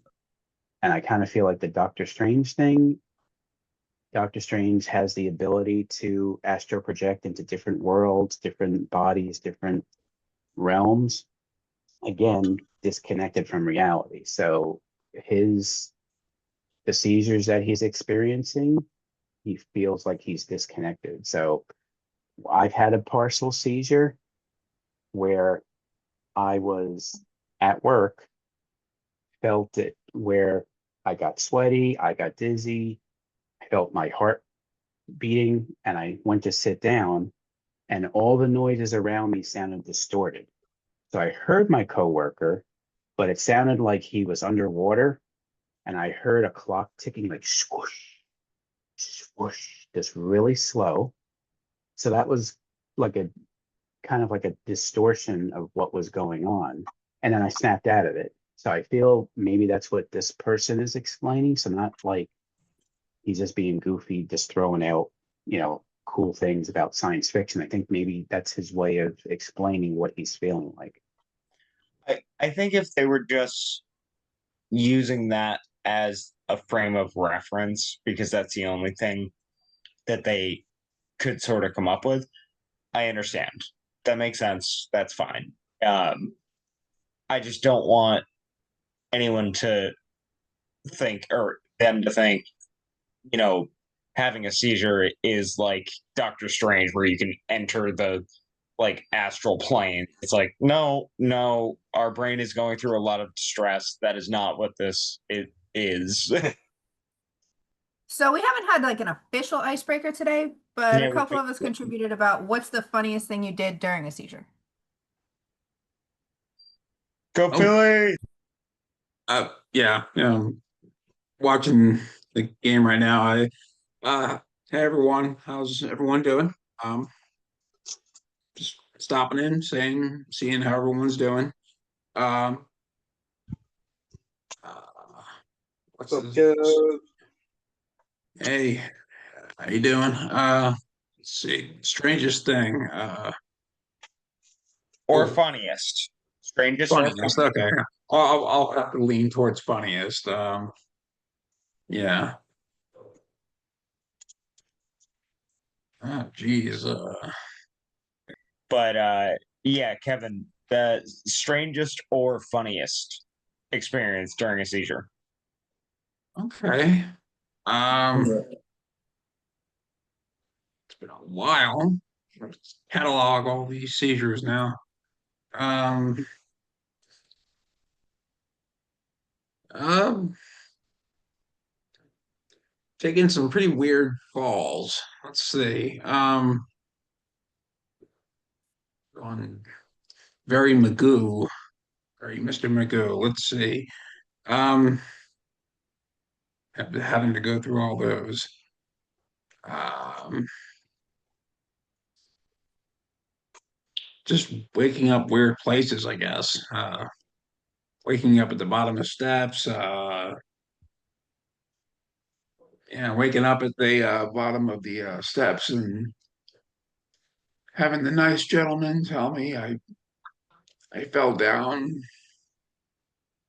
That wasn't very I don't know. I don't know. That's not funny. It's just that's No, weird. Kev, I'm not even laughing at you. I'm laughing at Pookie using the noisemaker to smoke through right now. I was not smoking through it. I was exhaling through it. Yeah, see, Pookie, Exactly, and that was hilarious. Pookie got a freaking noisemaker. It wasn't making noise though for some reason. It was just letting me blow out the smoke. Okay, you see, Brandon, the noisemaker wasn't even worth it. I love But getting go you ahead, shit about remind it. me one more fucking time that I didn't say it.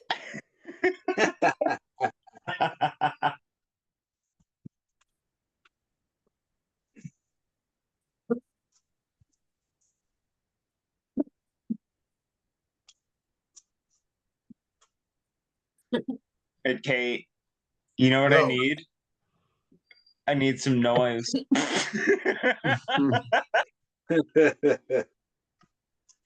So now I owe you one for that, huh? All right. Let's find one just for you. No, if you send me one, I'm gonna be forced to send you like $50 or something just because I was being an asshole. And that probably wouldn't even cover shipping. Yeah, fuck FedEx. Here's a good one for us: impulse control and epilepsy. When I have an increase in what I've learned recently, seizures, my nervous system seems to become more agitated agitated afterwards, along with poor impulse control and just cognitive decline, basically. I had a few seizure episodes the last few days, and my brain has become super wired and impulsive, and kind of scares me how different I become. I'll binge eat out of impulsivity and do things that I wouldn't normally do afterward. When I'm less in that state, will regret and kind of feel insane and broken how far from my normal I become. My mind overall just seems a little scrambled after. Another thing, random, but I have somehow thrown away or done something with all my kitchen spoons over the last month to where I slowly went from having 4 to now 0, which again, not normal. Does anyone else struggle or heard of cognitive type issues with impulsivity and post seizure decline? Yeah, you're not on top of it after a seizure ever. So I agree with that one. The impulsivity, I wouldn't blame the seizures for that. In personal experience. Anybody else ever had seizure or impulse issues or something unexpected in your post seizure state?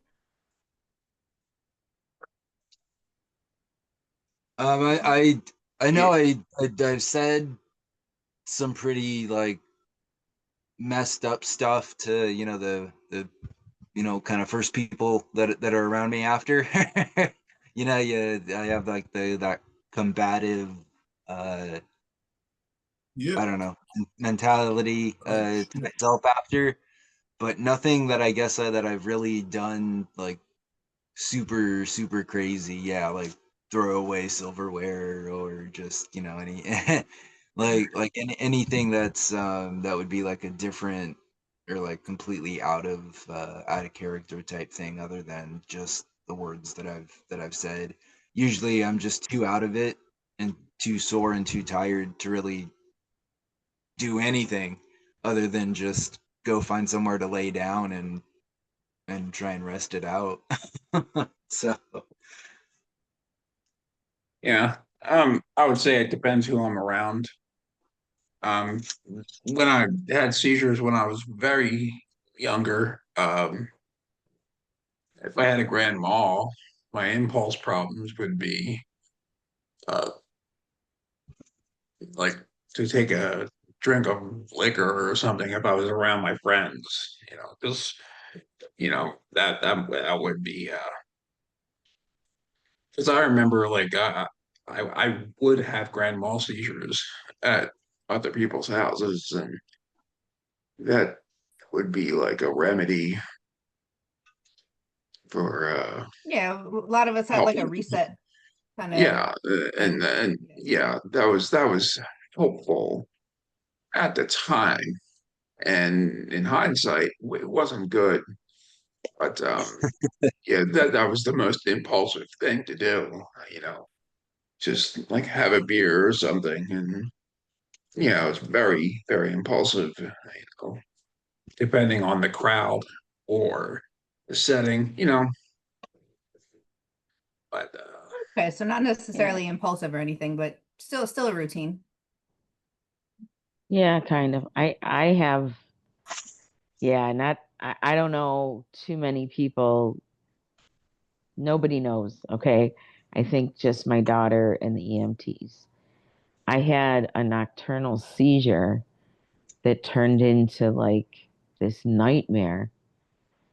And for whatever reason, in my nightmare, I was trying to carve off my tattoo because I thought that would get rid of the epilepsy.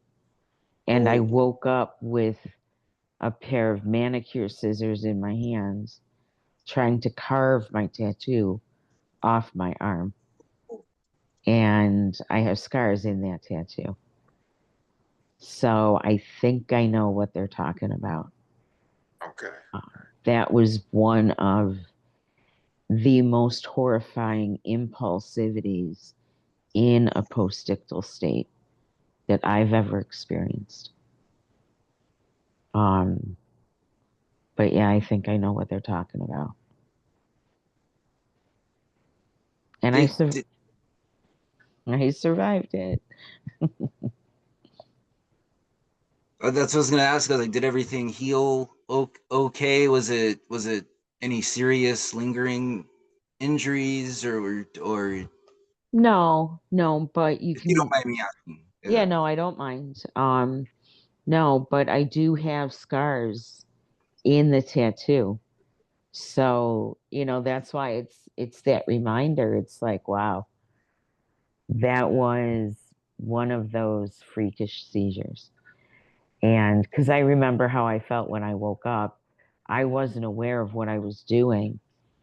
And they were trying to get, this my hand away from my other arm. And I didn't even know what was happening. And neither did they, and I was like, what the hell? And after, like after a seizure like that, I started to remember the nightmare. And I was like, oh my God. I don't know if I need to talk to a psychiatrist or an epileptologist, but something really bad just happened. It was one of those. But that was scary. Yeah, But that's now you that. never know what you tell them if something's going to reflect negatively on your medical record. Well, it's really interesting though because um I'm trying to get comfortable, guys. This is like, yeah, it's a lingering problem I have right now. Is Take your that time. the I think she's a PA that works with the epileptologist I'm seeing. She's very, very curious because I have that epilepsy that experiences literally every type of seizure. And I'm like, that's great. Do I get an award for this? But she has a lot of questions. And mm, sorry, Cottonmouth. She was like, she asked me if I remembered what happened that day. And I'm like, I remembered more a few days later. And you never know if your mind is making up the story. To be completely honest, I don't know. But the way I felt and what I want to believe is yes, that was a nocturnal seizure that turned into a nightmare that I was not aware that I was awake and actually doing to myself. So, those are the kinds of seizures that they're like, yeah, that's a different part of your brain. And they can't say it's psychiatric, but it was occurring probably post-ictally. But yeah. Yeah, and obviously you weren't demonstrating anything so obvious for the staff to question your judgment at the time of, Right. getting I have never in shown, there. yeah, and the only time I'm ever suicidal is when I'm either prodromal or postictal. or interictal. If I'm having too many clusters, I'll be talking about killing myself. And people are telling me later what happened. And it's like, wait, can we talk about that side effect? And is there anything I can do about it? Because no, I'm not going to kill myself. I mean, yeah, I know that feeling. I truly do. Been there. Um, Yeah, somebody so else is saying too that they get agitated and yeah, but the other thing though, I don't know about you guys, it depends on the way the staff is treating me. If I am getting yelled at or it just depends on how I'm getting treated. Because I've been treated with so much disrespect. It's disgusting. But anyway, but that does depend on, it can change my behavior that is beyond my awareness, and I think that's what it is. And that was one of the things I asked my therapist. I said, I think I need to talk to the psychiatrist, and I'm going to say we all agree that was part of a seizure because that is absolutely not something I would have been doing, and it's like, whoa. And it's what post else could have put you in an altered state? So, exactly, and then recognizing things like interictal or postictal psychosis. It isn't the same thing as psychiatric psychosis. It right. just isn't, but it can look like it. Trust me, it can look like it. So, but yeah, that is wow. I don't know why I shared that, but hey, now it's out there. And, for anybody that has ever had like those nocturnal seizures that you wake up in a terror and something like that is happening, do not blame yourself. Just dive a little deeper and get the garbage out because maybe it won't I'll be so make bad. note because that could be what part of the brain it was in too. Exactly, exactly. And it can be combined with CPSD, PTSD. You put that all together in the mess of the soup in my brain.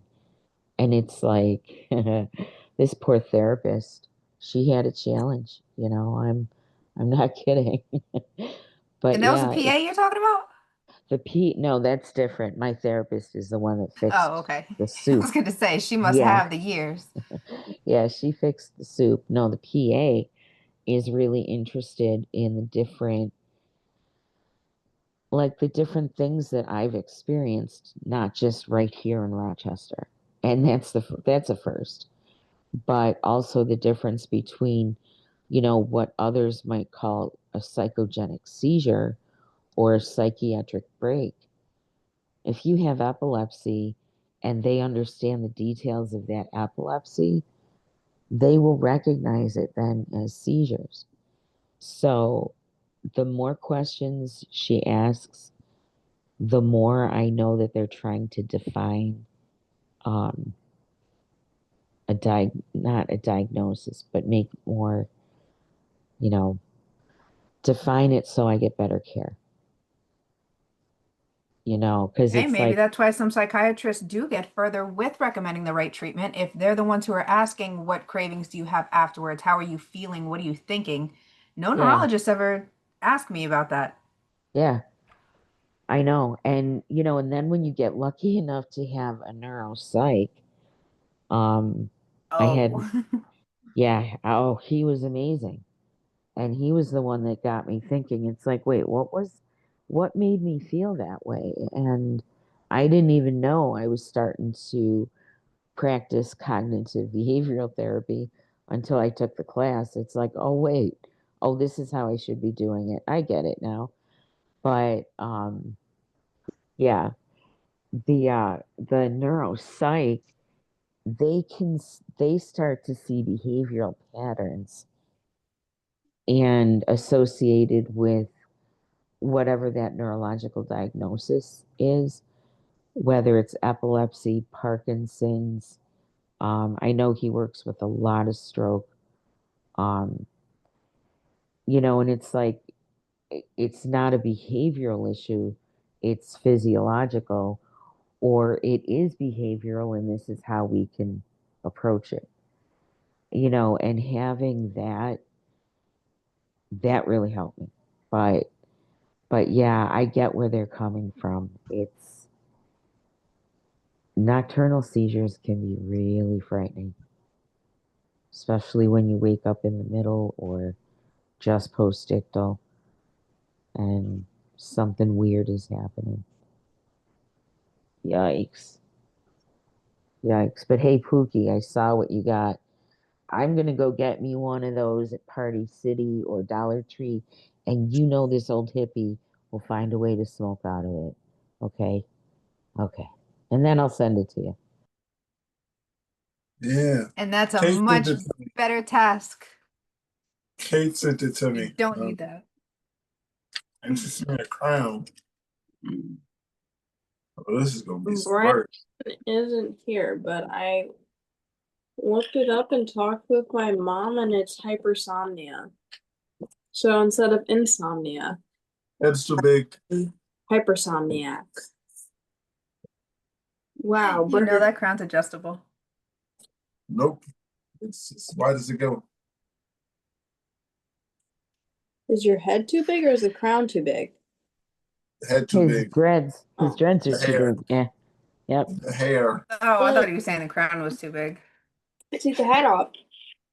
So I go without the Hey, hair. the crown There was you too big. go. I was like, wait a minute. It looks like your Oh, head is yeah. too big. If I go under the hair, King, your crown is it's falling. perfect. Hold on. She broke your crown and she cut your hair. Ah, Yes. yeah. Oh, hey, princess. If I have to go over Pookie. the hair, it's not working.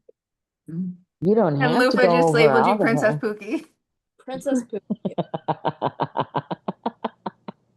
Wait a minute. I gotta get my weed. There we go.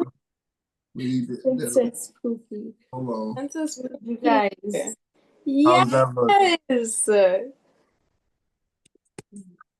All hail Princess Pookie. Tried to make it in the All front. right. That was Hey, the image we Princess wanted to Pookie. get a couple days ago. Yeah. Thank you. This little squishy thing, though. Glad you enjoy. I'm gonna enjoy this. Oh, is Brandon? Hey, we all do good with Yeah. the stress ball. Yeah. I gotta find. Thanks for the fidget spinner. Also, it just helps me pass time. It just keeps going and going and going. You see? Do you guys whoa. Right. Yeah, I kind of want a fidget spinner now.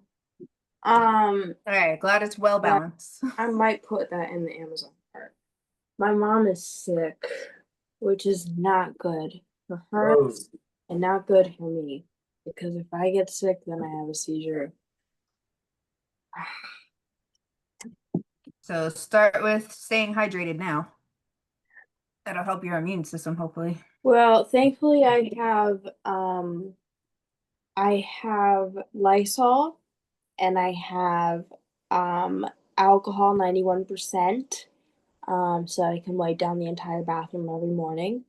And everything else because we share a lot of things. So I'll just be wiping everything down because I don't want to have a seizure. And I don't want her to have more stress while she's already sick because then I get sick. And every time I get sick, I have a seizure. It's like clockwork.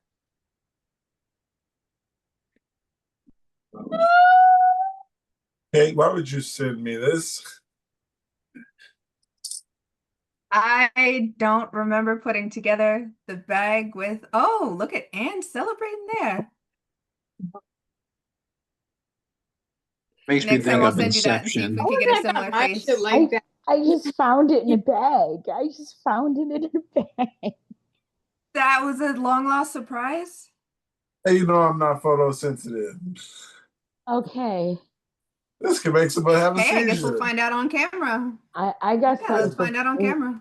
Whenever Brandon comes back, I got something to show him. Where is the? Look at that. There's the new one. I don't Is think that- they're ready. Is that a Clearly butane cause lighter? a seizure. Yes, it is. No, well, technically no. It's a Zippo. You know, No, listen. it's not that bright. I mean, no neurologist wanted me either, to be fair. They said it was penis, PNES, but it in fact was You said because you didn't have a penis. I mean, that too. A lot of times women are not diagnosed with things because we are, in fact, already diagnosed as women. So that's a diagnosis. It's in just hormones. Let's give you this antidepressant. You're and go just- chill out. Just overthinking. You'll find it. a nice It's guy. because your period, or you just go through menopause. It's not that big of a deal. Okay. And you're young on top of that? No chance. You know what they never ever tell us, which really sucks? Because I know guys hear it. The actual size of our ovaries. Yes, we the hear it a size. lot. You don't hear that. You need the big O. Okay, ladies. You want to feel better? If something hurts, you need the big O. You need those freaking hormones. Okay? The big I'm not O. I'm not talking from a medical standpoint. Okay? But biologically, guys got to do what they got to do, and if they don't, ooh, it's not nice. So, but your What the fuck body, is the big O? the big I'm O. trying as hard as I can. Come on, man. I What mean, is it? even if you got to do it yourself, just having an orgasm releases so much oxytocin. It is literally like a dose of morphine. Come on, you guys. All right. If you don't have a partner, self-care. Haven't you figured me out yet? How long has sex ed been gone? Are you serious? I mean, did Pookie just fall on the floor? Eddie, this is wonderful. But really, no, seriously, scientifically and clinically speaking, it is very healthy for you. And That's one of the 7 deadly sins. Lust. You're lusting after your big O. I don't read your book. I Sorry, don't read. I said I big don't O, read and your I book. it think like my feels name good enough to. because people in my family have been like, "What's up, big O?" And I'm like, "What's up?" So like now, call me big O. I'm gonna be like big orgasm, and then I'm gonna be like, "Hey." I am totally humiliated now. I didn't mean to do that to you, Olivia, but yes, That's okay. I love that. It's all right. Now your You nickname is live. gonna have a totally different meaning for you. Yeah, people call me O all the time, and big O, little O, and just O, and so now I'm just gonna be like, oh, orgasm. What's up, little orgasm? Oh yeah. What's up? What's going on? What's going on? I heard we going to the lake. And now we've Big got the title O for this coming episode. with. Where is my phone? All right. Yeah, well, here it says, how do you guys maintain hope? 36-year-old female with epilepsy, and I have multiple sclerosis. When I'm not having the MS flare-ups, I'm having seizures. When I'm not having seizures, I manage all my side effects from the seizure medications when I'm not having MS flare-ups or seizures. I'm usually sick because I'm so immune compromised. And the worst part of it all is there's no cure for any of this. I can't imagine living with this for the rest of my life. I feel trapped in a sick body with no way out. I feel so hopeless. How do you guys all maintain hope when life with a chronic illness is so bleak? Fast and slow at the same time. Say that one more time. Life goes fast and slow at the same time. Oh yeah. All I heard was fast and slow. Yeah.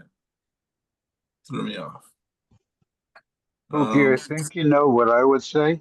Yeah. So You just so keep putting one foot foot in in front of the other and you keep moving. That's all you can do. one foot in front of the other. I already knew what you were gonna say. Yeah, I know. I was gonna say it too, Good. but Then I'll shut up next time. Yes, there is no other way to live it.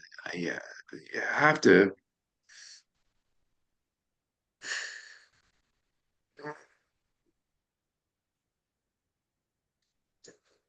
I've seen people with disabilities in my family, and they're, they're very nice people around me, and they found ways to live with it.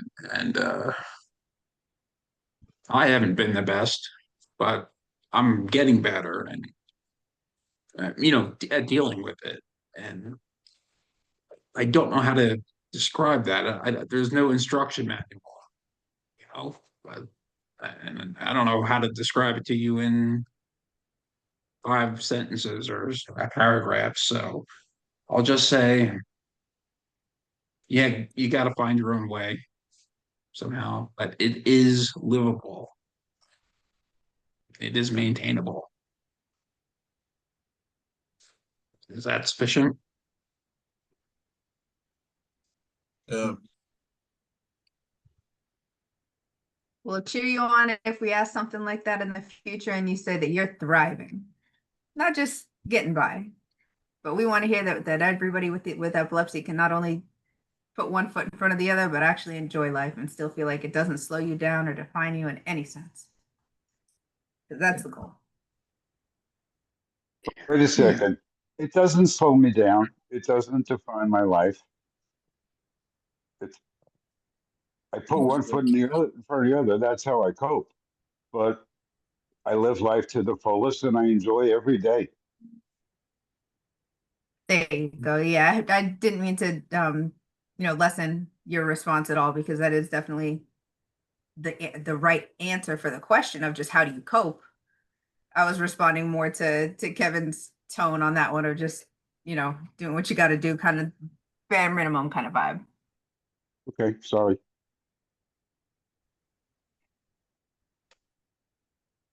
Anything we can do to get Jeff to contribute.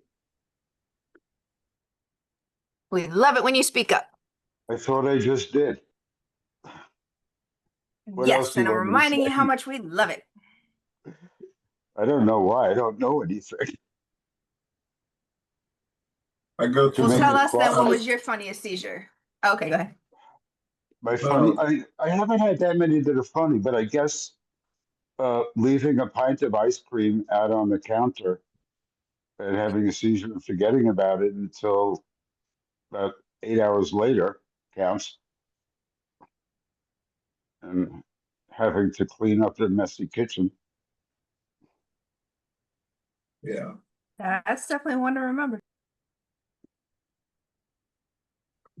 Yeah, I forget that there's stuff on the stove a lot, and I end up going in the room and forgetting I was even doing anything in there. I boiled the water out of the rice, and there was no water in there, and it was gone. It was ugly. Yeah. Just one thing take my attention off the boiling water. I don't stand there the whole time. It's gonna overcook whatever it is. But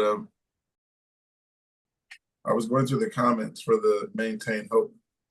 The first one says friends and weed. Friends and weed mostly. Doesn't always work though. Best of luck, and I'm sorry you're going through such awful shit. Another one says, I also have other chronic illnesses on top of this one. I feel so similar to you. I'm sorry you're in this ocean.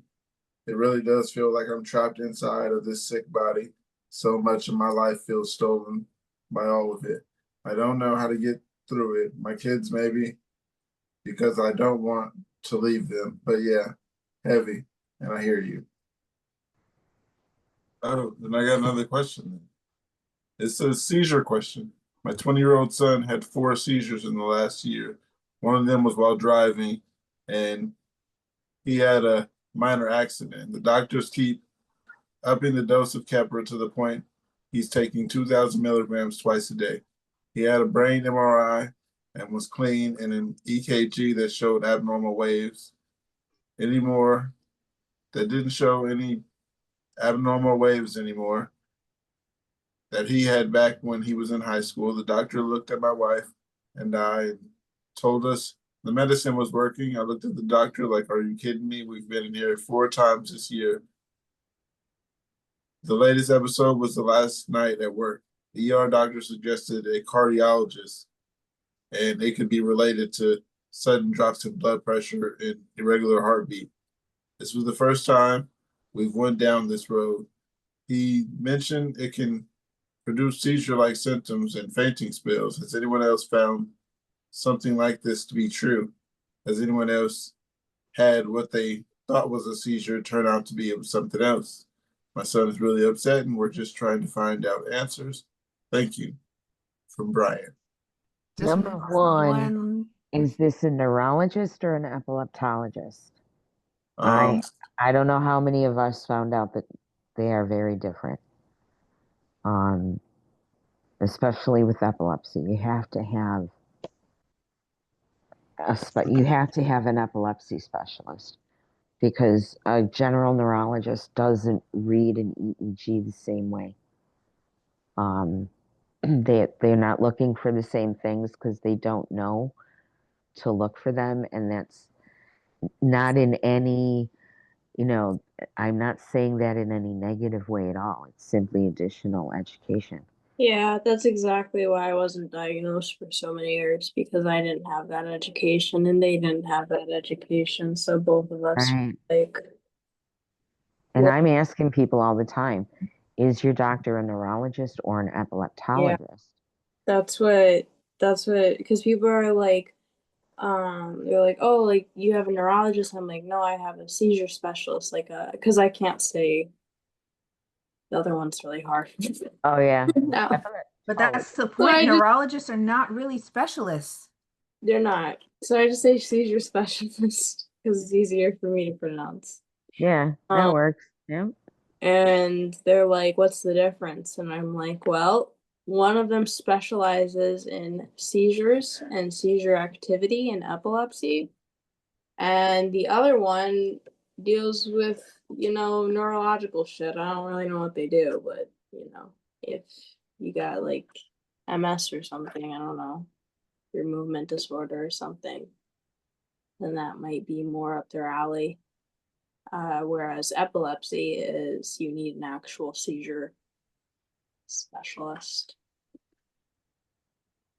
Yeah, and I didn't know that until Me neither. like more than a decade after I was diagnosed. I did not know that. And it's like, wait, and that was just coming around where that specialty, I wouldn't have known was. if I wouldn't have asked. Right? Like I would have found out here had I not asked the younger doctor, like, why did the neurologist not pick up on the EEGs if you guys did so quickly? Right. And And then when they read the Whoa. same EEG, right? hate to break it to you, but there's an extra year of schooling actually. Right.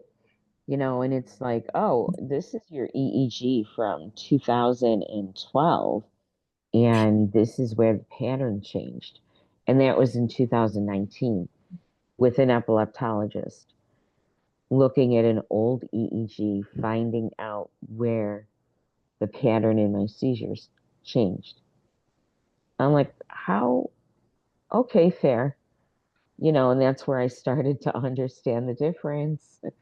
So, yeah, people that, especially when they're frustrated, Yeah. that changed my frustration level fast. I want to request my documents of the study, because I'm gonna have to do something like that for my disability anyways. But I did notice that during the study on the thing, I don't know how to read an EEG. That's way beyond my pay grade. Um, but it just kept doing this little little spiky thing, and I was like, they're like they're looking at it, and there's like a bunch of them crowded over this screen because it's like also it's the Chicago uh center, so they're also teaching people, and they're all standing over, and I'm like sitting there with all this shit wrapped on me, and I'm like, do I get to know anything? Like, can you guys let me know like what's going on? Like, what are you pointing at? Come to find out, I think those little things were the myoclonic jerks setting off in my head rapidly, consistently, which is why it kept going like up and down, up and down, up and down, up and down, because I'd be laying there and they're like looking at me and they're like, you just press the red button whenever you need to. And I'm like, I don't really feel like I need to press the red button right now. And they're like, there's a lot of seizure activity in your brain right now. Like, how do you not need to press the red button? And I'm like, I don't know. It's just normally like this. Like, what do you guys mean? So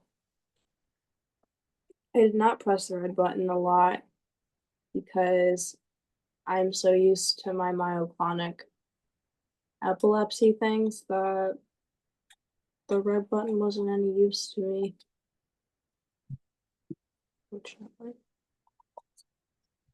Kind of felt like I let them down. No, I usually was being asked why I didn't hit the button, unless it's the ambulatory EEGs, because I don't care how you say it, us ladies, that button got lost when I was sleeping. And I did not hit that button 170 times or whatever. It was stuck under my boob, okay? So they put in this stupid ambulatory EEG report that I had a misconception of seizure sensation. And I had to explain that to this guy. And he just looked at me and he's like, "You've got to be kidding me." I said, "No." And look, I wrote it on the notes because I kept a copy. I wrote it on the notes that I gave them that I woke up and the button was stuck under my breast. So those were just innocuous button pushes. But no, they interpreted that as yes. Yeah, because I almost felt like I had to press the button. So there'd be like, there was 2 times I pressed it, and then one time on accident because I just accidentally leaned over and I was like, oh shit. And they came over and they're like, are you all good? And I was like, yes, I'm fine. And then the other 2 times I was like, I just had a little like jerk, a little movement. And they're like, all right, what do you feel? And I'm like, the same as I did before. Like, I don't know what to tell you guys. I genuinely don't know what to tell you guys. And it's probably why there's so much lack of knowledge on epilepsies because we don't know what's going on as much as they don't know what's going on. Like, how are they supposed to know what's going on if we don't even know what's going on in our own heads? And then they expect us to explain it. Oh, I was unconscious. I don't know. Well, do you remember anything? Are you serious right now? Yeah, no, I can't remember any of that. Or they'll But ask, like, do you remember before, like, you remember like right after the seizure? And I'm like, the post-ictal phase where I was out of it. No, I don't remember. I don't remember that. When I was talking about planes, I don't remember that. I don't know anything about planes, but in my post-ictal phase, I do. oh, I don't know anything about planes. we say a lot of things in those phases that I think people should know better than to hold us responsible for that. It's You like, I did not say that. And you're know, telling you me, like you said this, and I'm like, huh? no, that's D- not. Does anybody else make like real quick notes like after one? Like after a seizure? The notes that I make Y- right after never make sense. Yeah. Yeah, they Yeah, usually don't, but at least or they don't. They're not readable. they well I put I a mean, for, quick for note. for me at least, personally, it's just like basic, like tiny little things of like this is what I was doing. This is the last thing I can remember. This was the first thing I can remember after it. Like just little things, so that way I started doing that, so that way I could maybe find like a certain connection between them or anything. But yeah, like you said, a lot of the times I look at it later and I'm like, what does that and that mean? Like that's 3 words. That was supposed to be a whole sentence. Like what the fuck does that even? Because a lot of the times I That's find why one of the good ways to do it is to like have somebody to send a message to, Yeah. or just find a way to record it on the phone, so that way you'll have a timestamp. Yeah, because I find that I'll Yeah. try to dumb it down into like short words, and then not only do I have bad handwriting, but I literally I don't make sense. So when I try to dumb things down, it just doesn't make any more sense. And it's like I read it back to myself and I'm like, holy shit, is this how people interpret me? Like this is this is I really do. I think the same thing. Like, yeah, like, damn, the first, couple people I talked to after this happened must think I'm absolutely nuts, if they didn't know my condition already. But yeah, just try and make like a couple of little notes, just see if I can, even a few words might like trigger a memory, and then maybe I'll remember something additional that I wouldn't have, or just like something to connect, try and connect them. I mean, it's probably a completely worthless thing to do, but at least it makes me feel in my head like I'm attempting to be productive about it. And sometimes I guess just that feeling is is helpful to try and get over the fact of having to deal with all this bullshit. Oh, So, thank you. right? So, There's an interesting one here. Somebody's asking, could semi-conscious imaginary rocking be a seizure? You know, the transition state between wake and sleep? It's usually a feeling I'm afraid of because it reminds me of my seizure auras. For a while now, I sometimes feel like I'm rocking in bed, not side to side, but front to back. Sometimes it's small motions like doing crunches. Over times, I think it must be rocking the whole bed. This morning, as I was experiencing the rocking, it occurred to me that it could be seizure related. As I tried to stop myself, I realized that I wasn't physically moving like I had always assumed, but the sensation was all in my head. I managed to get enough control to stop, but the effort woke me up fully with my teeth clenched. Has anyone experienced something like this? It doesn't sound like seizure activity I've ever heard of, but could it be a normal quirk of the semi-conscious state, or should I be concerned? The teeth clenching is what's got me thinking this is more than just a sensation, that there's definitely some activity going on that's prompting motion. So I would like to see that on an EEG. What do you guys think? I think you should really go see a doctor really fast. I would make an appointment as soon as possible. The original poster saying that this only in my head thought is having them think that epilepsy makes them paranoid. The other responses are saying that they've had this sensation their whole lives because they've been on boats and roller coasters, and they still have that kind of sensation, I guess, before they fall asleep. Something you should talk to your neurologist about, Yeah. so they know everything that's going on. yeah, just because they mentioned the teeth clenching thing, pretty much for a good chunk of most of the seizures I have, I've bitten my tongue. I have like I can't really show it on the video, but it has to be up close. But like if you really look at it, you can tell that like a chunk of my I've bitten off the end of my tongue. It's definitely not a normal shape. Your Any camera's not on. Yeah, my camera's off, but the audio is working, right? Yeah. Okay, yeah, I just have my video off right now. I'm looking and feeling shitty today, man. So, um, but is that okay?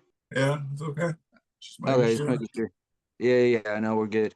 But yeah, so like the right kind of side, the tip of my right side of my tongue is like kind of gone. Like you can see it's like a straight kind of flat cut. I don't know how to explain it, but I've bitten it off. And a couple of the times where I've had it where they have been nocturnal and I've been lying in bed having it, I've had to get rid of a couple of bed sheets because I wake up and there's a good decent sized kind of blood stain there from biting it off, and then a mixture of like when you drool while you're having one too.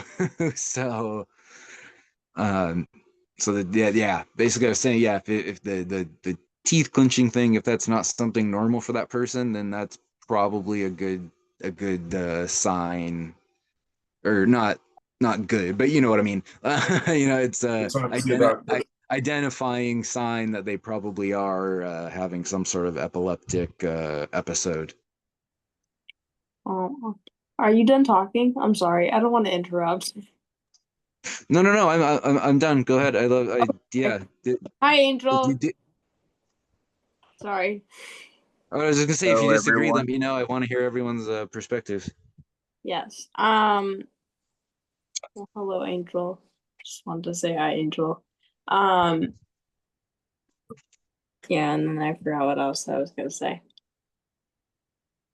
Uh, I was talking about the like teeth clenching and how I've bitten off the end of my tongue and Oh yeah, that happens a lot when people have the seizures. blood stains. Yeah, that's why I was saying I think this person probably is having some sort of epileptic episode. I Um, figured out but in this group that the scars on the inside of my cheek are from my seizures, which is why I have those big lines inside my cheeks mm, from biting them. And I just bite them regularly, but to be fair. Um, I did want to read you guys a poem from about, I want to see, maybe 6 or 7 years ago, five, something like that, in that time range. Um, is how it this is by you? Yep, I think I was around. Oh, this is a while ago, actually. This might have been like 7 years ago. I think I was about 13. Um, this is my early days of smoking, and I wrote a, I wrote my thoughts on Sour Patch Kids. And this is what I mean by my thoughts don't make any sense, because to this day I still type like this sometimes. Um,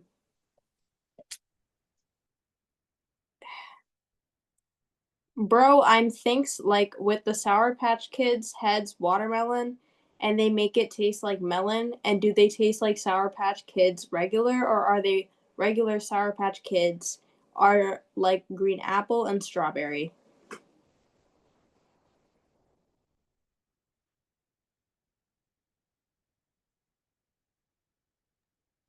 Was that was That the was whole that thing? was Yep, that was the poem. Yep.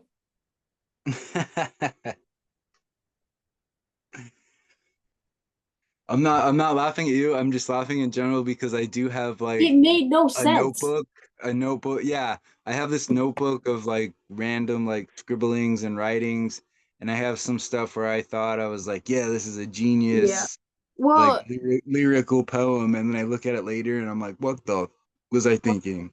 one of the first times that I started smoking, I was in my closet, and I had Pop Rocks with me.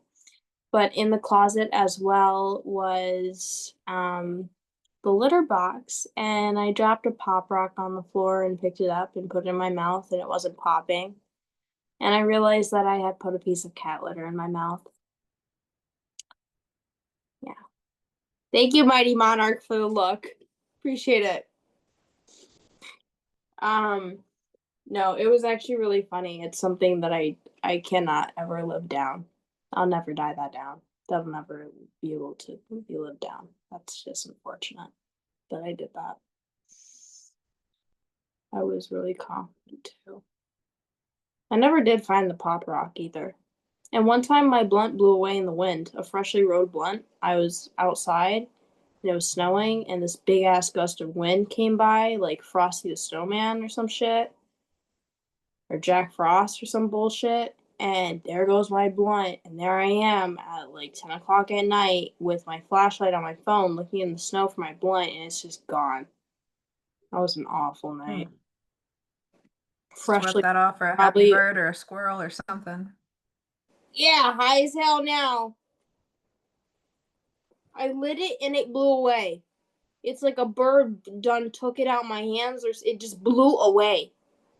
And I could not find it. I looked for like 30 minutes in the snow with my bare hands. Came home with frostbite, sober. I got an even worse one. Well, I don't know if it's even worse because your situation. But yeah, I was smoking in my sister's backyard, and she has dogs. So I was on the phone also. So I'm just walking casually, just smoking and walking, and I dropped the blunt. And when I went looking for it with my phone light, I found it, and it was like smushed in between a piece of shit. Ooh. Yeah. Ew. Did So I you didn't use smoke it it. too? No, I did not smoke it. Thank you, God, for your response of no. Yes. I feel like if you would have caught me on a bad day, my response would have been different, unfortunately. I don't Bad know if I days. could do it. I don't know. Like, And that is why Frosty the Snowman took yours and did not wedge it into some unsanitary conditions. Yeah, that is I was really thinking about like how would I rinse this off? I was I was I was gonna, yeah, contemplating. I was gonna say the same thing as Lufa too. Basically, man, if it was just like one of those really bad days, I would have been like, all right, I'm just gonna have to like wipe this off or like cut off Yo, it's the wild. dirtiest part of it and then get back to it. But need you to depend, understand, depends guys. on the mood. I've guys, Depends come on the I from mood. like thought the bottom up, okay? So this is like in my bad days, when I was, you know, I have literally dipping on messaged carts people. that were the color of black tar. I have Oh, messaged friends at 6 in the morning to be like, "Yo, can I just get a gram off you to get me until when the dispensary opens up?" That is I so would nice. still not smoke weed that had fallen in shit. No. But you have friends, Brandon. I don't have friends. They still would say no because it's Good 6 in the point. morning and they're not even awake yet. Have friends Well, now, the Lupa. ones out here would probably say yes, but because they're probably awake at that time, unfortunately. That's when they're awake, and then we sleep during the day, and they're like insane, but it's fine. They're like, I'm on my way, and then like 8 hours later at 12 a.m., they're like, I got you with your weed. I'm like, yeah, I hit you up at like, this morning, but whatever. At least they didn't forget about you completely, right? No, You they gotta don't give them forget that. about you, but they definitely don't prioritize you. They prioritize whatever. I don't even know what the fuck, because I used to like ride around with this one guy who used to deal and whatnot, and we'll keep this out of the video, but he he'd have some big ass orders come in and he'd just be like sitting on his ass ordering, like taking his time, going to these places, and I'd be like, dude, like I call him PBJ, but I'd be like, dude, like we have to make this order? Like, don't we have to go deliver this? And he's like, yeah, no, I told him I'd be there in 20. I'm like, but we're 40 minutes away. And he's like, yeah, no, it'll be chill, it's fine. And then it's like 4 hours later, and he's like, Damn. oh, you still want the stuff? And the guy's like, yeah, I've been like texting you over and over again. Yeah. That's why when I was a bike messenger, it was just like there were time frames. You got paid a certain amount to deliver the thing, and it had to be done in the time. Yeah, no, he takes And his with time. with drug dealers, they just go, nah, I'll get to you Whenever when I I get to feel you. like. I'll get to you when it happens. I've actually had my guy text me and be like, yo, I totally forgot. Do you still need that? And it had been 6 hours. And I'm like, yes. It's Yes, when I they still ask, need do it. you still need it? Like, yeah, I've been waiting. I I literally wasn't waiting. I wasn't hitting up 5 different guys. I For was no relying reason. on you, like, because you said yes. Well, and then like this one guy, he was like, and he had like all fucking day, he was off work. He's like, I'm just stopping here. I'm grabbing they're always stopping somewhere. They're always stopping at a store or something. They're always grabbing a pack of blunts, or they're grabbing this, or they're grabbing that. And I'm like, can you just come here? And the guy, he's like driving here, and mind you, it's like 12 a.m. now, and I'm asleep because I just waited all day. I just waited at home all day in the comfort of my home for you to come deliver this shit ass weed. And he's like, hey, should I come tomorrow? Like, you're not responding. And I wake up the next morning and I'm in a panic because I'm like, damn it. Like, dude, why? Just come in a normal time. Why do you just, like, wake and bake? Do It's normal. important stuff. They got to get those receipts for write-offs and, tax write-offs for.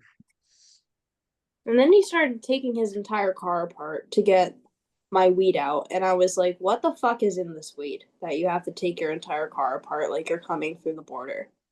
What is going on? And he just laughed it off like, yeah, I'm just kind of paranoid with the feds. And I was like, what has you that paranoid like that? Because I didn't order fucking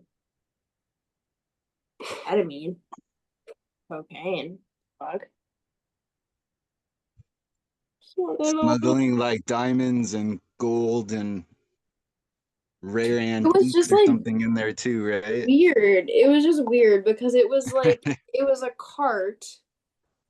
It was three carts, and it's like usually just hands it to me in a bag, and instead of he gets a bag out and then he pulls one cart out from the middle console, and then he reaches over to my side of the door and takes off the entire like part where you would open the door up, and grabs the other stuff out of there, and I look at him and I'm like, what the fuck are you doing?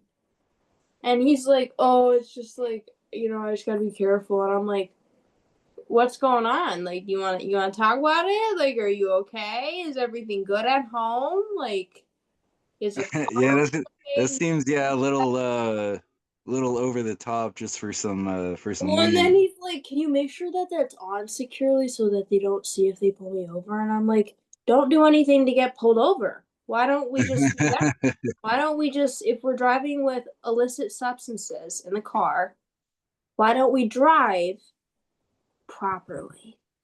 But that's something that dealers also don't know how to do. It just seems to run blood, all of them. They like to think that they can drive erratically and not get pulled over and then not get searched. And it just makes me think like, what?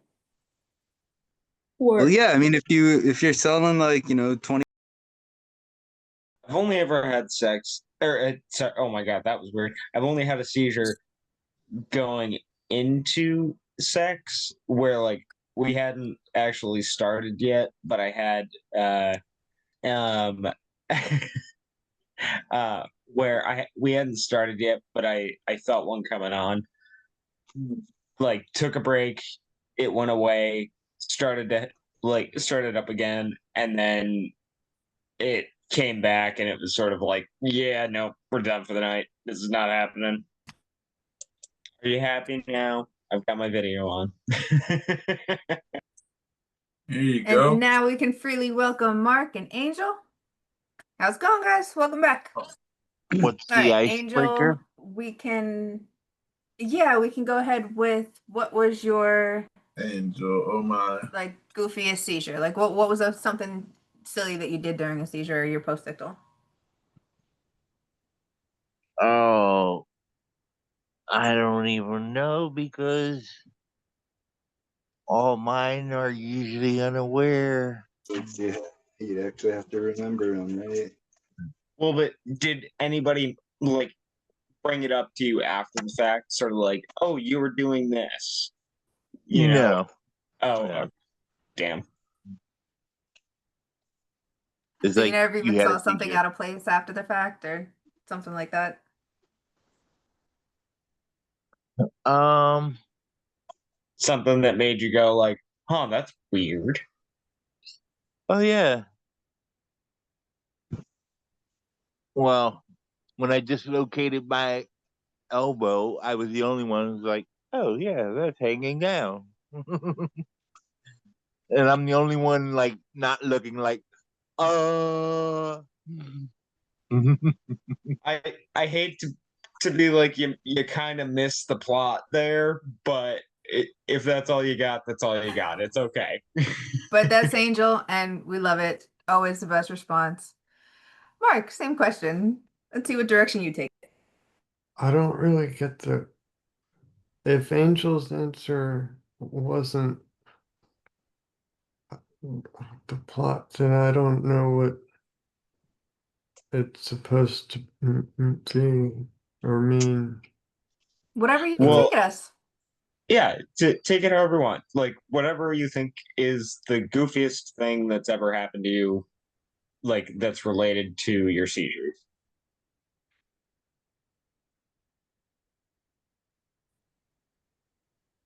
I was told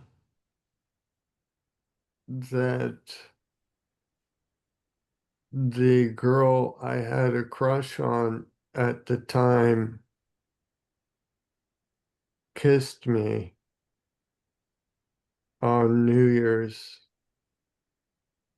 but I don't remember it. So I don't know if it actually happened or not. That tells you that So it happened and it was that good.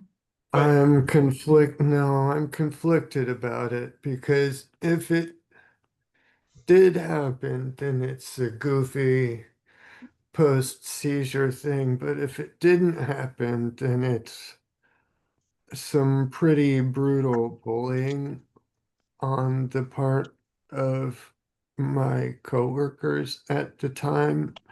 But And Mark, think it's of it this a way: they coin were flip. coworkers at the time. They're not your coworkers now. You don't need Yeah, to think about them anymore.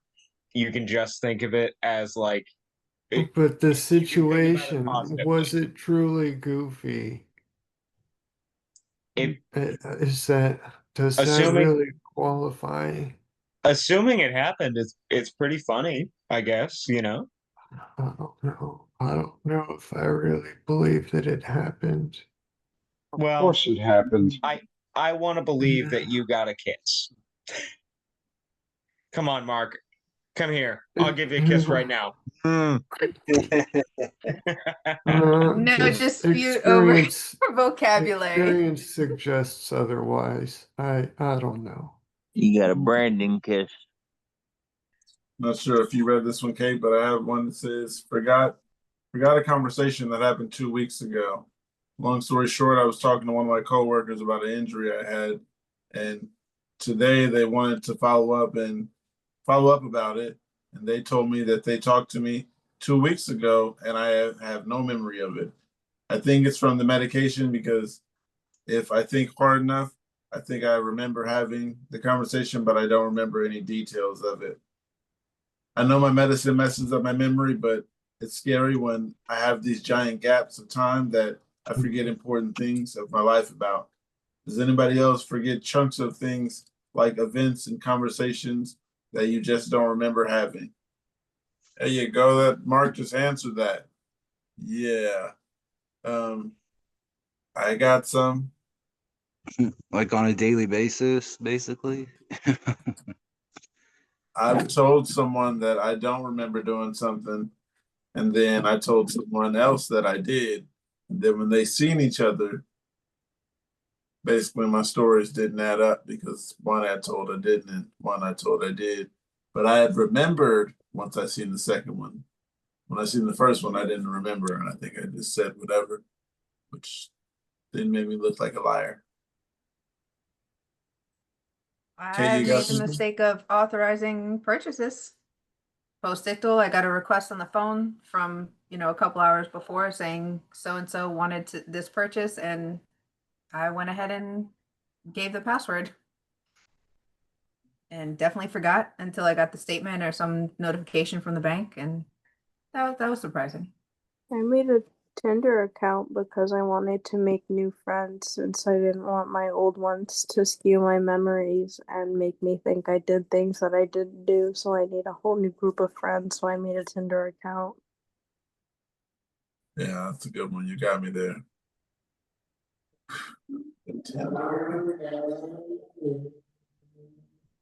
Yeah, I've forgotten of certain events, not necessarily weeks at a time. But yeah, people these days are seeing this and telling me stuff that happened that I didn't bring up yet. So I feel like, why didn't you tell me this 10 years ago? But yeah, we're gonna go through some of the comments here. One says, I have absolutely had multiple experiences like this. I honestly just thought it was just brain damage from seizures. Another one says, I will literally forget a conversation during the conversation. It's absolutely normal for me to have to ask, I'm sorry, what topic were we discussing again? I try to figure it out by the context, but sometimes it's just gone. It's like my brain just randomly resets. Oh, yeah. Apparently, I saw a car flip over in a dramatic fashion a couple months ago. Don't remember it. Hey Mark, Yeah. how's the gardening growing? That first harvest looked pretty successful. Oh yeah, that first harvest from the plants is generally the smallest harvest too. So it looks on track to be a bigger harvest than last year. So you gotta let me know when they arrive and um what you think of everything. Um Whatever is not um like nice and firm, if it's squishy, just toss it. Um and whatever you are not going to be using like right away in the first day or two, I would just stick in the freezer until you're able to use them.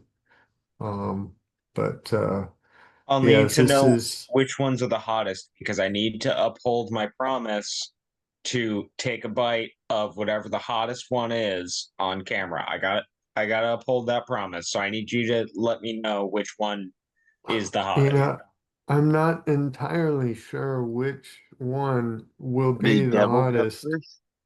Get a There's handful the of each ghost one. pepper. Yeah, yeah, just try everyone. There's the ghost peppers, um, which are pretty hot. There's I'll be dicing uh, them to freeze, so I can definitely let you know. I sent two. You got the only two. Dorset Naga. They are they weren't quite ripe yet, but they were starting to turn, so they might actually be the freshest ones by the time they arrive. But they look like the ghost peppers, but they're a little stubby versions of them. They're quite a bit smaller. But the Dorset Naga was actually for a short time the record holder for the world's hottest pepper. It was the Carolina Reaper that took it away from the Dorset Naga. So that might be a good candidate to try. But there's also the I was surprised I was growing what I thought was CGN 21500, which is from a seed bank in the Netherlands, but it turned out to have been the the one seed cell in the tray over, and it's a cross between the CGN 21500 and uh, the 7-pot Barak core pepper, which is from Jamaica, and it gets its name 7-pot from the uh, saying that one chili pod from that plant is strong enough to heat up 7 pots of stew. But I don't know how much of the heat of that father plant will get down into um, the children. It's interesting. They've got the shape of their mother, the color of their father. They get the purplish hue in the sunlight of their mother. It's very interesting to see how the genetics of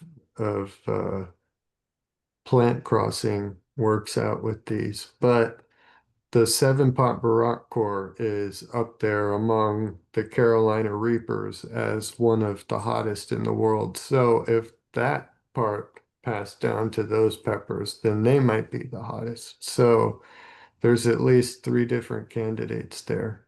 But I think I recall you saying the ghost pepper. When I mentioned that I grew ghost peppers, I think you had said you would eat a ghost pepper and not necessarily strictly the spiciest one of the batch. But I don't know. Maybe Pookie has footage of it and can go back and see what. But Yeah, I don't remember. I know I do But now have a this video. hybrid sounds more interesting than anything. yeah, and the shape is really cool. That there might be a little difficulty telling the difference because the Scotch bonnets are little red guys, and the Barakpur are slightly bigger red guys.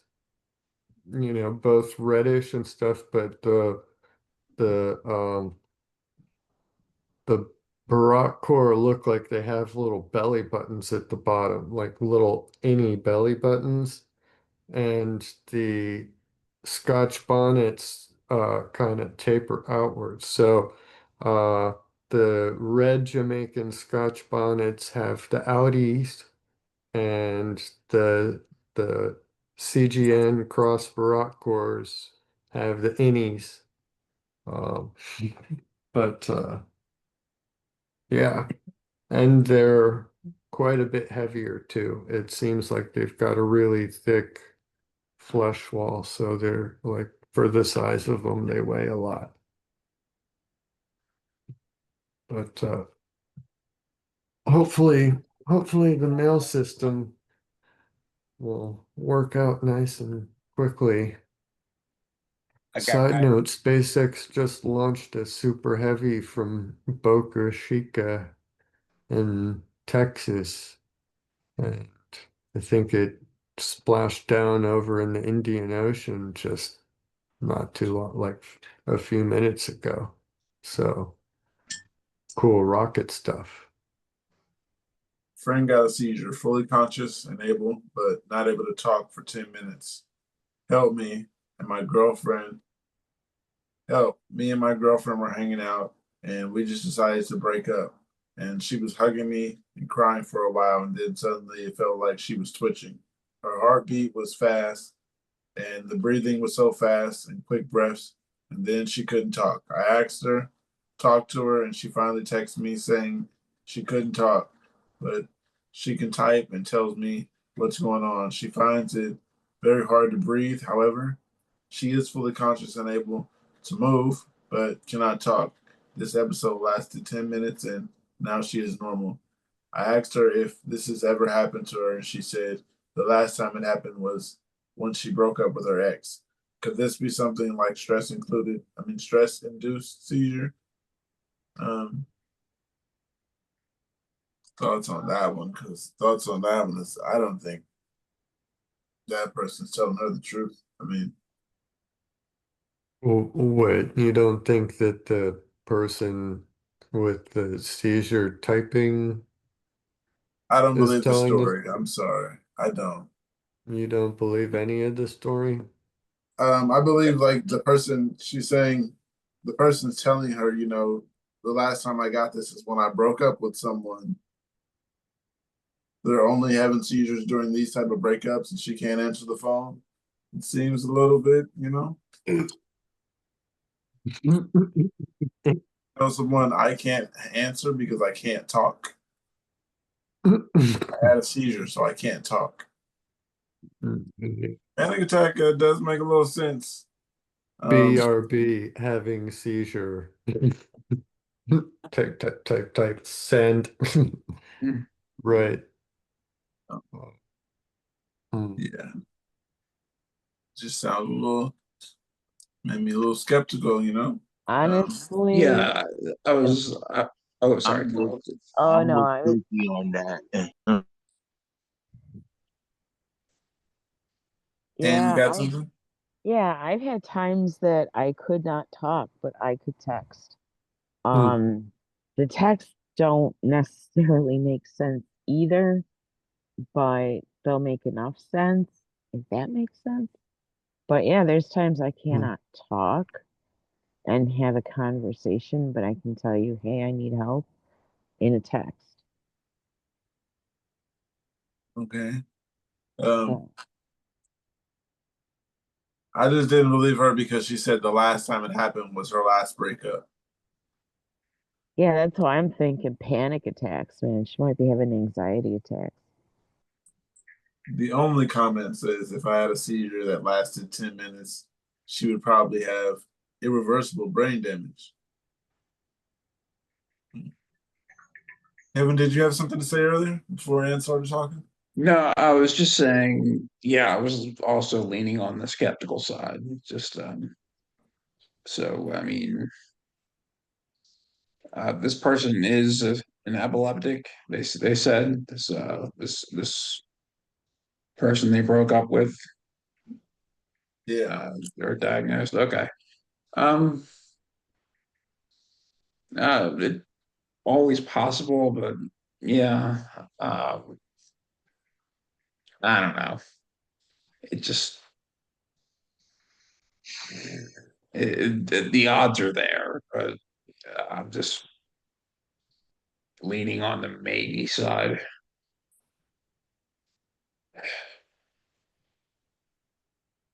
Like So I got, earlier I tonight, we got. were talking about having a seizure when. Oh, go ahead. Well, I'm finished. I got. Okay. There was Yeah. something, a discussion about having a seizure while an airbag is deployed. And I was looking at some stuff about that. And it looks like one of the reasons that could definitely result in worse injuries is if you're too close. Like you could end up in any accident really being closer to the airbag, but especially during a seizure, yeah, you could be a lot closer, and that could definitely result in like just way more of a forceful impact. And there's your TBIs and broken bones and uh, eye damage, a lot of vision risk at that. So having a seizure during airbag deployment would definitely be worse. I don't see anything about the tension, but I mean, we know if you're just as sore, during a bad seizure as usual, if you're have like a forceful impact on top of that, that definitely sounds like it'd be worse. I don't know. This has never happened to anybody here. A lot of the injuries in a car accident are whiplash related, and the swinging of this, I mean, the head is this massive weight on top of this flimsy little stack of bones, and that, swinging forward and then suddenly jerking back.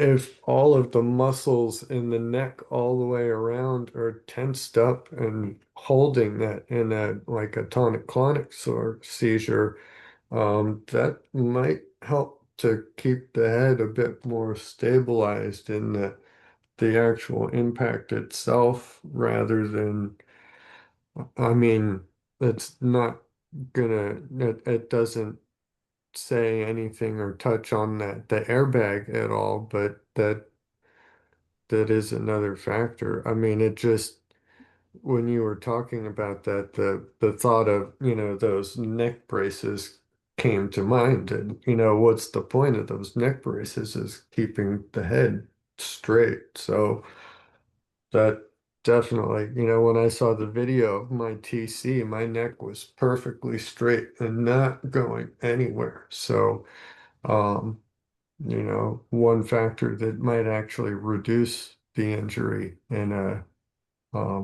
car accident, maybe from a complete non-medical professional here. Yeah, that could be. I was told that since a lot of my TCs start with a head turn, that if I think they were telling me when I fell down the stairs that that was the more concerning factor. Basically, they were happy that I didn't have like such an impact, or I forget what I fell on. Maybe it was only like 2 stairs or something, but they said that if you have an impact when you're tensed up looking to the side, that you're more likely to get a dislocation or something fracturing. That even though the muscles are tensed up, that doesn't necessarily protect the bones, I guess. So Yeah, the joints might pop out or lock up differently depending on the position. Yeah, that makes yeah, sense. keeping it straight in a straight line though, that probably is stronger. Yeah, nobody's neck brace has them, turned like that, walking around. They're coming out of um, yeah. Uh, I got one. It says, does anyone else hardly ever leave their house because of seizures? I feel like I'm losing my mind. I can't drive. I lost multiple jobs because of seizures. Now I feel like I'm just wasting away. I'm on medication for depression too, but nothing is working. I'm sure I'm not the only one out there like this. Not sure what to do anymore. Does anyone hardly leave their house because of seizures? Um, no, I don't leave by choice most of the time. If I'm by myself, then yeah, I'll leave. If I'm with my kids, then yeah, I'm stranded because I don't want to go in public with them and then wander off and they're just gonna follow me like, hey, Dad, where we going? I don't let my seizures hold me back, even if it might put me in the emergency room. I don't want my epilepsy to keep me stuck in the house, you know. It's it's like I can go out and visit my friends or go get, go see my daughter and do stuff. Let her go to the playground, but I won't let epilepsy be the reason that I regret something. Anyone else not leave the house because of epilepsy? Are you guys just there by choice? Well, actually, it wasn't because I of mean, epilepsy. sometimes yeah, sometimes I choose not to do things because of it, just because it's more of, a hassle. Like if I had my own, keys, I could just grab them, leave, go where I want to go, and then come back home. But for me, I mostly, like I mentioned before, I ride my bike everywhere. So then I gotta, that takes some effort. Got to pack up, the bags, make sure I have my lock on me, or even if I don't do that, I still have to, then take the time to call in Uber or a Lyft. And like sometimes, I mean, like, we all have like our days where our meds don't make us feel that great. So then it's just like anything seems like a chore, right? So then like you got to do all that extra other stuff too, just to get someplace. And then you're just like, cool, I'm here. And then you also got to remember that you have to get your ass back home too. So sometimes it is just like, yeah, if I didn't have epilepsy and I could drive my own car, I would go do it. Other times I'm just like, nah, fuck it. I'll just sit here and watch something on YouTube or play a video game or so, or, some hobby or something, right? Like, so it's 50-50, I guess, on that one for me. It's not exactly a choice. It is, but it isn't. Does that make sense? Makes sense. Yeah, I totally get that. I don't leave the house much. I don't know because of obviously I don't have seizures anymore, but I still don't leave the house. I mean, the only reason I really left the house before was I went to some bars and stuff. That was fun. That was something to do. At least it was something, you know. Um, but yeah, there's just not much to do when you don't have any money and you're still pretty physically limited. Uh, it's it's a crapshoot, uh, I don't I don't feel like borrowing my mother's credit card for Tinder or something. I just think that's a disgrace. A grown man should not be doing that, so I'm not going to do that.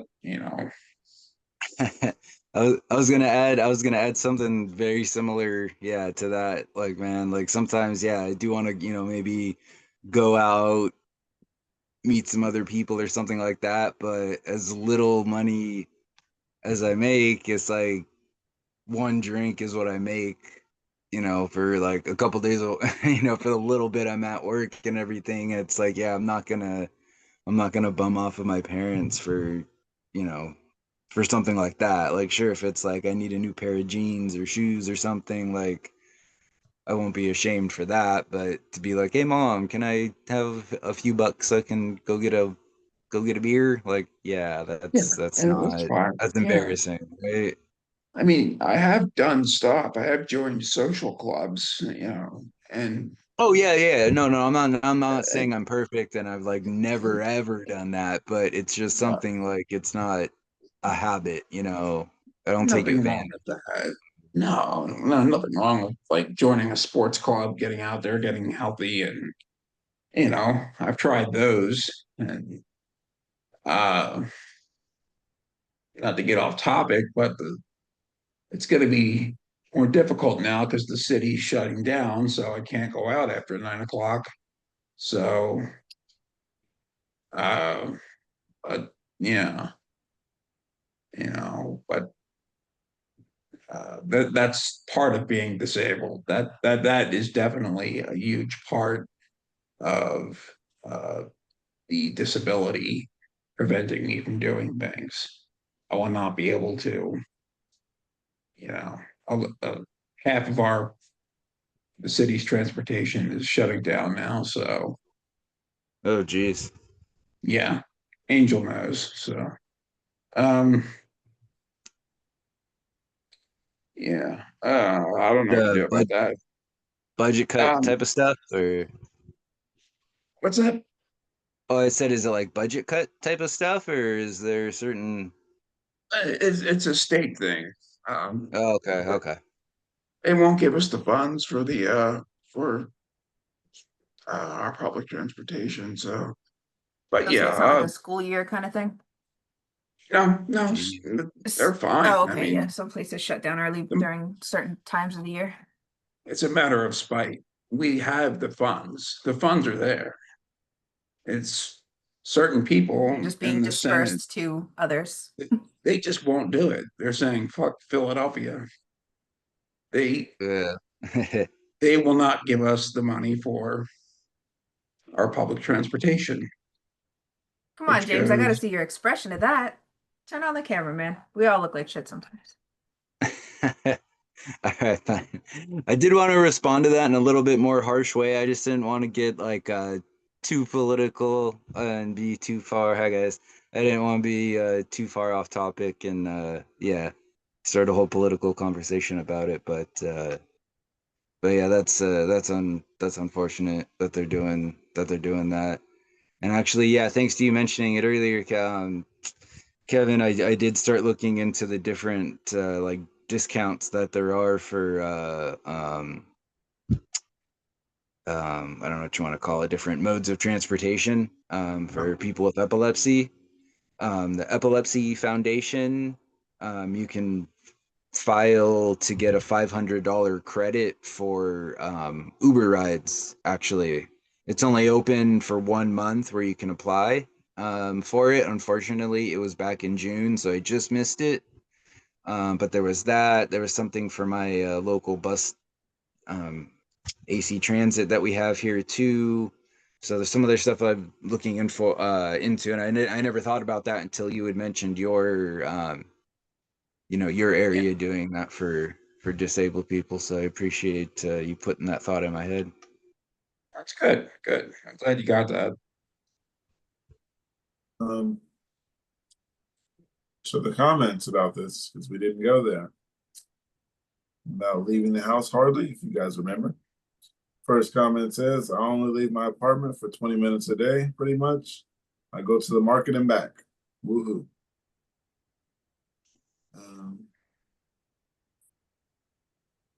Another one says, this is the most relatable post I've ever seen. I'm in the same boat with you. I'm definitely noticing personality changes in myself too. I used to be happy and a go-getter, but now every day seems like a blend in and nothing helps me. It's bad when I start losing interest in my hobbies. It sucks 100%, and not sure if it's the meds making me depressed or if it's just me coming to terms with my reality. All this to say, I understand you and you're not alone. Another one here says, I only leave to take my dog out. Then doctor appointments are rare, and then visit my grandparents. My parents drive me. That's it. I recently had my birthday, and my grandmother said, I look much younger than my age. I said, yeah, because I never go outside into the light. Just real quick, I wanted to add back way back before I was diagnosed with epilepsy, so I can't blame this on the epilepsy at all, but I have historically been a shut-in, and for a couple of years, Google Maps had you know how Google Maps gives like your monthly, you drove X Yeah. distance. Yeah. Um, my average for several years, I would drive 4 miles in 1 month. Um, so that is approximately how far it takes to get to the grocery store and back 2 times. So, yeah, not the epilepsy, but I do know what it's like to to have restricted movement. Another comment is, go where? What's that? Another person says, back when I couldn't drive, I was very depressed. I have had the freedom to drive, need to be able to get out. I also need to have a job. I take depression meds, and it wouldn't keep me from feeling depressed while I wanted to drive. And people have fired you because of your epilepsy, then it's discrimination and you can sue. I would also look at maybe getting assistance from the government. So to let you know, you're not the only one. Not being able to drive is the worst. I have little rides to town for items a couple times a week. I can't believe this is my life at 42.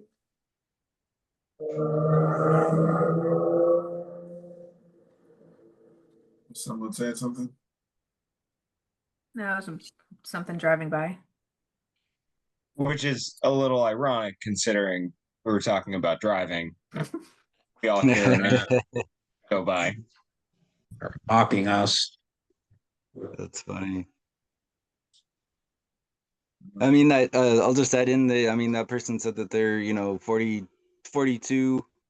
I'm 39. It's the same thing. I want to go to the grocery store, just grab some juice, some milk, just any small little thing. It's got to be, like I was talking about earlier, you got to load up, you can't just park your car, click a button, and it's locked up safely.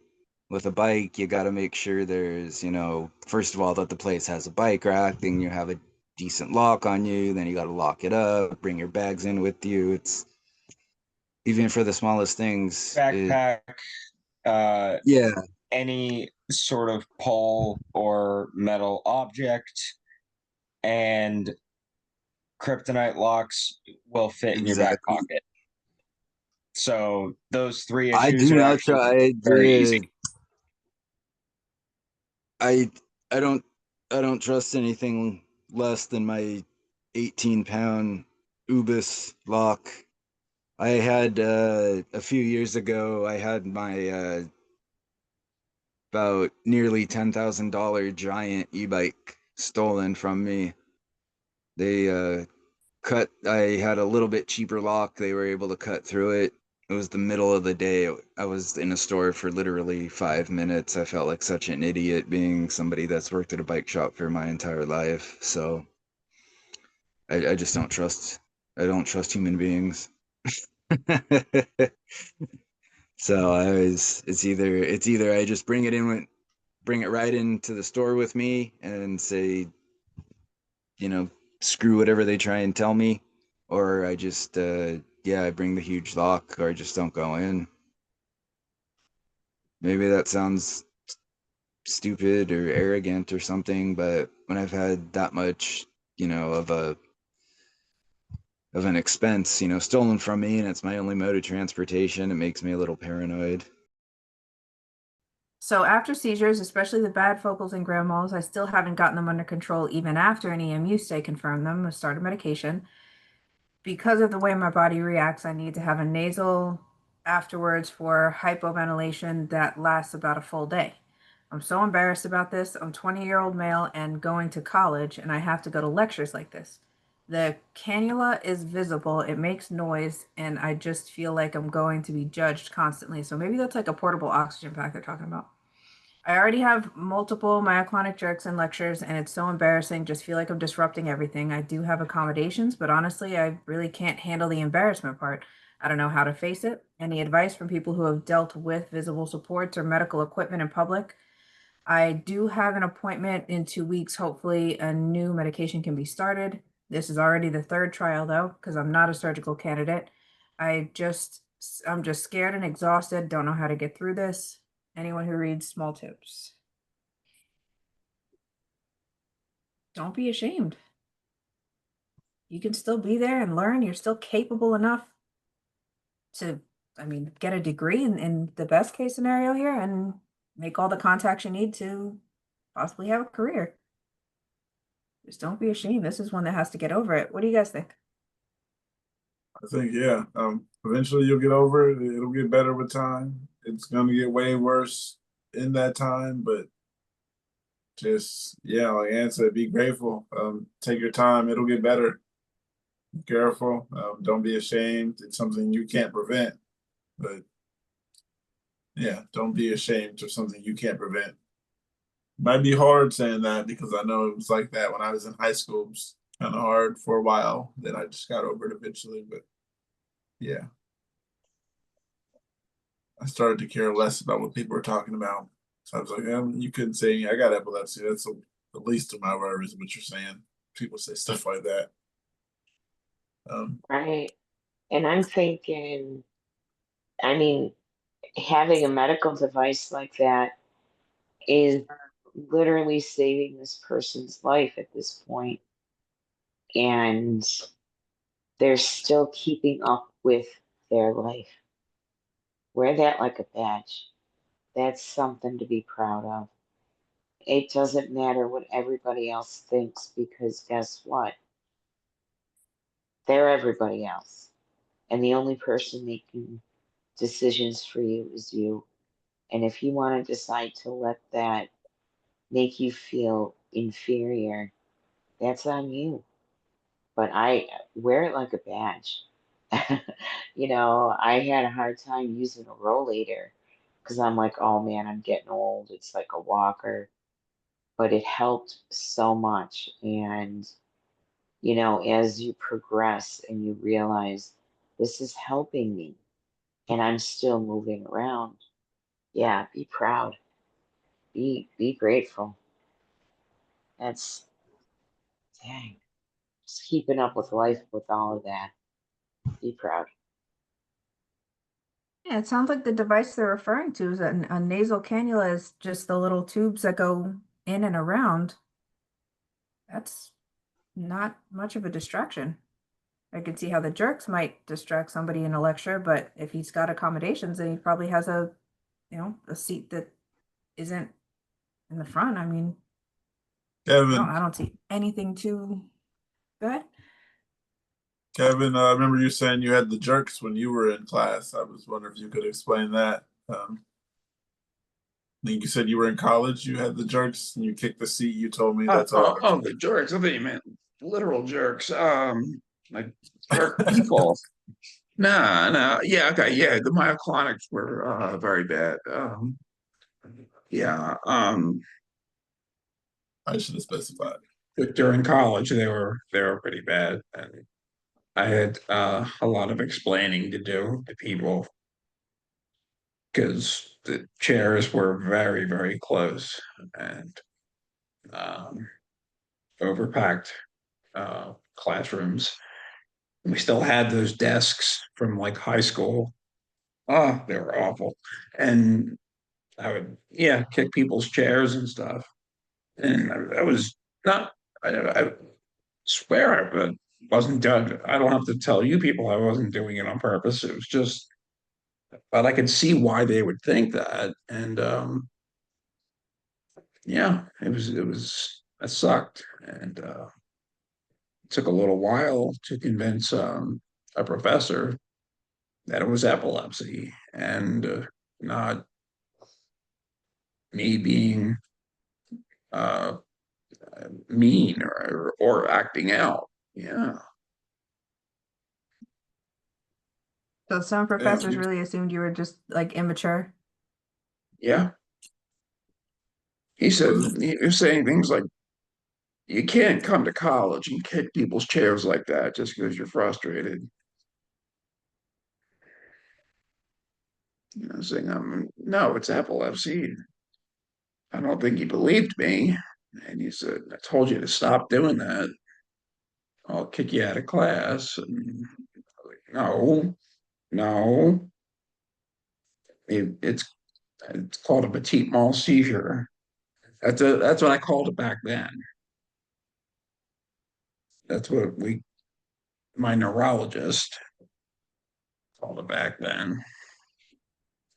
So I guess I mean, people of higher learning are supposed to be smart and sophisticated, but whatever. Yeah, so he did actually look into it, so I'll give him a pass for that because he actually did the research and he didn't say sorry or anything, but whatever. So of Was that embarrassing? course it was embarrassing. Yeah, I think that was the main question is Okay. All right, sorry, I missed that. Yeah, I mean, that's something to be embarrassed about. I was saying no, I'd never been through it, but since you've been through it, I was getting your side. And Yeah, I can't believe on a bend that I haven't kicked anybody's chairs and I don't have my flying jerks that bad. Yeah, having to constantly like leave class to, you know. But I also had seizures in high school. I had grand mal seizures. That really wasn't too embarrassing because I knew everyone there and they were all cool with it, you know. There was a huge difference there between being intimate with those people, intimate in knowing them, and college where everyone fucking hated me. So yeah, I guess that was the difference. One of the comments here says, yes, definitely. Wait. Kate, you have the comments because you had the post. I was just gonna throw on there too. It's not a constant thing for me, but I do have certain days where I get, you know, like little shakes or just like quick twitches or something. But for some reason, it's not a constant thing, and it's never been like an issue. As he was explaining, like kicking someone's chair or something. I've never had to deal with that, thankfully. But yeah, the meds definitely can give you the kind of shakes, so then your head's already out of it, then you're sitting there kind of shaking, twitching. People definitely can only imagine what people people must think of you, like, oh, this guy's detoxing, or some some crazy thought like that a stranger might think about you. Yeah. So yeah, just no shame in it. It's not, the original person asking the question. It's just kind of something that comes with the territory of, what we've got, unfortunately. I think that's the catch 22. I've said this of many things. To not be ashamed of something or to be confident. Uh, uh, how do you not be ashamed? I mean, you don't just not be ashamed. I mean, you have to. Yeah, You it have takes to. time. Yeah, you have to gain that sense of not shame by living a certain lifestyle. You have to gain that sense of pride by, yeah, you have to gain it yourself. You just don't not be ashamed. You have to go through the crucible, come out the other side. Yeah, yeah. It's I just mean, yeah, even after all these years, some stuff that, I've gotten, just kind of used to, that I have to do and just have to accept, that goes along with everything. Certain, depending on situation, there are certain times where, yeah, there is a little bit of, you know, being being ashamed about it. Just being like a grown man and like having to, do a certain, insert, action here. Everybody has their yeah, own, little thing, right? right. Asking a parent for a ride, or something basic like that, all the way up to other things that might happen. But yeah, everybody's got their own stuff, and yeah, you deal with it in your own way. But unfortunately, yeah, like I said, I know I'm repeating myself, but when we have what we have, there are going to be some things that you just have to kind of accept that are going to be part of your lives, even if it is a little bit embarrassing, or shameful.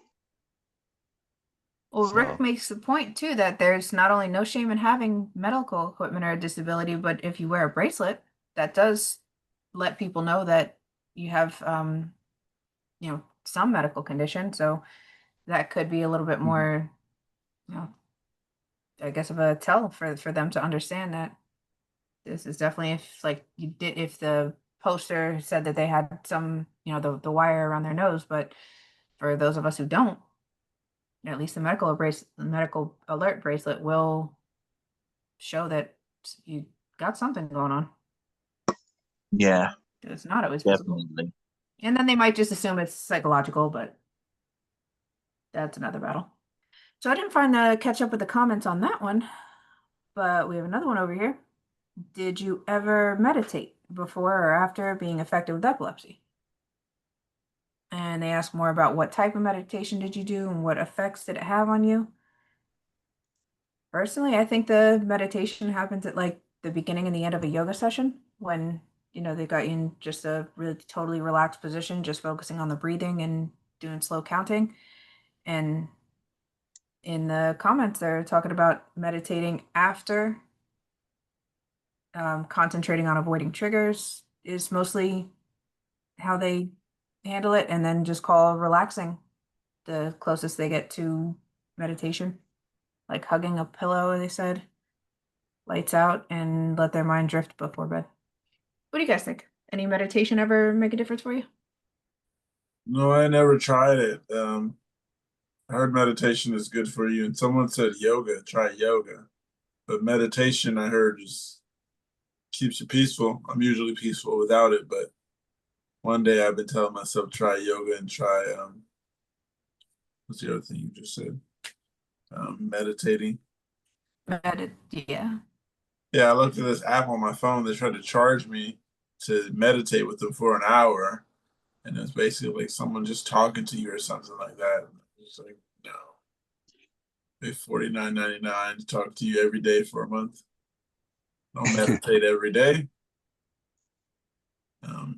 Could probably find the same thing on YouTube for free, man. There wasn't even a free trial. I love a No, deal. but that's You what I'm would have saying got is me. Would have got me if you had a deal. you probably could find something like that on YouTube just to, The any YouTube version though will just anything to interject every like 5 minutes or so some random ad for, Yeah. good point. Good some point. blender shake something for your smoothies and something, and then back to your meditation. Good, very good point, my friend. The noisiest commercials always interrupt the quiet times. I listen to no ads. It's called. I have a specific playlist called Insanely Chill because it also has like true crime podcasts for when you sleep. So like that's besides the point. Fall asleep to the stories of other people's murders. Yeah. So this one is really nice. It's called, I have Minecraft music in here. Not all rain sounds sound good because some of them sound like a frying pan with eggs and shit. So there's this one called Meditate with Abhi. This one describes it pretty good. A reply to that meditation post. First, they start by saying, I would have gone nuts if I didn't meditate. For me, it definitely helps to follow your breath, observe your thoughts, then relaxing and returning to the breath and feel your body in the space you're in. Observe how your face feels, follow the feeling of your body down to right through your toes, and then return to breathe. It's just all about being in that moment, and that's how you definitely never feel like you're falling asleep. That's the biggest misconception that I've ever, killed with meditation, is that it always looked to me like somebody was just breathing until they get sleepy, but it's far from that. Like it's actually still to me feels like part of the workout when you do it right. They're saying this has helped in a lot of bad patches, especially in suicidal depression I and think like also any day that feels overwhelming. Go ahead. I think also it's good to add in that meditation doesn't have to be you sitting on the ground with your, thumbs in the air going. I meditate while I swim in the water because all I can hear is the sound of the water while I swim, and it's all I can focus on. So in a way, it's a sense of meditating for me. So if you can find something that you find calmness in, and Gardening. Yeah, like for Mark it would be gardening. Like you could meditate while he's gardening just by being in tune and in center with the plants. You know, like I'm in tune and in center with the water. So I just flow through the water and it just feels all like one big flowy, fun, flowy fish. And Mark probably feels like an awesome little like inchworm, which would be A super cool. garden gnome. Yeah, a garden gnome.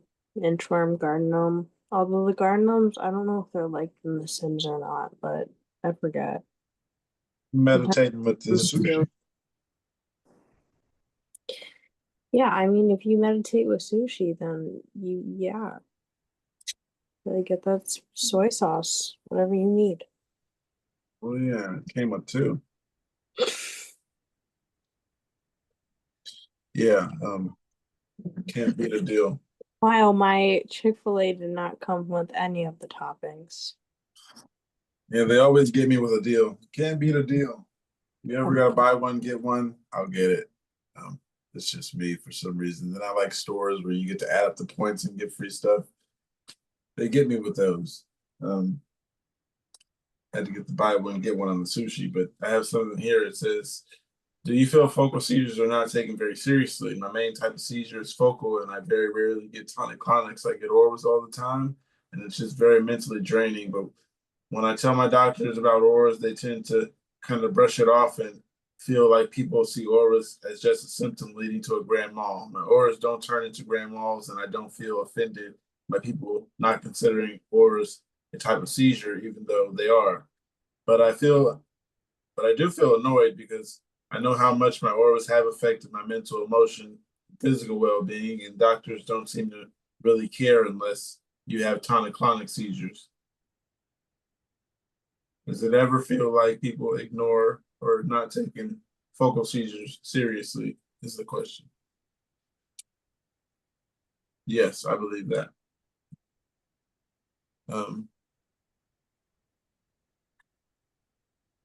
Angel, what about you? You've had seizures for some years now. Did you ever have like only the focals diagnosed and feel like they weren't addressed until you started having tonic-clonics? Yeah, he might be frozen. Oh, I wasn't sure if you said me or Angel. Well, that's exactly Go ahead, what Ann. delayed my, yeah, that's exactly what delayed my diagnosis was, and a lot of us too, the focal seizures are like something else. It's like, oh, it's anxiety, it's perimenopause, it's, postpartum, whatever, anything. And by the time we figured it out, I was having several focal seizures a day, so that's when it's like that's getting serious. It's not, the brain isn't calming down kind of thing. But I don't know why they make it so hard to get an epilepsy diagnosis. But I get it, it's complicated, but work a little harder to rule it out. You know? That's my opinion. I've always kind of maintained that they're not 100% sure of what's going on. The doctors, I don't know how many neurologists have ever actually had this disorder. And further add on to that, I don't know how much we actually know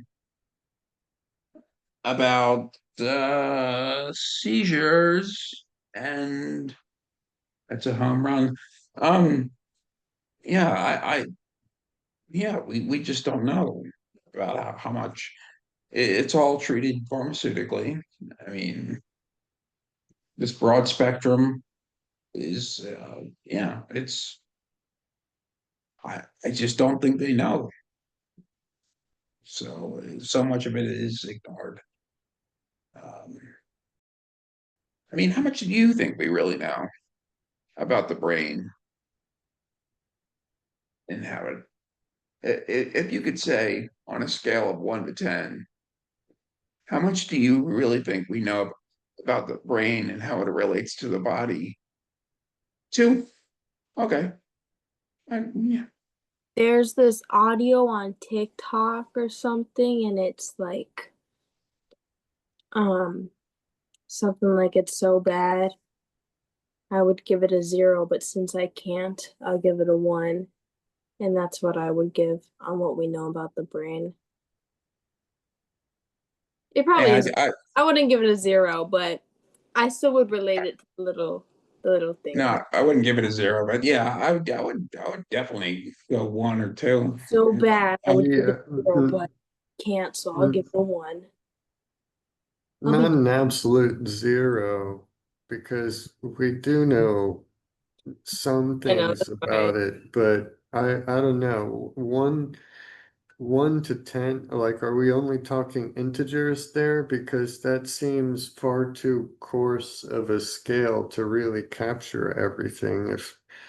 If we're talking, if we can expand it to like a continuous scale, that like from 0 to 100 and any fraction in between, I think I would be more closer to Lufa than to Kevin. I think I would put it below 1, but above 0. Because like I forget the name of that actress who is the like Game of Thrones actress. She had that aneurysm, right? And like isn't like one entire hemisphere of her brain is just like dead or something, and she can still talk and function, and she's alive. Like, what the Amelia hell? Clark. That's incredible. That Yeah. is absolutely incredible. The brain is a miracle. Uh, if we really understood as much about the brain as we think we do, we wouldn't, be, I don't know, we wouldn't. Yeah. Where was that? There was an end to that sentence when I started it. So Yeah, but I think is it perhaps that we are completely in medical infancy? Like we In just neurology, absolutely. yes, no, I go in all medicine.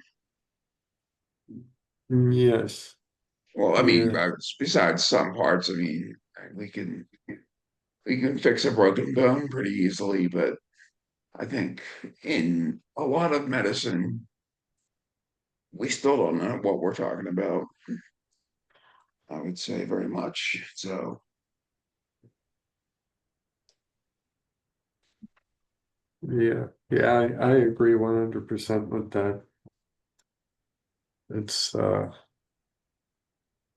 it's exciting to think about what's yet to come. that's an upside. Yeah, but there's a lot more to discover. Here's somebody just giving us news about a temporal lobectomy. They just had a right temporal lobectomy 2 days ago. Not as much swelling as I thought there would be, but the headaches are really bad. And they're just asking for suggestions upon discharge. The first comment is hopefully you have someone staying with you during recovery. You'll be weak as a kitten for a few weeks. Get out every day and walk. The fresh air and movement are really important. Take your pain meds and sleep. Don't push yourself. The swelling, rocky head feeling, and the headaches will gradually get under control. And if you have okay, they're just saying reach out to me. I don't know. I've never known anybody that had a lobectomy. What about you guys? What is a temporal lobectomy? They What'd you say? remove the temporal lobe. Oh, Yeah, so I mean, I guess it would probably be a little more intense than just having the craniotomy. Lobotomy. What do you think? I feel like they're coming out with a lobotomy soon. lobotomy? You think Yeah. they're gonna run that by you, Lufa? No, No, I was just making a joke, but I think eventually they probably will try and come out with something like a lobotomy again. I think that That is it is I a wouldn't right put temporal lobotomy is a lobotomy. yeah, That is, wouldn't put you it past know, them. I wouldn't put it past them if they were doing like secret experiments on people still. But I feel like I might have been a secret experiment. Yes. Anybody at a teaching hospital? Absolutely. I was an experiment. I had a new experimental heart surgery at a teaching hospital down, 20 years ago. So I taught some people. Do they keep in touch with you to see, decades later? They did. Well, not decades, but they did for about a decade later. They kept up with EKGs and yeah, and my data from that surgery is included in University of Miami's like medical archive thing, my anonymized data, and Yeah, their medical program's a big it's deal.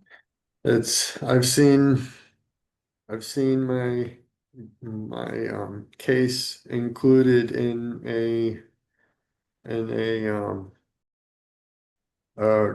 case study about the particular condition I had, Wolff-Parkinson-White syndrome, with accessory pathways between the upper and lower chambers. And I was the only one out of 318 cases that had 4 accessory pathways between the upper and lower chambers. So I was hot snot there.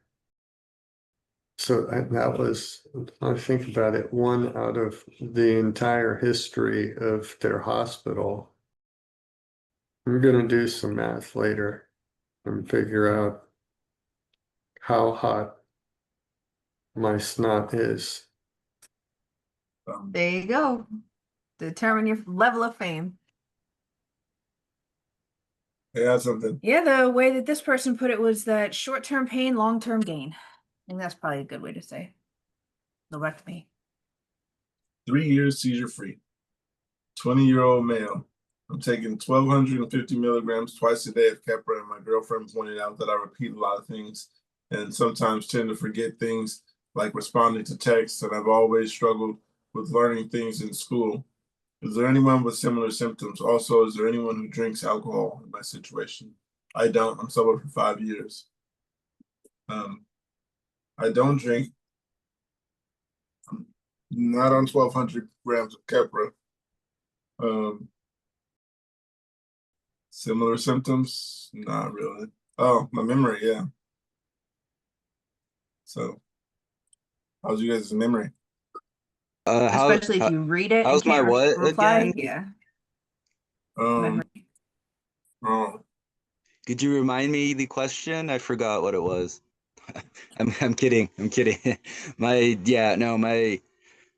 memory's gotten pretty bad. I'm starting to forget like little things like here and there. Like I was mentioning how, I switch between like bags, if I'm just going out or if I, one on my bike or something, like I always have to like double and triple check and like make sure I have like the most important like wallet, keys, meds like on me because I'm starting to forget like little things like here and there all the time. I feel like I'm a like like 80-year-old or something like that, man. It yeah, it gets frustrating sometimes. yeah. Some of the comments here. One says, I'm not on Keppra, but I do take seizure meds. Unfortunately, memory loss is both one of the side effects of having epilepsy and also medication to treat epilepsy. So it's really a lose-lose situation. I honestly feel like I'm developing dementia at 36. 36, and I feel the same. Yep. Another comment says, I take too many meds, but I take too many meds to list, but thankfully I've gone 1 year seizure free. Repeating things a lot is definitely something I mentioned to a doctor, and you may need to you may need a referral to a neurologist. They'll maybe schedule you for an EEG or MRI test. One says, nice, congrats. I've been seizure free since 2015. Knock on wood that I don't have one again. And I am on 1,500 milligrams twice a day of Keppra, as well as 30 milligrams of clobazam. I find myself a bit forgetful, but my boyfriend tells me I repeat myself sometimes. But overall, I've been quite lucky with Keppra. Forget to add that I drink occasionally, but keep it to a minimum. Someone says, try ketogenic diet. It really helps with mental clarity. Mental clarity. 35-year-old male here. I drink sometimes. Have you ever had a partial complex seizure or just a TC grand mal? You could be having them all and not knowing.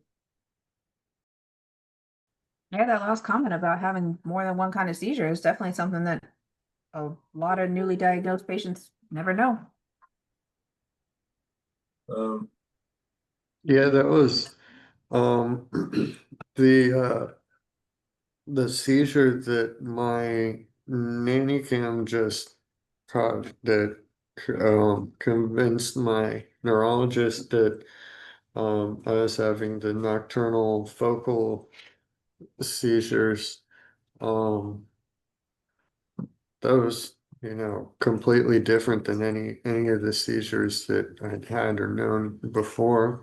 And now that that one has happened at one time, last night, in fact, believe it or not, I woke up and my Fitbit had just a random spike again, right from like 60 beats per minute all the way up to 110 beats per minute in my heart rate. And looked at the nanny cam, and I get up and I'm like walking around the room, pacing around the room. I went and I sat down in that love seat and then like reached over and grabbed something and went over to the bathroom and hear the water running. And I don't remember doing any of that stuff. It it was kind of unsettling seeing myself. I don't know if I should call it sleepwalking or having another seizure here now, but um yeah, these having multiple types of seizures was something I didn't even know was a thing before I started, you know, started talking with everyone here. So that definitely wouldn't be a postictal? You think it was like you were that far gone while pacing?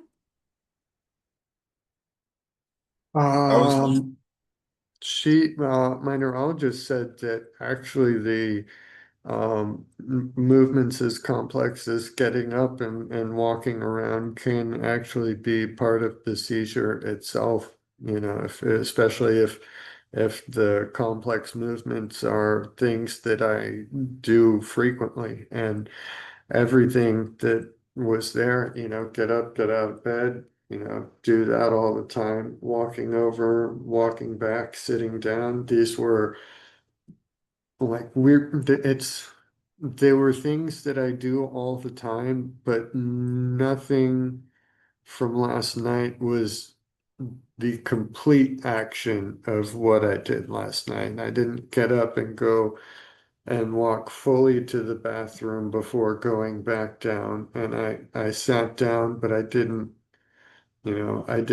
pick up the cup and go all the way and actually fill it up in the bathroom. I think I peed, but I didn't flush the toilet. Everything was just kind of partial, like it wasn't actively being controlled. They're just like little bits assembled together in sort of a haphazard way. It kind of, it's strangely, it reminds me now that I'm talking about it, like the AI and the large language models, you know, predictive, really fancy predictive text, like here's this chunk of what I think you're supposed to do. Here's the next chunk of what I think is supposed to come after that. And then the next chunk without any actual full, like, overarching correspondence or understanding between any of them because there is no conscious mind there to assemble and control all of these little individual automatisms. Um, so I don't know. It's really interesting. I kind of strangely I kind of hope I have some more of these. I wanna see some of this and study it some more. So um, that's what you get when a scientist starts having seizures. I want more of them. There you I go. need data. Yeah, when you said the thing about sleepwalking, that made me think like maybe I was sleepwalking, but when I had the seizure and I wandered off, I was thinking the other day, like when I wandered off, like did I just go straight and leave outside, or did I go to the kitchen or the bathroom first, or what did I do? So I was trying to get the best of my memory I can. It's not exactly coming back, but that was just something that was on my mind. Like, how long was I in the house when I had the seizure and then I went out? Was I laying there? These are just things I was thinking about. But yeah, I was gone for a long time. Well, maybe not that long, maybe within an hour because yeah, I was playing video games. So when I came back, I got on the headset and they told me I had been gone for a while. Yeah. Maybe get another camera for the living room. Oh no, I was at someone's house at that time. Not the house I live at now. It wasn't here. Um, but yeah, wandered off and went into someone else's home. And I told them I know somebody here. Going to sleep. Really, I laid over on the couch and attempted to go to sleep. Really, I had no shoes on, just socks. Stayed on the fourth floor, and I was in the second doing all this at someone else's house. But yeah, that's what that made me think of when you said you didn't know if it was sleepwalking. I didn't know if I was sleepwalking or what. Like I can just imagine myself just standing there in the kitchen. Those are things I was thinking about. I just standing there looking at the wall. Boom. I got something here. It says, does anybody else feel or hate the vulnerability, perceived weakness that comes with this stupid ass neurological disorder? It says, I fucking hate that I can't drive myself to places, that full-time employment is a fever dream, that my independence is stunted, and that I am relying on others. It is embarrassing. It is embarrassing to admit my weaknesses. I feel like half a person and someone to be pitied. To say it irritates me is an understatement of massive proportions. The question was, does anybody hate the vulnerability, that the perceived weakness that comes with this neurological disorder? My bad. My bad. I was gonna say I think we all do, right?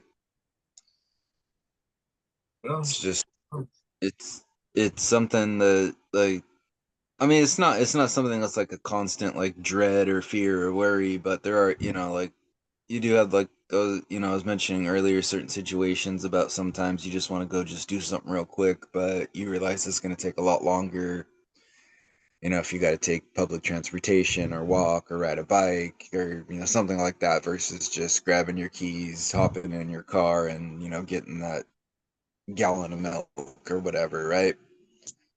It just, yeah, I don't know. For me, at least, I always feel a little, yeah, little I guess like the word the person this was sorry, the word this person using was vulnerable.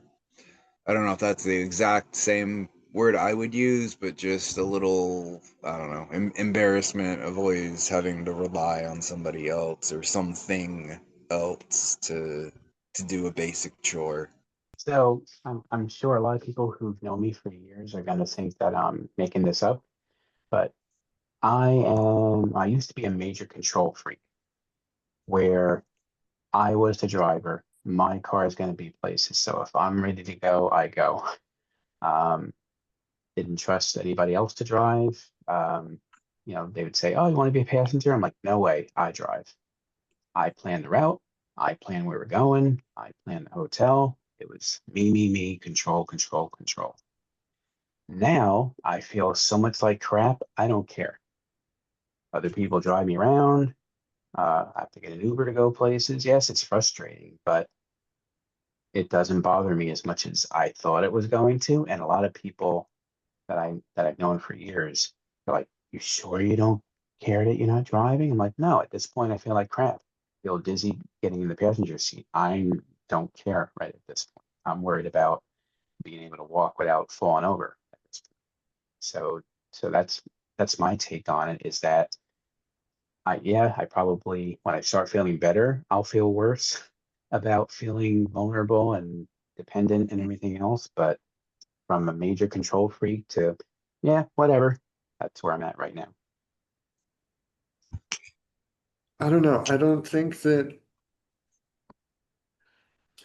I think that the basis of the question kind of relies on a sort of presupposition that there was ever any sort of actual control over my life in the first place. And I think that any of that to a large degree, if not almost all of that, was really an illusion, you know. Even probably the most uh, obvious example would be, you know, operating a motor vehicle. You know, you're in control there, right? You're you tell that where it goes and but I mean, in reality, you're beholden to the traffic around you, and all of that is as wildly unpredictable as the people themselves. You're beholden to the intersections, the traffic lights, to the road conditions, the weather. Um, there is a loss of um, independence, um, for sure. But I don't think that I'm necessarily that much less in control of my life than I was before. It's still just um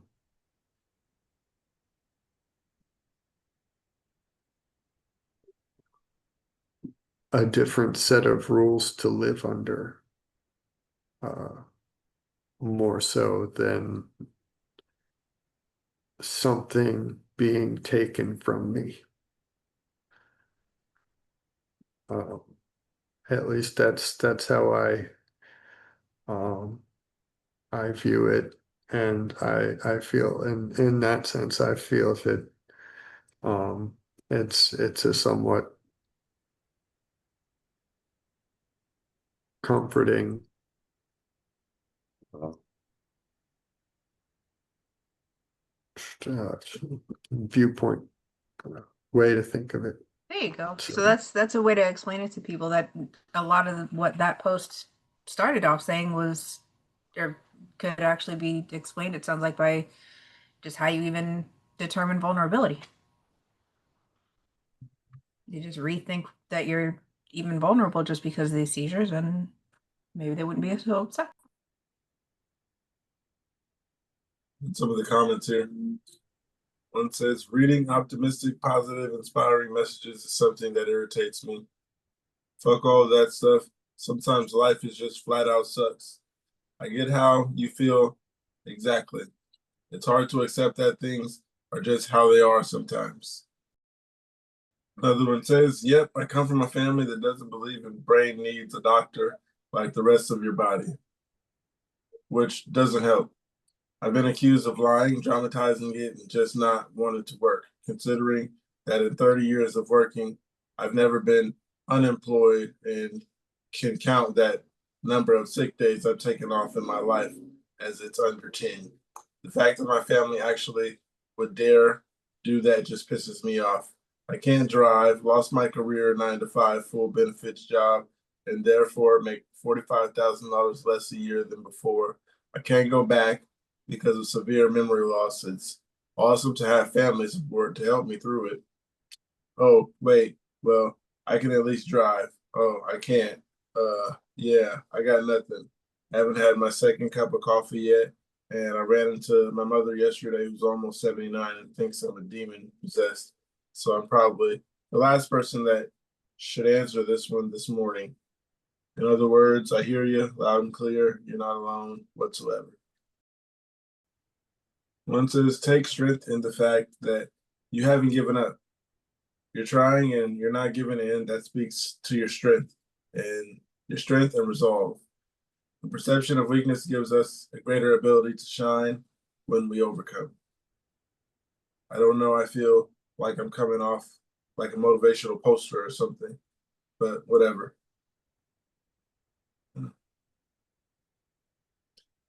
Yeah, I like Mark's answer. It's much better than all of what they told. Feel like I don't have to fact check your information. I got one here. It says, tired of people. One second. So this one says, tired of people. I'm tired of people with perfect health who take epilepsy as minor illness. No, epilepsy is horrible. No, epilepsy is horrible. I'm wasting my years because of this effing epilepsy. It says this is a discussion, but I read the first comment. It says, I had enough of it a few days ago and straight said to my boss, IDGAF, what do you think? It's an effing disability if I can't drive in the US? He was like, oh, and no. Do you need a group hug? Such bullshit with people. I've been tired of people since before I was diagnosed. I've just learned how to deal with idiots. It helps being able to talk much better trash than them to you.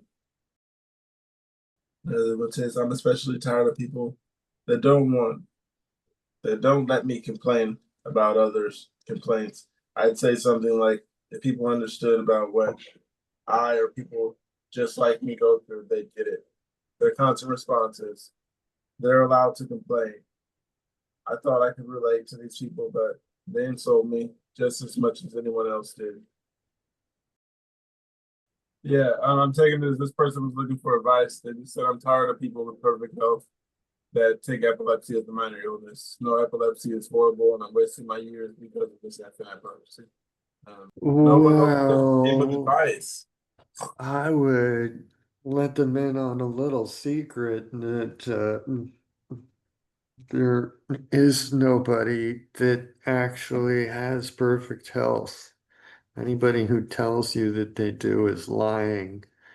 And if they aren't lying now, then they're they're in for some imperfect health very shortly. Um, yeah, you can't compare yourself to the way that others present themselves. Um,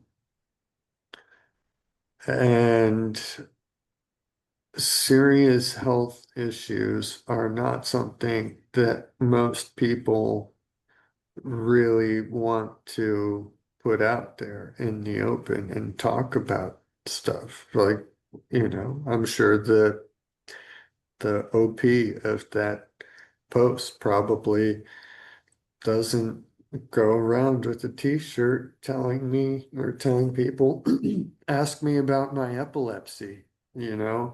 Um, these are things that, you know, there are privacy laws around health information for a reason. So because of that, you can't say that, all of these people with perfect health, uh, there aren't any. Um, some may be better off than others, but I mean, life is unfair and it sucks, but that's reality. And, we've just got to try to make the most of what we have, the cards we've been dealt. Um, it's,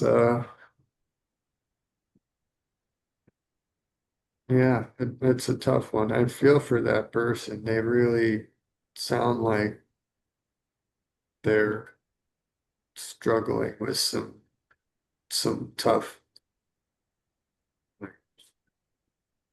internal uh, issues. So I don't know. There's no shortcut to acceptance though. So uh, I don't know. Anybody else? Evan, you got anything about that? No, I like that, what he said about life. Life just, it's not fair. And we should not, this is my take, I guess, don't expect perfectionism from yourself, especially, I suppose. Um, and comparing yourself to others is, it's that's a tough thing because um, I know we see other people. This is something I've done for a long time. I say, you've wasted your health. Where's mine? You know, and it's tough to get over that hump in particular. And that that's just wasteful thinking, I suppose, because it doesn't matter. None of that matters. Just relax, I suppose. It's just not fair. It's never going to be fair. Just worry about your own matters. Worry about improving yourself. You know, I guess that's all you can take from that. Twisted, you're here. We were on a question. You might have an opinion on this. It says, I'm tired of people with perfect health that take epilepsy as a minor illness. No, epilepsy is horrible. I'm wasting my years because of this effing epilepsy. You had opinions on that? Hey, Chris, I just noticed you too. Go ahead, Twisted. Uh, every epilepsy is the same, I suppose.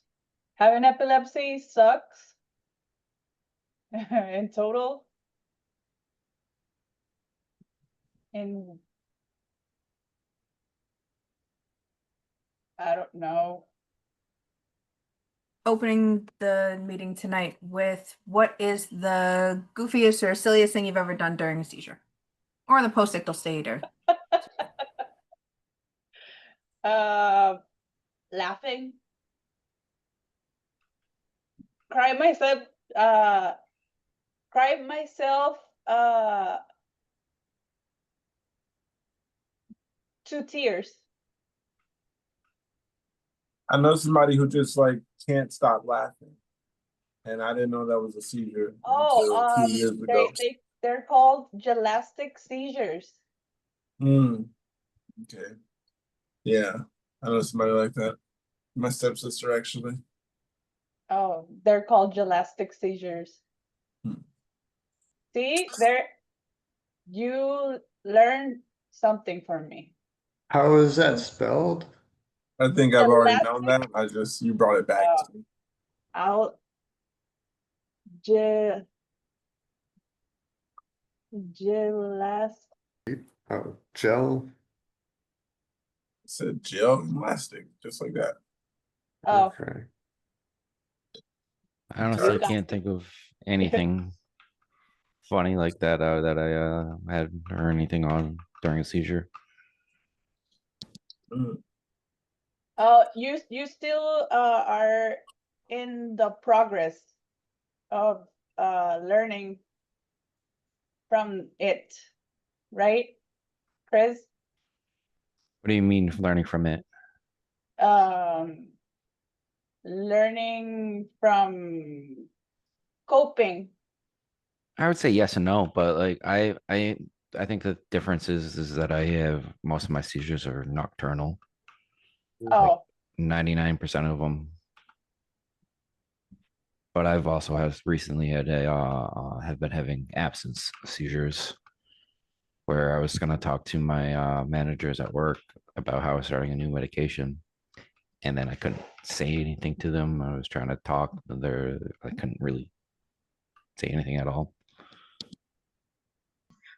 Please take your medication as prescribed or whatever works for you. We're not doctors.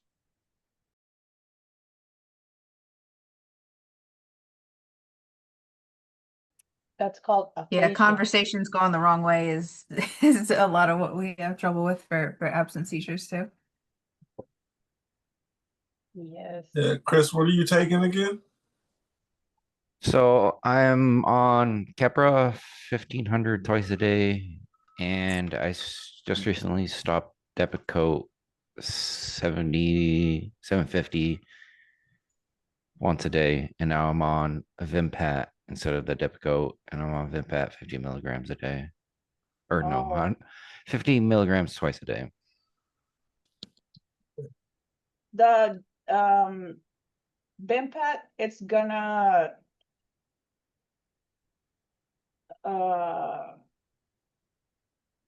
Lower your threshold. level your Threshold. The Bimpat helped me a lot. The Bimpat is Yeah, so far I feel like it's been doing really well, and I was afraid to stop to the Depakote because of how Keppra can be a little suicidal ideation, and I feel like the Depakote definitely helped me in that regard. So I was a little afraid to stop that and then start the Vimpat. I've never taken Keppra because as soon as I started it, I developed a rash. From the Keppra? Yes. Yeah, I got when I was younger, I started Tegretol and I was getting a rash from it. What was this rash at? Can you remind me asking? All over my body. Yeah, I also when I started the Tegretol when I was younger, I got it all over my body. Yep. Was it like the chicken box? Little. Yes, kind Yeah, of. yeah. Yeah, it's not a constant thing for me. It's I don't know, there'll just be some days here and there over the last few years that I've been taking Keppra. and it's only been since then where I just have like itching, like just my legs, like here, this, and then like the next day, I'll wake up and it'll be fine again, and then like a couple weeks later I'll have another day, and it's not just like the itchy feeling, like I'll look at myself in the mirror and there's red like bumps and like red areas like where it's itching, and I mean it could be a coincidence, it could be because I've been on other medications for other stuff, but I didn't like write down the specific date of the first time it started happening, but it has pretty much only been since I started the Keppra, so I think I'm semi allergic to it, but I've mentioned in the past I've been on so many different medications already that I really don't have too many options left to switch to other stuff. So at this point, it's not something, if it were to be something that's happening like 24/7, then I would probably be a little bit more forceful about having my doctor switch it. But since it's just like certain days here and there, I just kind of deal with No, it. with me, it happened while I was in the hospital. So while they were pushing it, it started to come. Wow. It was like, so like an instant Yes. reaction to, wow. That's how there's a like a anti-nausea med Reglan, Mhm. and that one screws with me like, I don't, like within like 30 minutes or so of like it finally getting into my system. Like when I first started having some of my health issues and needed those the anti nausea meds, they gave me that, and there was one time in the I didn't know I was allergic to it yet, and it was the middle of the night, and I flipped the fuck out. Like I woke up, right? I didn't know why. I was confused as to like where I was. I didn't know why I was in the hospital, like what the hell was going on. Like I threw open the door to my hospital room and I just started yelling. I was like, "Where am I? What's going on?" Like just like rambling like some old crazy like like drunk man or something. No clue as to why. And then eventually figured out like, oh yeah, this is the only new medication that I've taken since I've been, here for this hospital stay. And so yeah, I've made sure to never take it again. Was it an anti-nausea? Yeah, yeah. So it's called Reglan. So the other common one is Zofran. I don't know if you've heard of that one or if ever needed like, yeah, nausea meds. Um, so that's the one that I, yeah, currently take, and then yeah, it's just Reglan, and for some reason the only form I had it was, like I said, in the hospital. So it was through IV form. So obviously directly into your system a lot quicker than a pill would. So I don't know if that affected it, either. But I've never tried it again. I've never wanted to attempt to see what happened, because I was like legitimately scared and freaked out and angry and like all these emotions at once of just like, where am I? And yeah, it was kind of scary. It was kind of scary for a couple minutes there.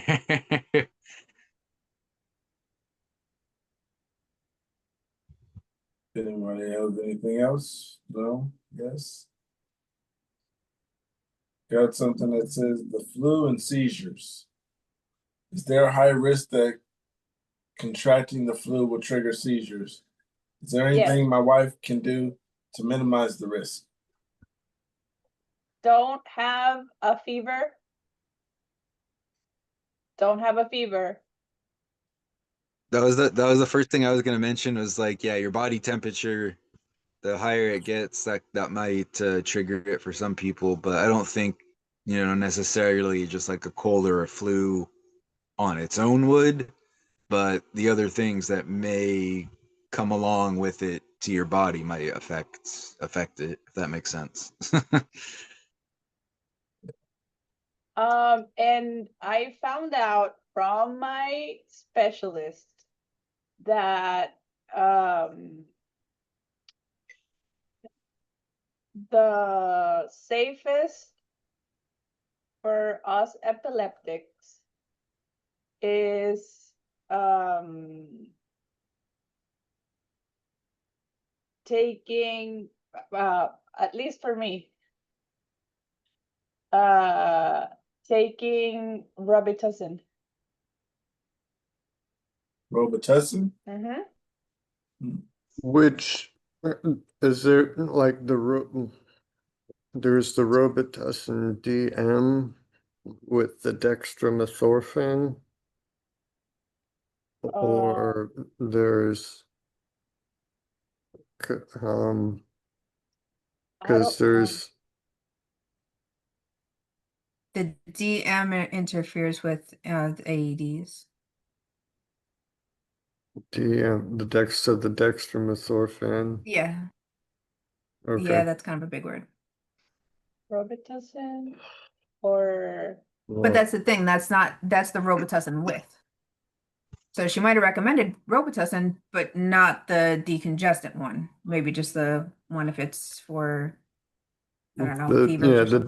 dextromethorphan is the cough suppressant component of the cough syrup, like cold and cough. So Robitussin is just the brand name of, they have a whole array of different formulations with like fever reducer, anti-inflammatory, decongestant, cough suppressant and stuff. So that's why, Robitussin is not really specific enough to hone down on what it is that is particularly bad for us epileptics. That's kind of why I'm pressing the issue more than may seem reasonable.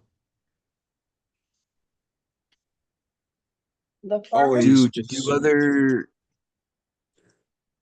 sorry. I mean, you can say just don't get sick, but you're going to get sick eventually. I mean, that seems like a thing that's gonna. I got sick right after my surgery. They put the tube in my throat, and I got a horrible upper uh, virus, upper respiratory virus from that. So you're just going to get sick from something. It's just inevitable.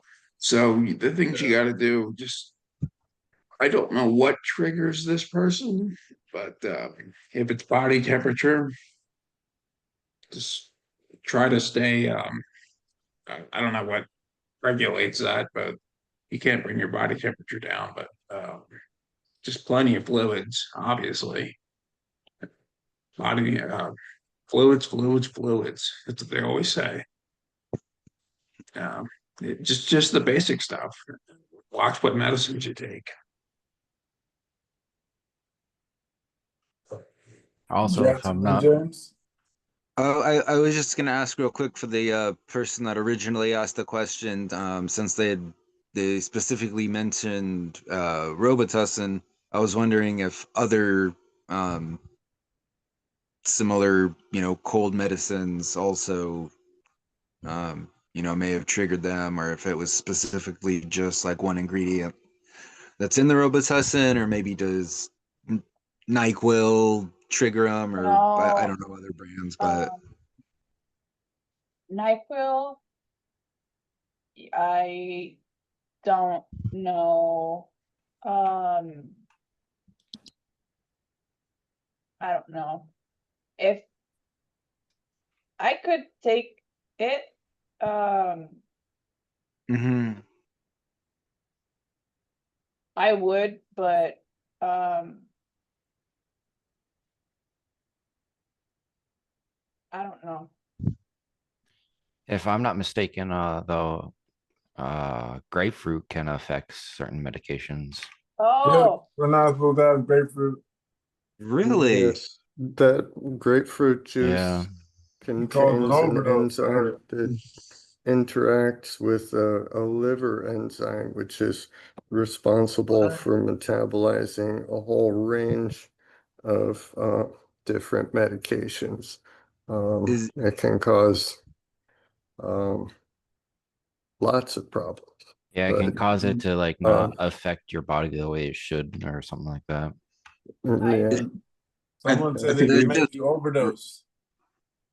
is that just grapefruit or is it all citrus?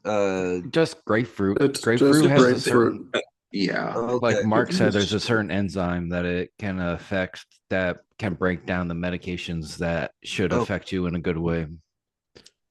huh. I'd Yeah. never heard that That before. particular enzyme is actually what is responsible for breaking down the DMT in the vine that is used in ayahuasca.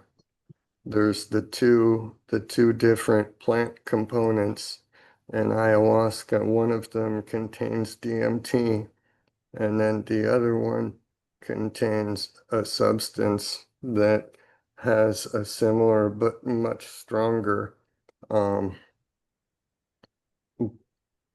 I'm blanking on the word right now, but Enzyme or it does the same thing, but in a much stronger way than the grapefruit juice does, and that basically overloads it, stops that enzyme in the liver from breaking down the DMT and allows it to get absorbed into the bloodstream through the stomach, and that's what gives you an ayahuasca trip. Wow. I never knew any of that. That's crazy. Yeah, I knew about the grapefruit breaking it down, but I didn't know about how it affected DMT because I've used DMT in my life. How's that? Not ayahuasca, but DMT. I ended up being the mayor of Candyland for 20 years. Mm, And then that's not an exaggeration. that was awesome. Air of Candyland. I I'll be right there. I was listening to Melancholy Hill by the Gorillas while taking it, and they say something about a manatee in that song, and I ended up talking to that manatee for a little bit. I love how random their lyrics are. Um, yeah, I had something.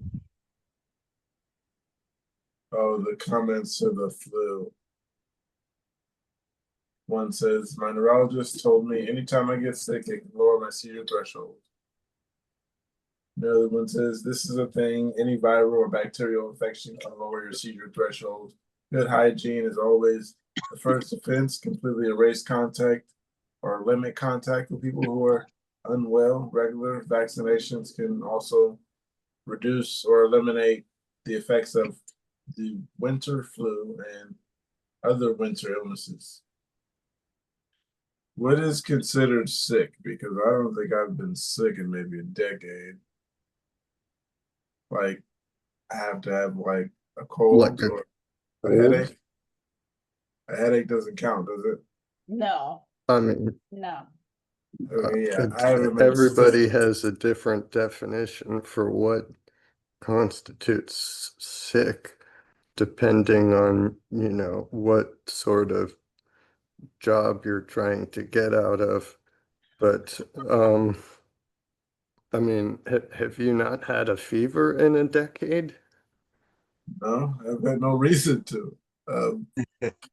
Well, no, like an actual, have you had a temperature over like 101 degrees Fahrenheit? No. 102. Have you ever 102. had That's not something that just 102? happens to me. You haven't had a sore throat? No colds? Okay, Nothing? who's gonna give me a cold in here? You guys got any sicknesses on you? DoorDash driver handing off stuff? I know. I I was mean, gonna add to that, Mark. You're As soon sick. as you doctor's office. I got Everybody here is COVID good. from my Nobody's sick, they doctor's said. office. We'll make it. I mean, I think Okay. the only time last time I was sick was when we started having COVID around. All right. Yeah. Not I even feel like with DoorDash kids. driver, that is a possibility. Yeah, pretty much. Yeah, that and I yeah, I thought was gonna about that say, once upon a time. Mark, Mark threw out there, depending on what job you have. When you're around several hundred 6, 7, 8 year olds, um, their priorities aren't exactly hygiene at that age, so it's Oh, kind of hard not to get a little bit sick once in a while. So I did get COVID in 2021. Um and yeah, pretty much that's the only place, really that I was going at the time was to work and to home. So I know I had to have gotten it from some kid at one of the little kids from where I work. So sometimes it is, yeah, it's just not your choice. It's just where you have to go. You end up getting it. Kids are walking petri dishes. Yes. Did you Yeah, did some of them are so gross. They're just like, high yeah? five. I'm like, oh yeah, no. COVID Um, didn't affect your epilepsy at all or anything? It thankfully it didn't. I didn't have a seizure the few days that I had it. I did spend pretty much the entire time in bed. I don't know if it was from that or a mixture of my meds plus that, but I just basically stayed the whole week in bed and yeah, thankfully didn't have a seizure while I had it. Okay. Mark, Did it affect anybody else? Um, like, did COVID give anyone else like a seizure or something, or I did didn't anyone get hear? COVID. I didn't get it either. I did. Um, But these I guys had don't have COVID, so we're good. I don't know I if had a we. couple of panic attacks when I was on COVID, but they were still panic attacks. They weren't focal seizures yet. So, uh, but Uh, seriously, it did seem to. Oh, shit. We lost them. oh, Yeah, weather sucks. So the COVID thing, yeah, it lowered threshold. I wouldn't blame COVID necessarily for more seizures because it was just a couple focals. It was the most mhm. likely time of the month when I still had COVID. So I think it was just like that. You know how it seems like you always have to have a perfect trifecta of triggers to actually bring one on. I think COVID just added enough to it. So What I about you, can't. Chris? You were saying something? Yeah, I was saying I can't 100% say that I got COVID because of my where I work as a pizza place, so it's always just hot as hell. And we think that we all got COVID before it was considered COVID, but after that, I never got it. That's good. Yeah. Yeah, I was just wondering if anybody, triggered a seizure in anybody or I anything like did. like that. That's all. Tell Wait, us. said I was got a tonic-clonic seizure Hmm. the second time I got COVID. you can get it more than once. Yes, sir.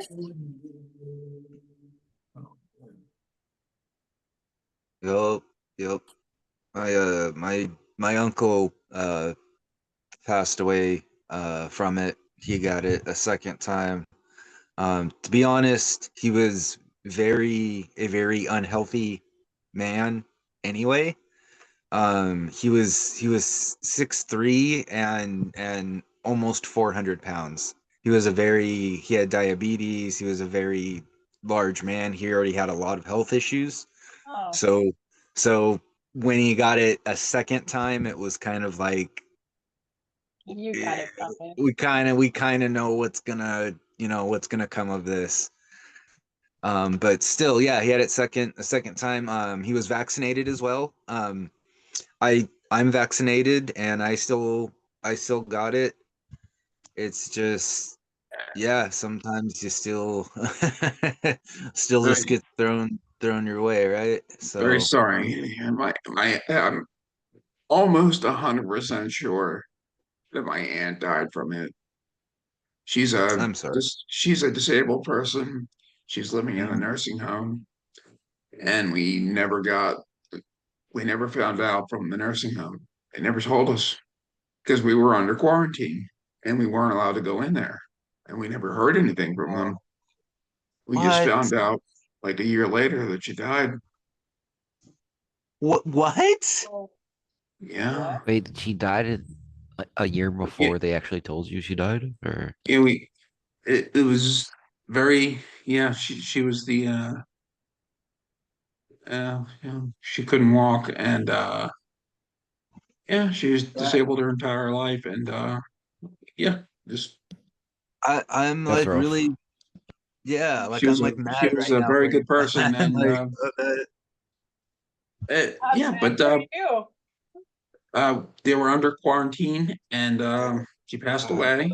and it was very unfortunate that they just yeah, there was no communication, and That's there are like crazy. I don't know I don't remember how we found out, but I get all my information through my mom about this stuff, by the way, and I just found out yeah, here, and she passed away, and I was like, oh my God, when? And they're like it was all just so very bizarre.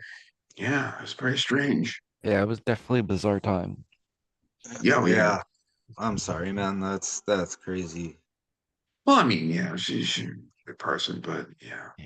Yeah, even though everyone under quarantine, my place of work only went under quarantine for like 3 weeks. I was working during quarantine. I worked at FedEx, so Oh, luckily I didn't get sick. Yeah, I didn't get sick. The I fact wore a that mask. I work at a pizza place, we're around 600-degree ovens all the time. So I think that is why we might have not have had so much effectiveness from the COVID. But there's always a time when that comes around where we're like, oh yeah, we got the work flu, where it seems to go through some people and through every almost every person. Yeah, I didn't get COVID, so I was glad about that. Everybody talks about how bad it was. I'm glad I didn't have to go through that. Um, I don't know any triggers of mine. Um, and Mark asked earlier, he asked, have I, when I said I'd never been sick, and he asked me, have I ever got a fever? And I said no, but I forgot to say that I get fevers after my seizures. So that's one thing. That's one way I know I had a seizure sometimes. So Yeah, the fact that I work with 500-degree ovens, it's hard to actually tell if I have a fever sometimes, because I feel like my core temp is just higher than most people's. yeah, that makes sense. Back there in that heat. Um, Yeah, a lot of mine too, Pookie. Like I wait, if I have a seizure, most of mine, when I finally kind of come to and realize, what happened, what's going on. Most yeah, of them I'm covered in sweat. Like I'm, like drenched. Like one time, like I was just like so sweaty that it took me like a few minutes to realize that I had, this is embarrassing, but that I had urinated on myself, just because I was so sweaty. So I just thought, oh, I was kind of, I'm just wet everywhere. And then when I went in the the restroom to kind of go wash up, I noticed that it was a solid wet patch versus versus just sweat. But yeah, I'm pretty much almost all of mine. I'm like drenched, and I'm like, I can't. Where could this all have come from? Like within like a 2 minute period. Like it just seems weird that your body like sweats like that much, right? Like you just did a full workout, but it happened within like 2 minutes or something. Does anybody else get like that like sweaty and like So have that also, happen to them? well, I wouldn't say I have a seizure because of it, but Uh-huh. because I work in such a high temperature environment and my medications have the side effect of like over sweatiness, like both of them. Mhm. I'm always just I feel like I'm sweaty all the fucking time. That makes But sense. Yeah. For because a me, lot of my seizures are nocturnal, I usually when I know I have one, I either bit my tongue or just feel, like super fatigued over the fact that I know I just for a fact I just had a seizure overnight. yeah, for me, I don't get drenched after a seizure. I don't get that. The most drench I get is at night times. Um, but that's like if I like sleep with a shirt on, I wake up and like my shirt is drenched. So um, it's easier to have nothing on. Just put it like that. So you don't sweat as much. Otherwise, if I wear clothes to sleep, then I'm gonna be changing the sheets every other day or every day or yeah. I sweat a lot, so only way to Yeah. prevent that is don't sleep with clothes on. Does everybody else depend on a ceiling fan? Yes. Especially especially living in Texas, you gotta. Ooh, yeah. Yeah, Yeah, we don't have I a hear ceiling that. fan. You got How a fan, how guys? do you do it? Oh no, we don't have a I fan. That's it. I decided to like it is expensive, but it's completely worth it. I invested in one of those Dyson fans slash heaters. So that way during the, winter when my body gets like super chills, I can just crank the heat up. During the summer when it gets warm, I can blast the fan part of it. It's like a relatively small little like footprint, just sits on my desk. It's like right over there. It's nice. It's nice to be able to change the temperature up and down like real quick like that when you have like, your weird night sweats and ups and downs and whatever your meds are doing to you at the time. For me, it's been really, really helpful, at least. I mean, obviously it's different for everyone, but Whenever you guys are done with that, I read up on someone texted me personally about they need help. Um yeah, because they've been having like seizures once a month and take medication for it. And he doesn't know what's wrong with him. He said that he's on Breviact. But Bring them that in, not for medical advice. yes, not medical advice. Exactly. Send them a notification, send that meeting invite, and just say you're feel free, welcome to come, not for medical advice. Yeah, yeah, I don't know. I just said that they put him on a new medication called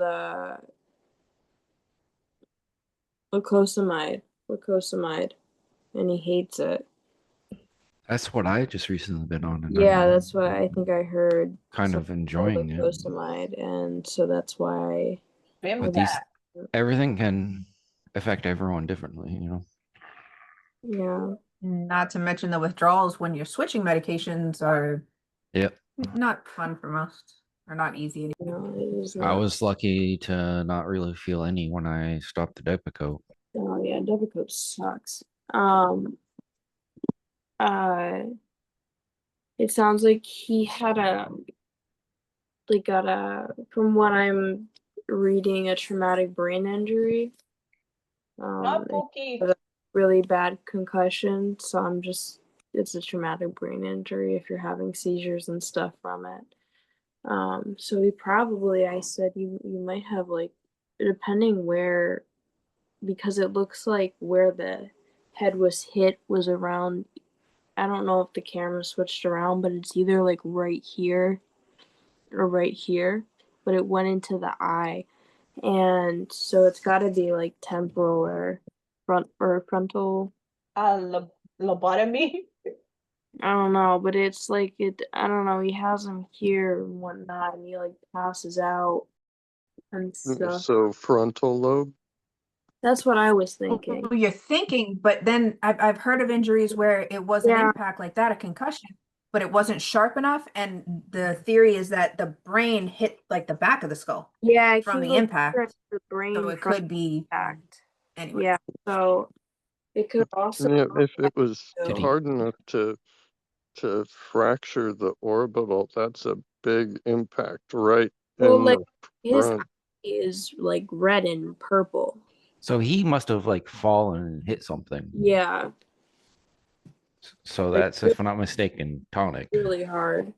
I have a scar in the back left of my head that I hit my head off of my bed frame.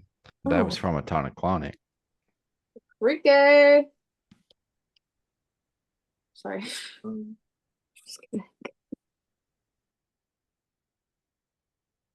Oh, Mark, you're back.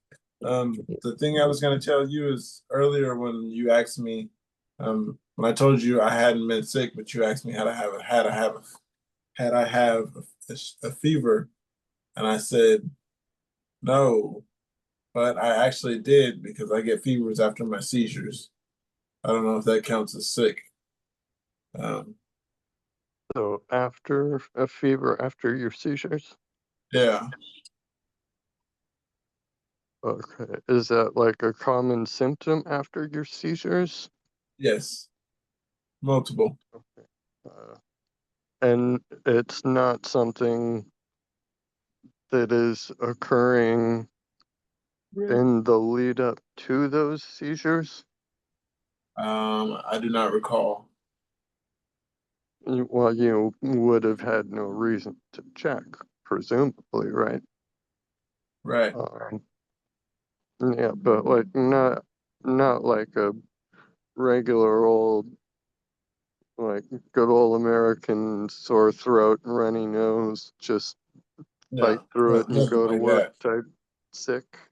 No, nothing like that. I think he's just talking about a viral infection. No. Stay away from people. So I'm good there. I Mark, stayed you're taking home. a temperature. Go ahead.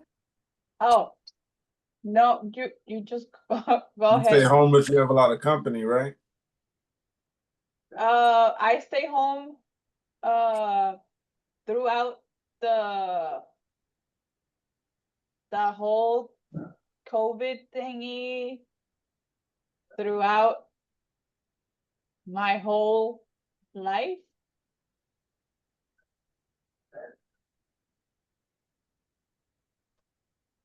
Where did you get COVID from?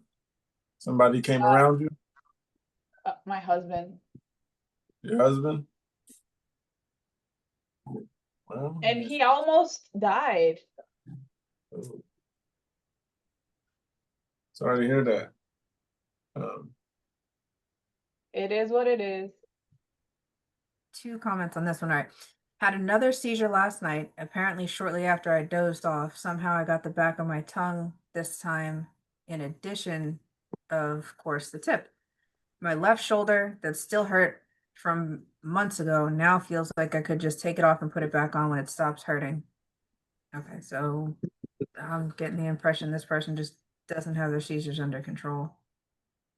The comment is saying, I hope you're doing okay and heal quickly. I know what the tongue biting and shoulder pain is like. Tongue is always a swollen mess after a TC. And if you're not healed, shoulder's not fully healed, then they're saying this is back from January. Hope you're hanging in there and feel better. My neck is usually worse than shoulders. Legs is the next most My annoying neck's thing. definitely, What about you or no, guys? sorry, my shoulder is, because I've said this before, is where I had a seizure and fell down the stairs and managed to wake up in my bed with my roommates saying, "What the hell happened?" Because there's blood on the floor and all that. And then now I have screws and metal in my. It broke my clavicle, which is your collarbone, but it was like at the right spot of your shoulder too.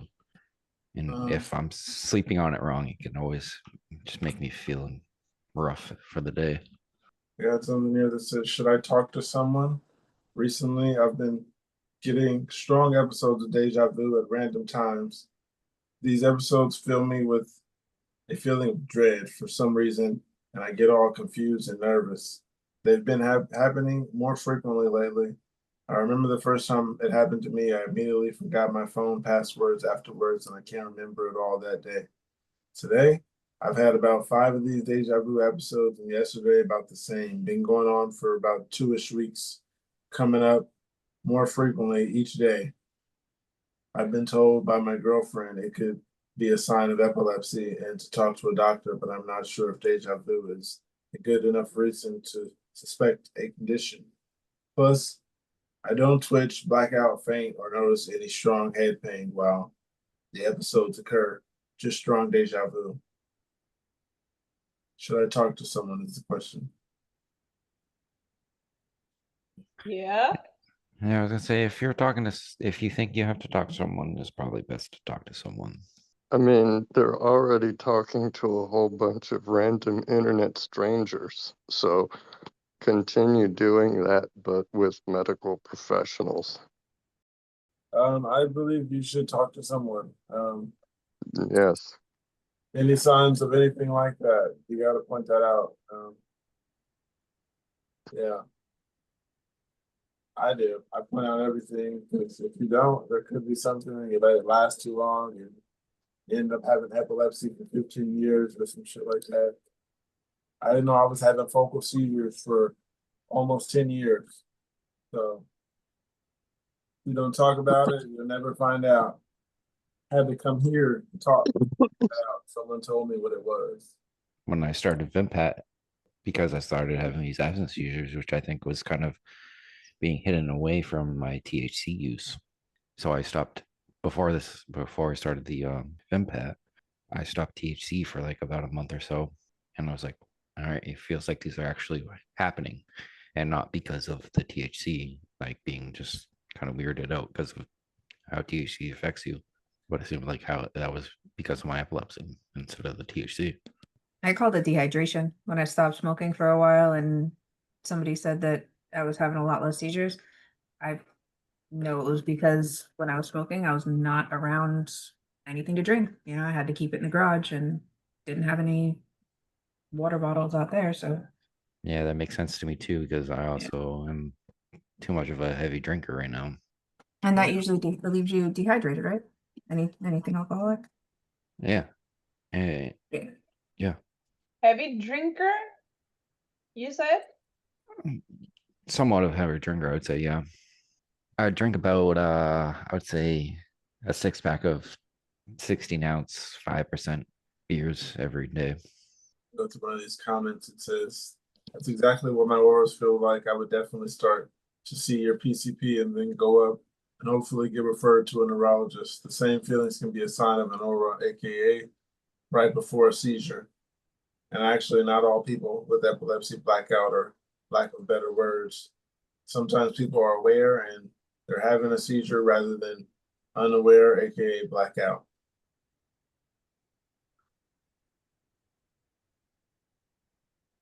Also, he says, I'm seizure free. Another person says, absolutely, that sounds like temporal lobe epilepsy and focal seizures. After reading your response to another comment, yes, you're having focal seizures and symptoms you're describing are serious. Don't let your seizures get worse. They will escalate if not taken care of now. Not all seizures make you twitch. Those are called grand mal seizures. You're having seizures, just not that type. If they are not properly taken care of, the seizures will get worse and possibly progress due to the pathways it makes in your brain.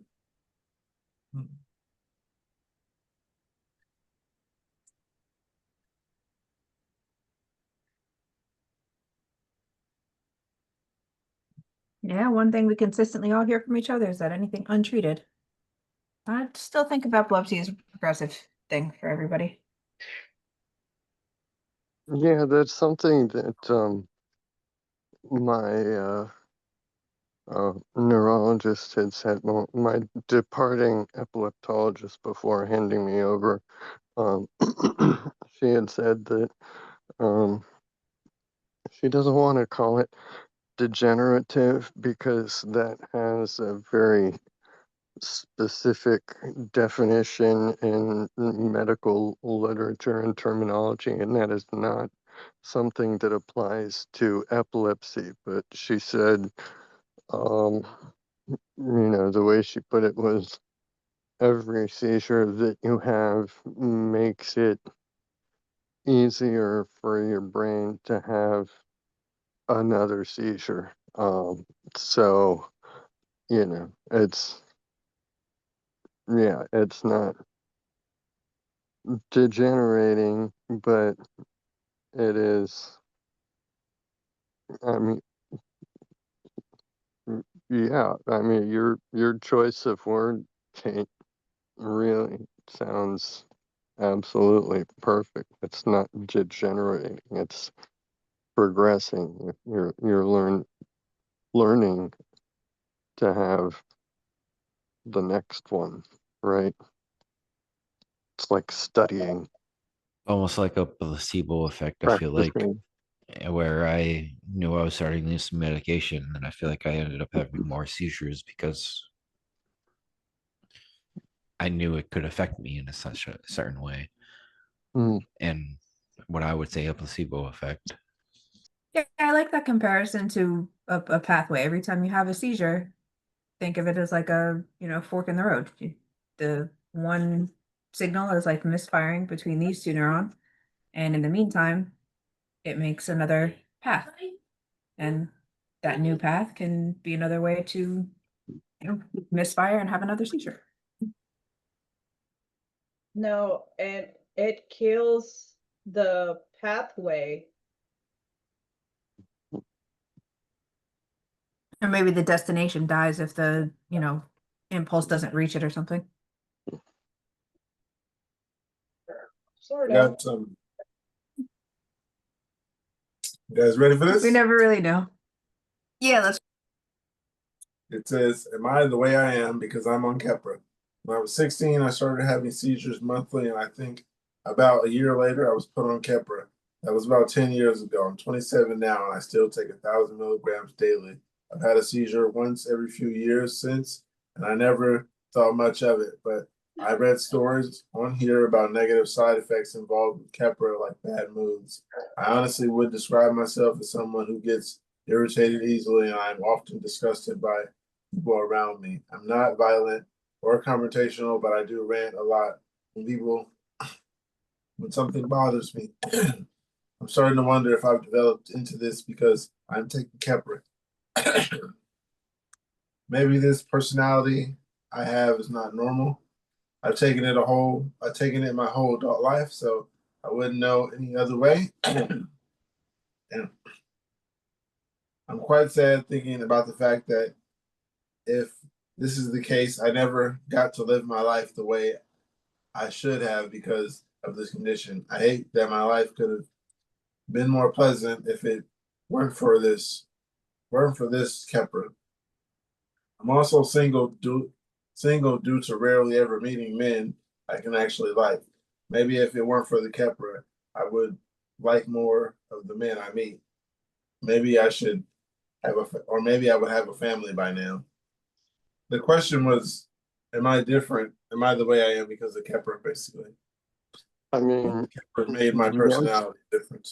yes, but it sounds like they are immediately making the jump to they are worse in any way, in every way, or as many ways as possible because of the Keppra, and that were it not for the Keppra, that they would just be better off. Not might be, it sounds like just the baseline assumption. Kepra equals bad, so life with no Kepra equals better off. And, you know, if by extension, the way they are has been, you know, uh, developed through um, being exposed to Kepra and Kepra equals bad, then who they are is bad compared to who they could have been. That is just not logically true. Those assumptions do not follow. I mean, non sequitur to put it in some nerdy lingo. The one does not follow the other. Um, they um, it is just as likely that they might be worse off were it not for the Kepra. You know, maybe the seizures would have been uncontrolled and they'd be dead by now. Would that be better off than having Kepra and dealing with Kepra rage for however many more years? Like, these are all kinds of abstract hypotheticals that really, at the end of the day, are only going to ever make you miserable. You are where you are, period. It, you know, who you could have been is an object of fantasy, and it's never going to, you know, live up to any sort of expectations, anybody's expectations. Um, so, um, So Does that sound like using as an excuse to everybody else?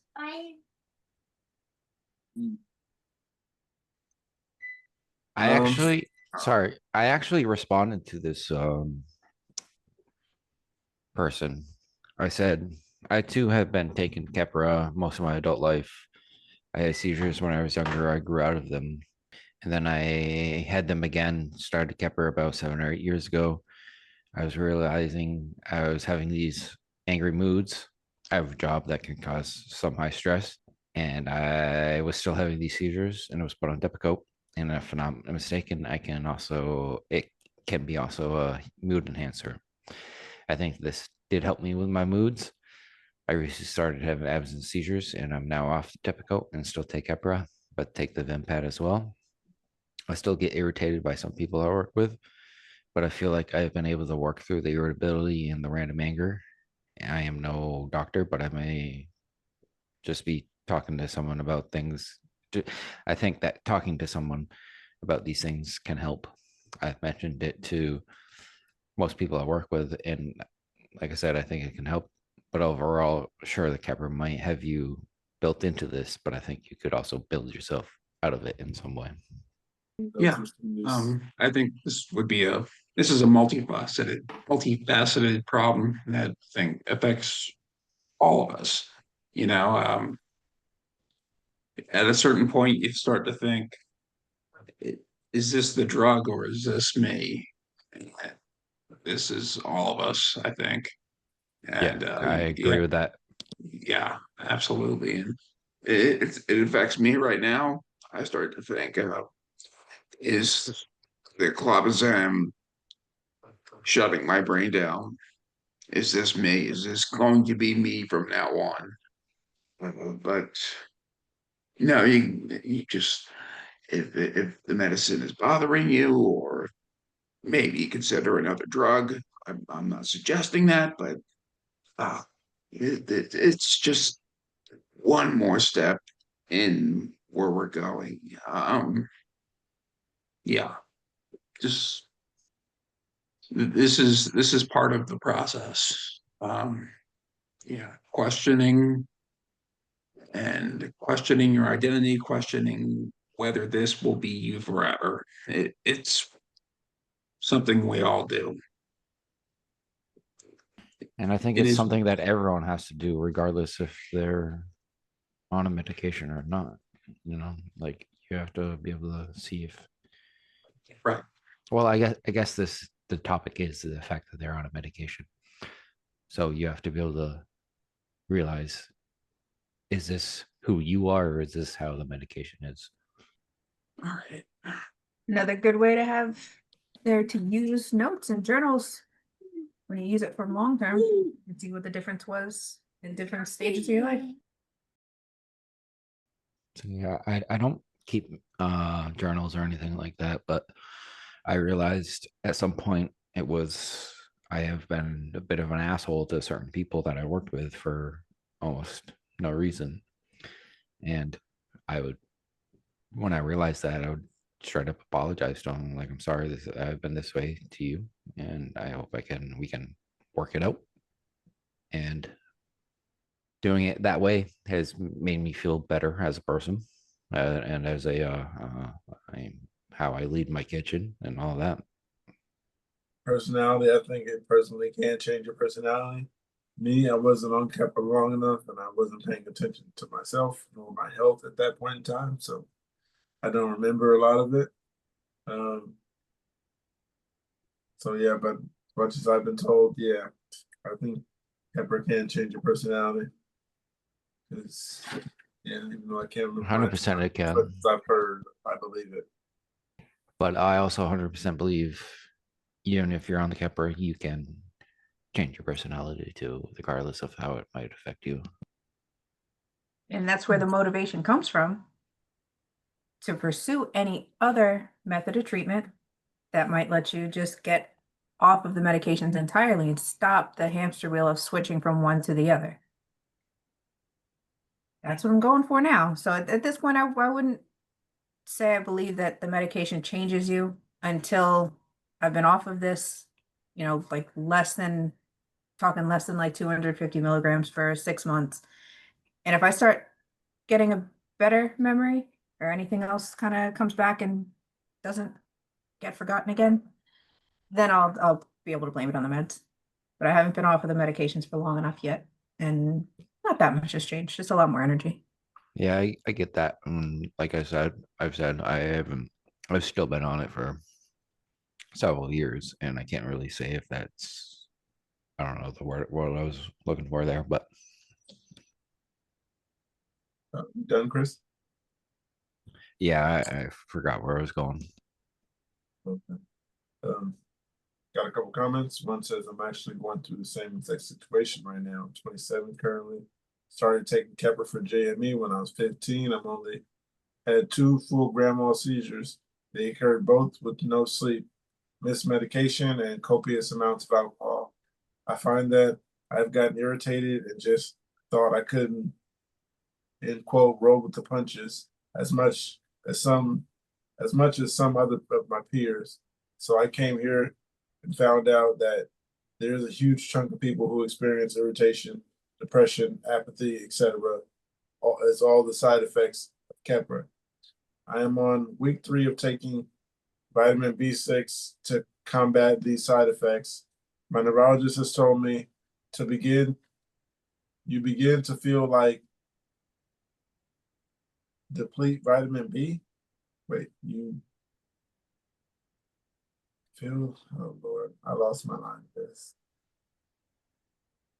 feel like the side effects after 4 weeks, and I already feel more of at ease after my first dose. My neurology prescribed it to me for mood swings, but I've also read on here that Kepler usage can deplete vitamin B in your body, which puts your mood out of whack.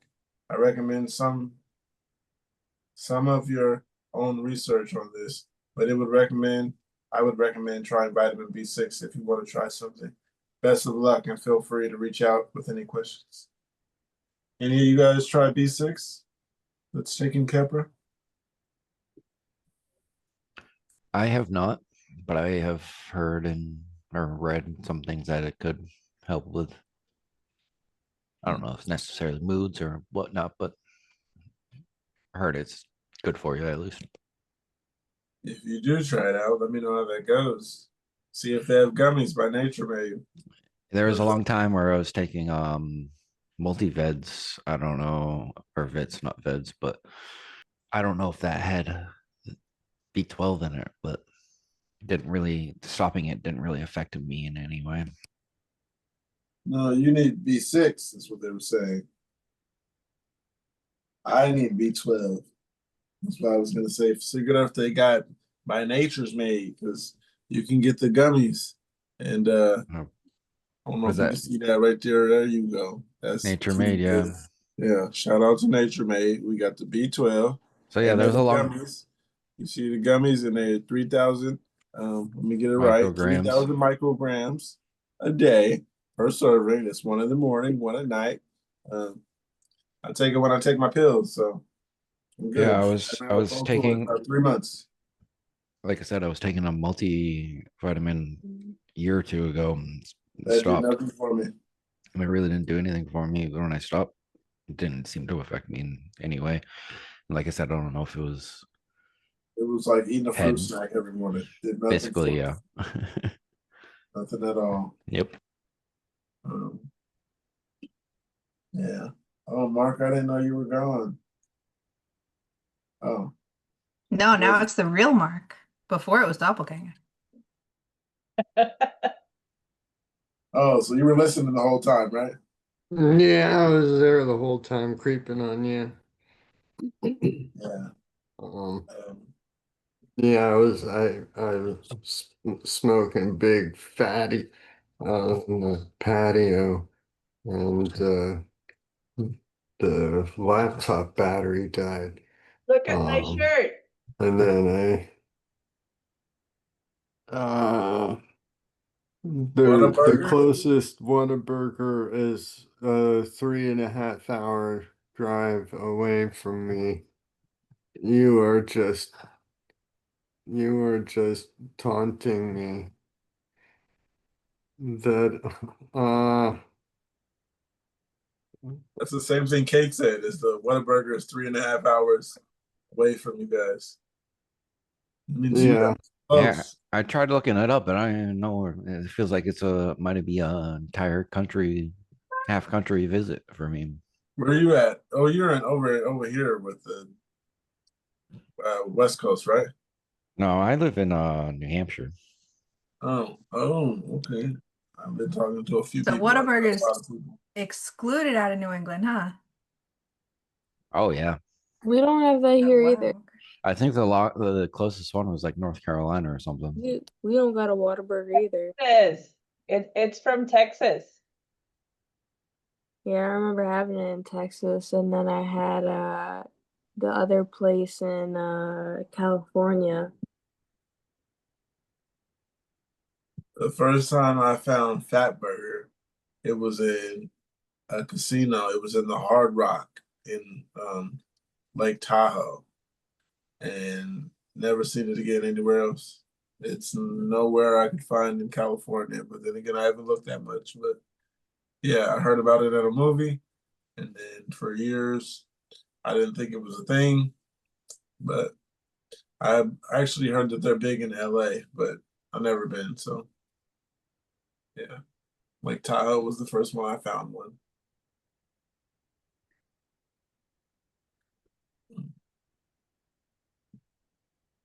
I'm gonna keep Could going through anybody these imagine comments. having audio triggered epilepsy? Oh, I Perfect. had one when I was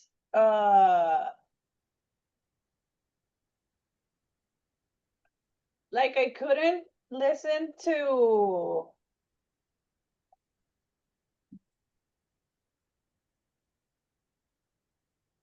different sounds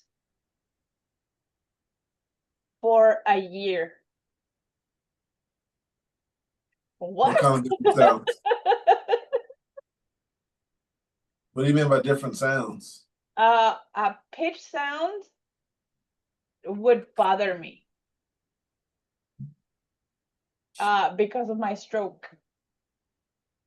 Oh. How long ago were you diagnosed with epilepsy? 7 years. This December.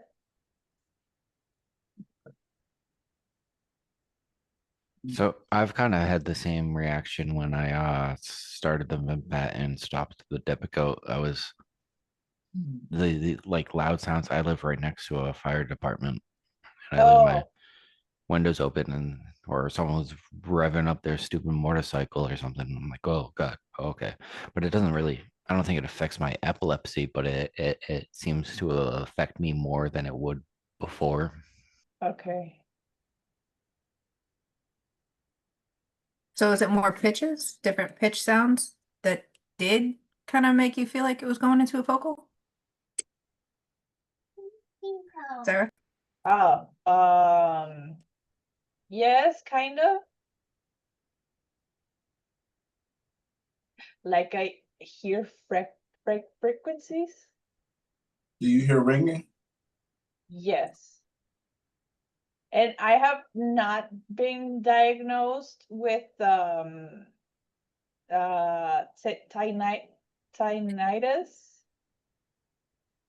Tinnitus. Nice, yeah. Mm-hmm. I appreciate that. I'm wondering if this sounds similar because it's saying I've been super frustrated lately because I've had 3 seizures in the last month because of sounds and shows we've been trying to watch. We only get to see each other on weekends, and if I spend the whole evening and night sleeping from seizure recovery, it really upsets me. He's great, carries me to bed, stays with me, but boyfriend feels so much guilt when I have a seizure. Upsets me so much, starting life over. Okay, that's more of a relationship paragraph on it. But was it like that? I mean, certain kind of more common frequencies that you would hear on like a TV show or a movie that you had to stay away from? No, not really. That I could remember. Would it cause you to at least like react to it more where you're like, oh God, oh, I just heard that, and it's kind of make you jumpy? No. At least not from a seizure point, no.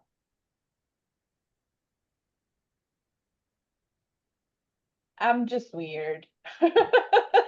Well, I was built different. it would make you feel different. I was built different. Well, I kind of get where you're getting at because like I said, how I've switched medications, hearing these noises have kind of, it doesn't cause me to be into a seizure or anything, but it makes me a little more jumpy than I used to be, to where I would react differently to these certain sounds.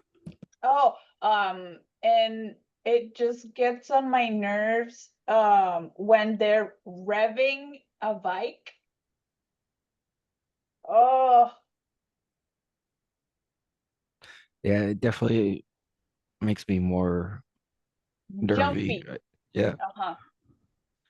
And like I said, I've been living next to a fire department for the past, I don't know, 5 months or 5 years. And because I switched this medication, it makes me more alerted, I guess would be the right word. Mm-hmm. It could be the medication.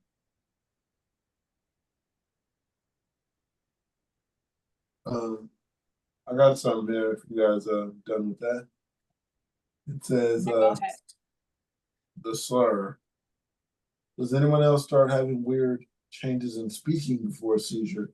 I now slur, then talk gibberish, then I'm out. So it's awful because I'm fully aware for the most of it. I know the exact word I want to say, but I can't get it out of my mouth without slurring or making alien sounds. Does this happen to you? Yes. Oh. I would say yep too. Wait, what sounds? Gibberish. So aggressively said. My God. Wow. It says I know. I now. The person said I now slur, then talk gibberish, then I'm out. So it's awful because I'm fully aware of it mostly. I know the exact word I want to say, but I can't get it out of my mouth without slurring or making alien sounds. Does this happen to you? Lufa, you make alien sounds? Yeah, I mean, I make noises. What the fuck?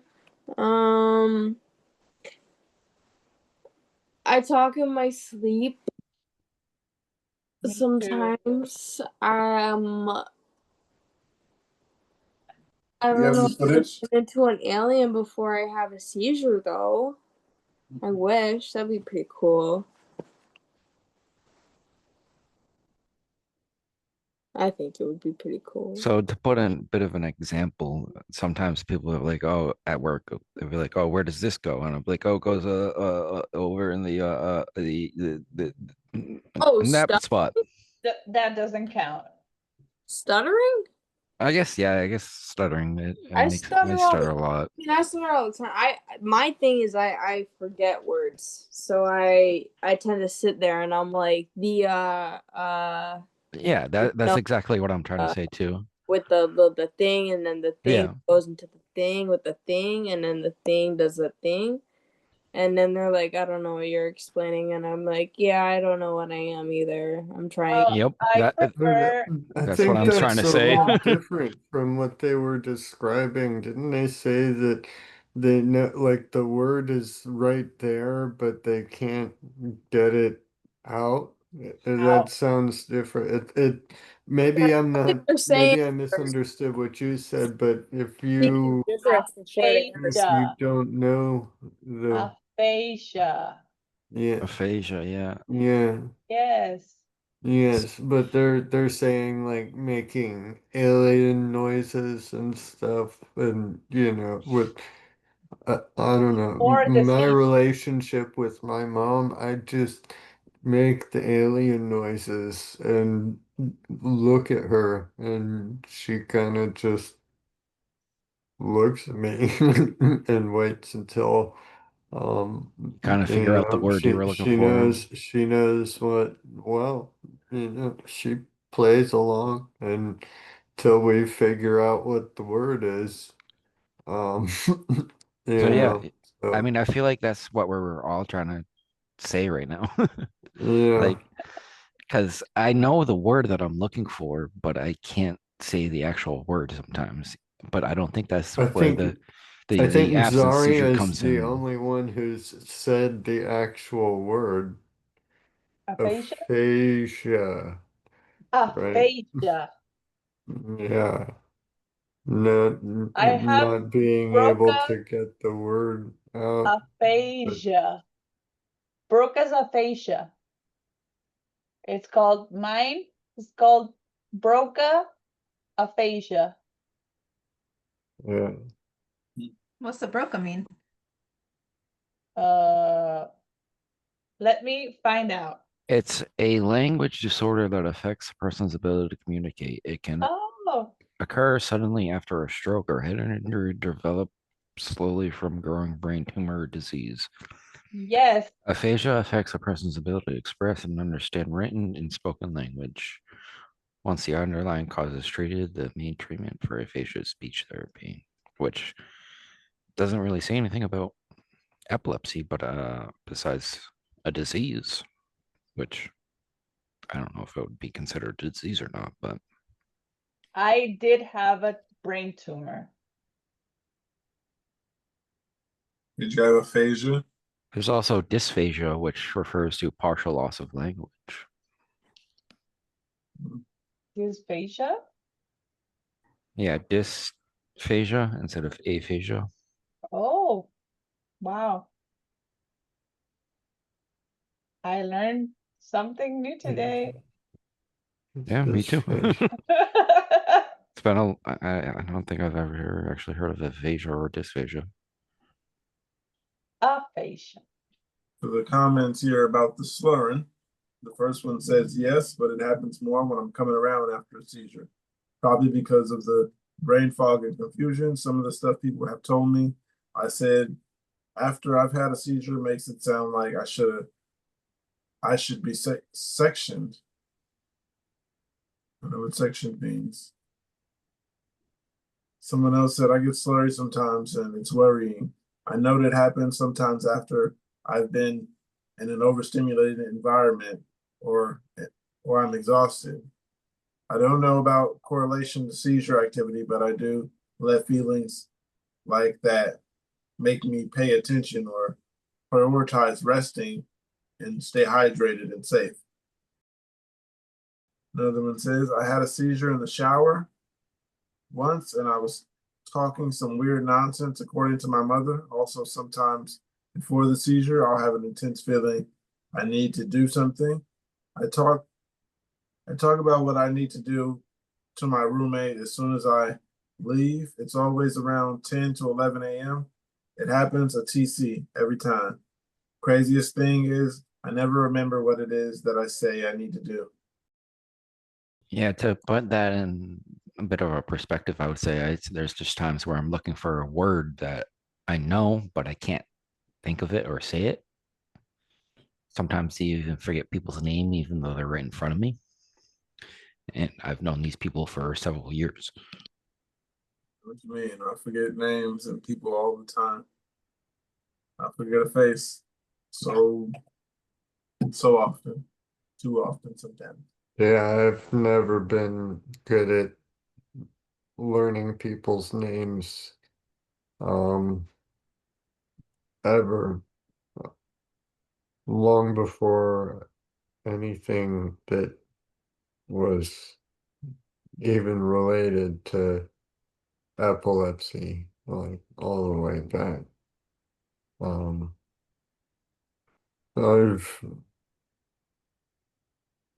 hypothesized that might be related to the autism spectrum disorder.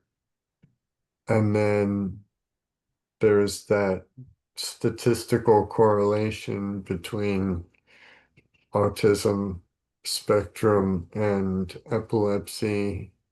So in that sense, maybe they are related, but I don't know. Yeah, that could also be like a bit of a thing. This is a bit of a hypothesis too, where that could be a bit of early onset epilepsy, maybe. I don't know.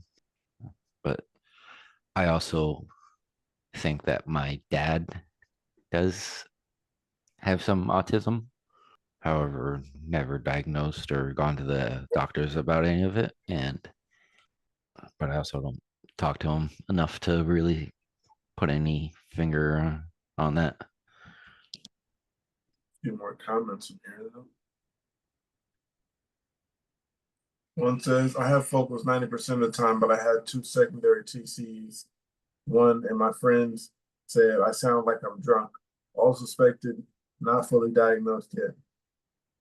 According to the wife, I don't so much as slur as replace words with other words. I guess I don't realize I'm doing it since that's not what I hear. Another one says, aphasia is pretty common in focal seizures and it can take a broad variety of forms. I've had episodes where I could speak like 6 words normally and everything else came out as gibberish. Genetic testing.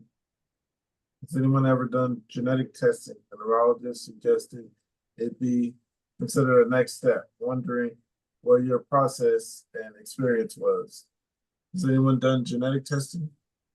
No. You ever tried to see if you can pass it on? Or you don't want to have kids, you said, right? What?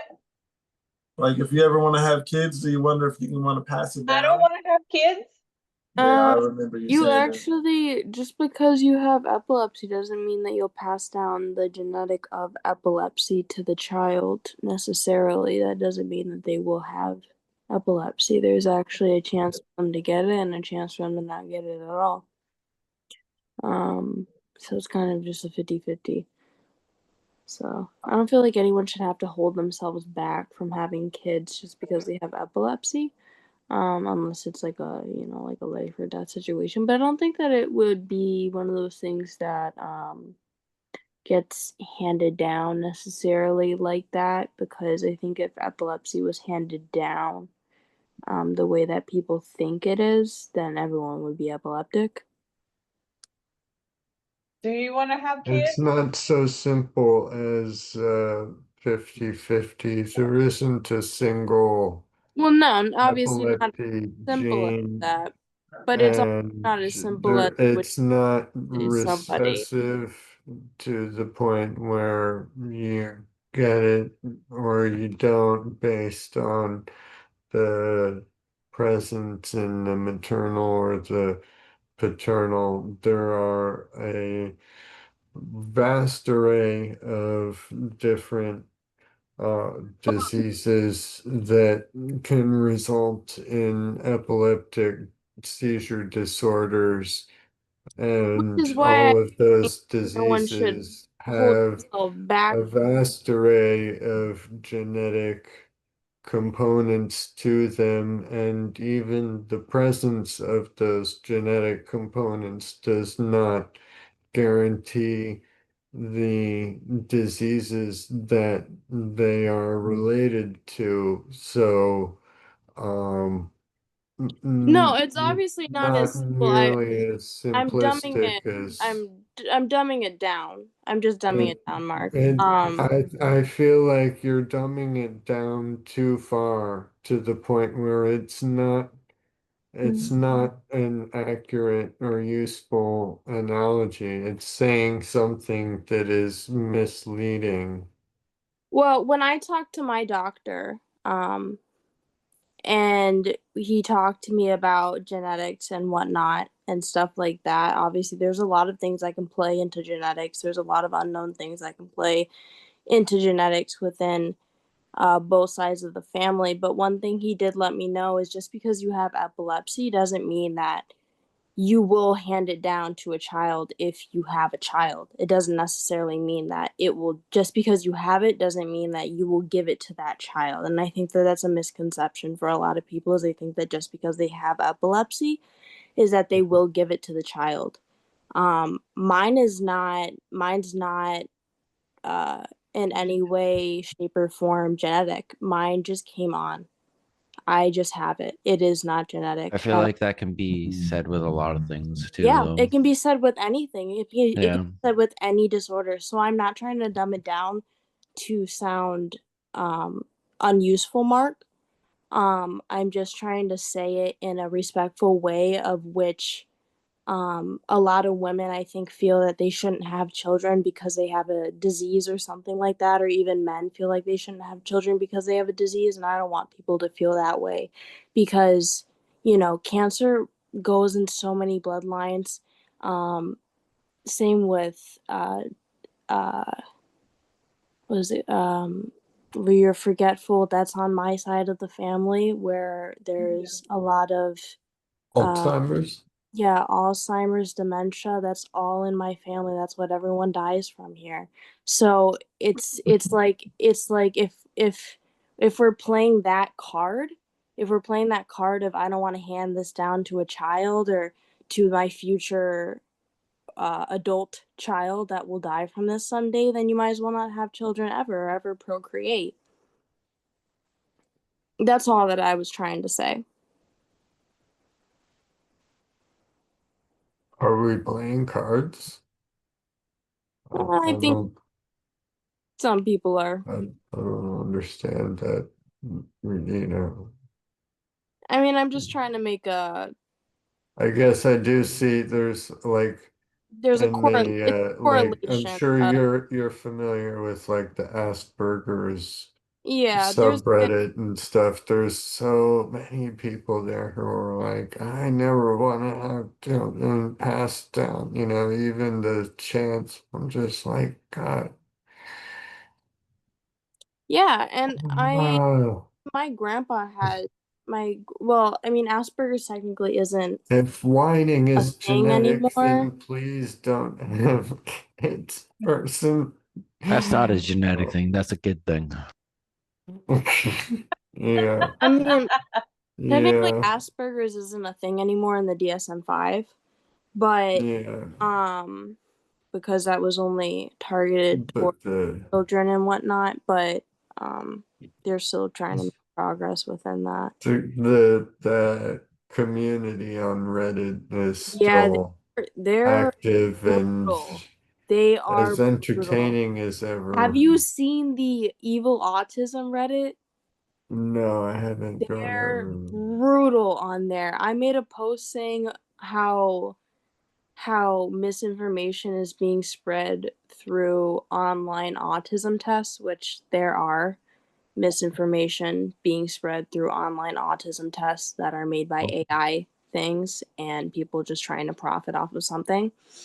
Because it ends up being like, oh, it's 69 cents for this, and if you don't quit it and within this amount of days, so, and then all these people came back at me like, oh, just because you got diagnosed professionally is the only reason you're hating on us and you're not letting us self-diagnose. And I'm like, hold the they're like, you're gatekeeping autism. They said I was gatekeeping autism.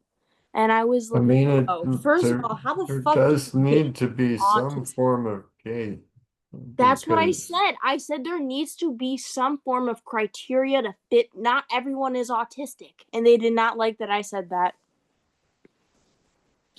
Not everyone is epileptic, guys. oh my gosh, oh my gosh, Gatekeeping. where are the baseball bats? Where are the baseball bats? I'm getting my gun. Wait I a feel like second. I'm I not feel like autistic? I have a misunderstanding with what we say every time we're on a Zoom call. Mark and I always misunderstand each other. It's okay. I understand kind of where you're coming from.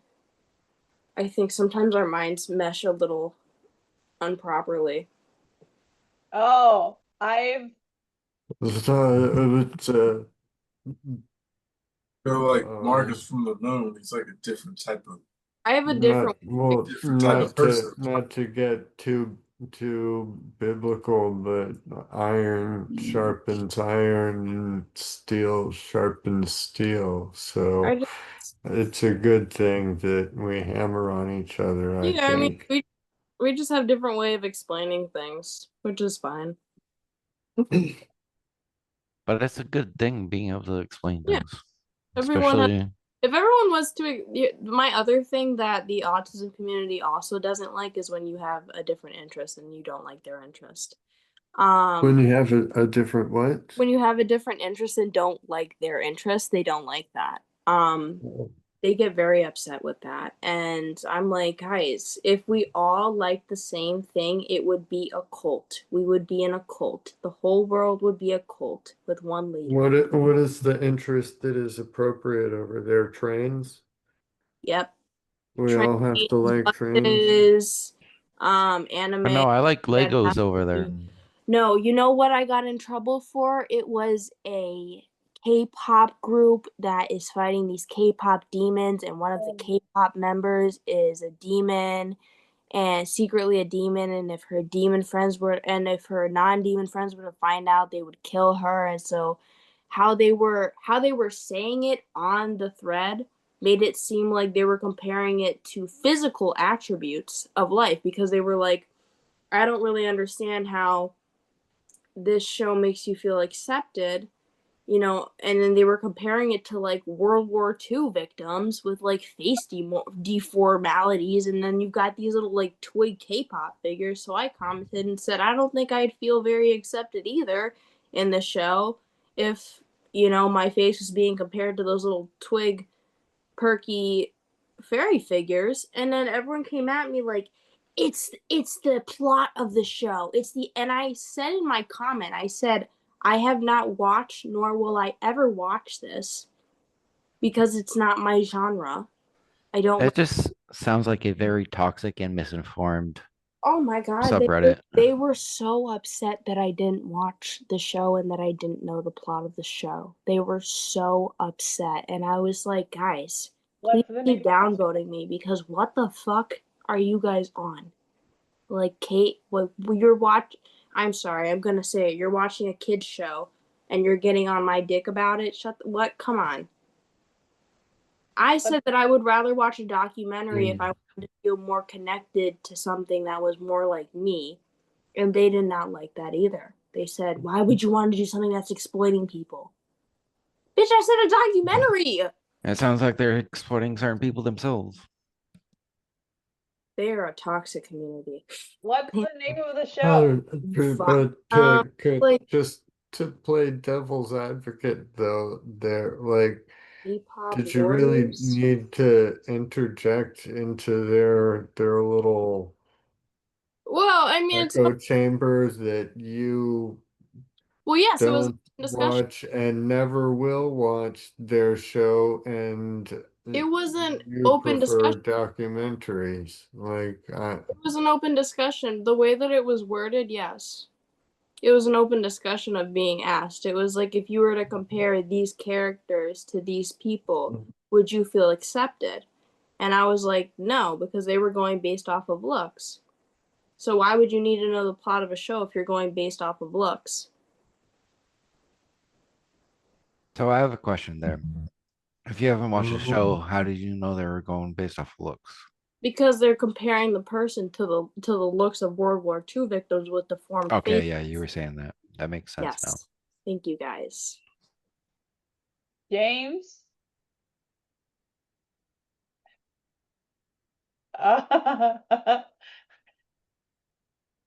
Oh, I'm here. I'm here. I'm just listening. I'm super tired. How about? oh, I thought you I know, were. I know it looked like I'm dozing off, but I actually wouldn't be able to completely fall asleep anyway, so I'm still kind of just here hanging out. Oh, I thought But you were sleeping. no, I wish it. I wish. I'll probably get off soon and attempt it. I do have work tomorrow, so I don't understand why it's a bad thing to thank throw you. opinions on things, though. I think the what? Like, I don't think it's a bad thing to throw in opinions on things. If someone's asking something and they haven't made it a straightforward It's because they won't respect your then opinion. yeah. So why should I have to hold back my opinion if they're not if just because I'm protecting them? You know, I should I still be able mean, to say my opinion. I shouldn't have to protect them just because I'm not complaining. Oh, you're not really protecting they're them. It's they're really just like, kind of going in and picking a fight no, I in wasn't. an echo chamber. I wasn't Like, picking a fight. I was putting in an opinion. There's a difference between putting in an opinion and picking a fight. Yes, but you're putting in your opinion, but they are picking the fight. Yes, they were picking the fight. I was just putting in an opinion and I was being respectful. I said to them But they don't respectfully, respect your opinion is the problem. no, and I stopped responding to them because I said, if you guys can't respect my opinion and can't have different viewpoints, then that's concerning. And Because then they not a can't process the fact that, yeah, maybe your opinion is a good opinion, but well, their opinion to them is the opinion. it's not even whether my opinion. It's not my opinion's not a fact or anything either, and neither is their opinion. It's a personal preference. Their opinion was a personal preference. But So they don't see it that way. I was saying in response to them that because they were asking what would you look for in finding like validation, because if you're epileptic, why would you look for validation in a different kind of illness? It wouldn't make sense. But if you're comparing, World War II victims that have deformed faces, like Because of they're certain chemicals that they've been yeah, and then they're exposed saying to. like this doesn't really make me feel accepted or anything. Like I don't understand what you guys are talking World War I? asking. I commented under. I said I've never watched this show, but I could see what you're saying by comparing the two pictures. Like they're two vastly different pictures, guys. And I was like, I would, if I'm looking for something that's going to help me build my self-esteem in real life and show me what real life is and what I'm personally going through to feel connected, I would rather watch like a documentary or something that actually connects and hits deeper to home than someone fighting K-pop demons. And then I asked them, I said, well, if that's not what you guys meant, what is the plot about? Can you explain the plot to me? Which they then did. And I was like, oh, okay, then that would make a little more sense as to why you guys feel a little more accepted within the show. But I said, as the OP had posted, it did not come across that way. And then they later were like, yeah, apologies. But, you know, in the beginning, they get very defensive. I'm just saying it's not, I don't think that giving an opinion out is a bad thing, and I don't think that it's picking a fight. It's definitely not. I dealt with that being told to me a lot when I was a kid with my mom and her ex, because nothing I said was ever right, even when it was right. So I think that it's completely okay to share your opinions and to ask for clarification on things too, without it having to be seen as picking a fight. Yeah, and I was never saying that you were picking the fight. It's their opinion, or not their opinions, but there's the fact that they're feeling like they were picking the fight is what I would say. And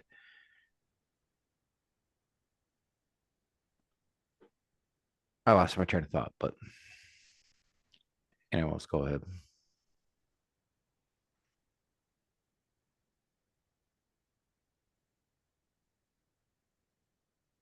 Well, oh, actually, what was the show you were talking about? I don't even know what the show is. I don't know what the show was. We swayed away from genetic testing to Yeah. I had genetic testing. I were talking about some genetics and then got into. Oh, that's what we asked is who's done genetic testing. I have, but I've said it several times. It was only for mental health medications, which I respond to the older antipsychotics that cause tardive dystonia and tardive dyskinesia. And then I respond to the second generation and name brand ones antipsychotics that also can cause tardive dystonia and tardive dyskinesia, which I've had before. And I'm actually taking a medication called Vraylar. He started me at a really low dose, 1.5 milligrams. But yeah, I gotta be really aware on this medication because it can cause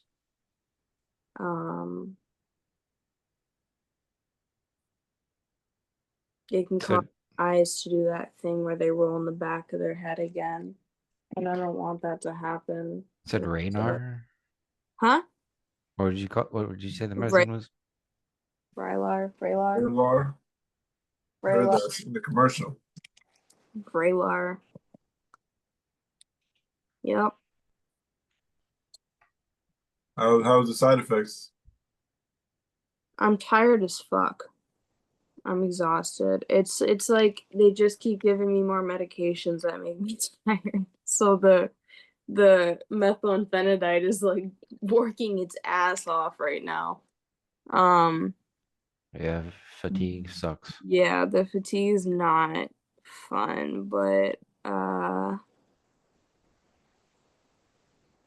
How do you deal with fatigue from the lacosamide, from the Bimpat? Chris. Sorry, go ahead. Oh, yeah, you go ahead. I thought. Okay. So surprisingly, I thought I was gonna get more fatigue going on this medication, stopping the Depakote, but I feel like I haven't had as much fatigue, probably because I'm on a much lower dose. I went from 750 milligrams of Depakote to 50 milligrams of Vimpat. Oh, I take 200 twice a day. Of Vimpat. Yes. So yeah, I do 50 milligrams twice a day. Oh, you're And skinny. and I also have been working much more. I work now like 6 days a week almost. At last month has been 6 days a week, and even then I'm still not too fatigued as I thought I would be. Oh, Do you get vertigo or like the head spinnies when you like? Because I just went up on my Vimpat to 200 twice a day. I was on 150 in the morning and 200 in the evening because I had like poor psychological response when I was on 200 twice a day, but I wasn't on pregabalin with it before, so we're hoping that the pregabalin this time now will help. But I remember having the vertigo, like I turn my head and it feels Yeah. like the rest of the world kind of keeps turning for a bit. Is that So when I so? first started about it, I would say about a month ago now. I didn't really feel vertigo or anything like that, but I definitely felt more clumsy, Hmm. and I wasn't reading as well, and I still kind of not reading as well as I should. But other than that, like I said, it has been helping me quite well, which I'm very happy with. What about you? Sorry, you get the vertigo, dizziness, head spin thing at the 200 twice a day?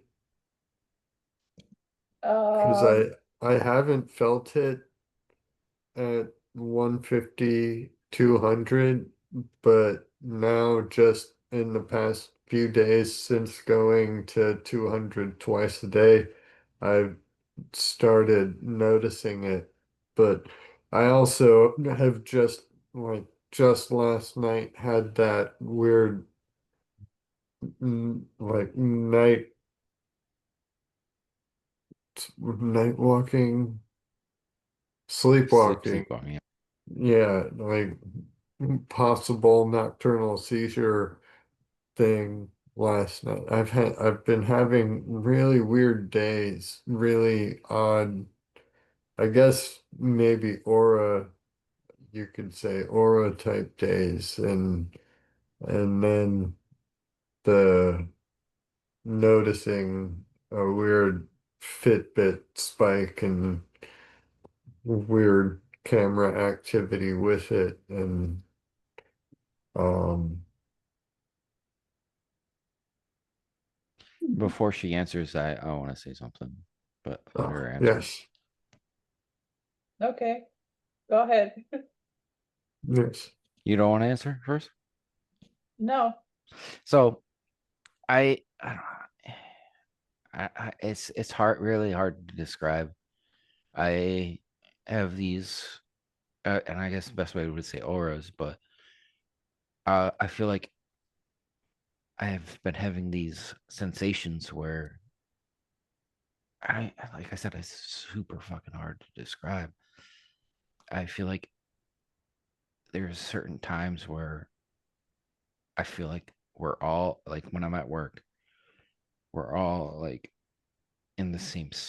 I don't know if seeing the same spot's the right thing to do, but like it's what there's a thing called the opposite of deja vu.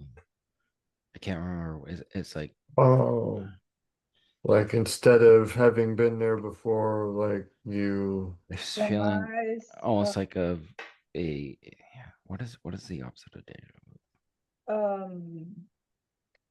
never been there.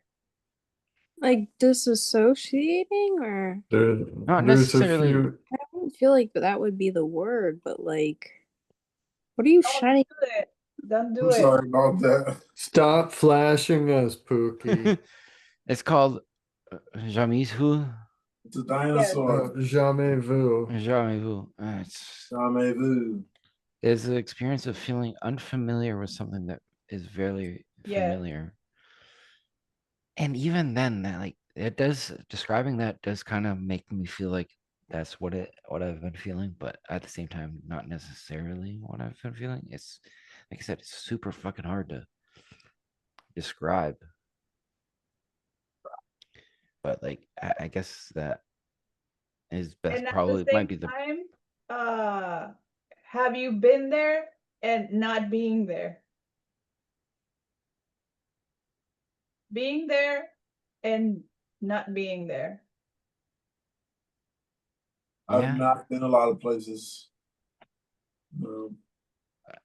Yeah, I mean, at the same time, even though I feel like I've been there and not being there, but I also feel like I've been there at the same time.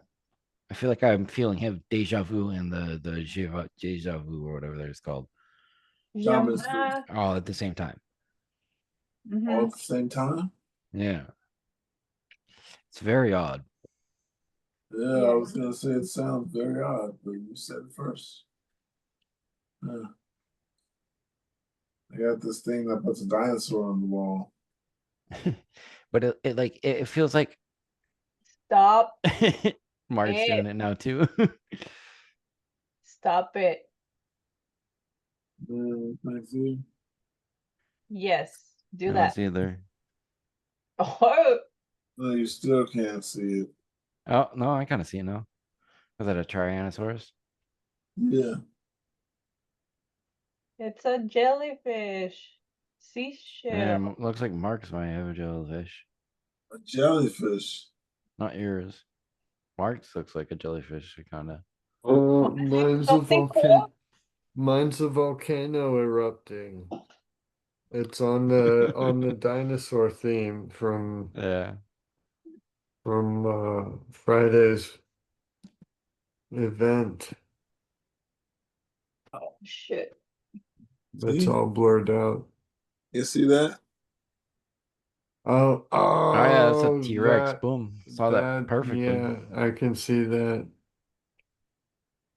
Cool. What is that? Sorry. Oh, it's a jellyfish. It's a dinosaur. Yeah. Yeah, it's definitely a T-Rex.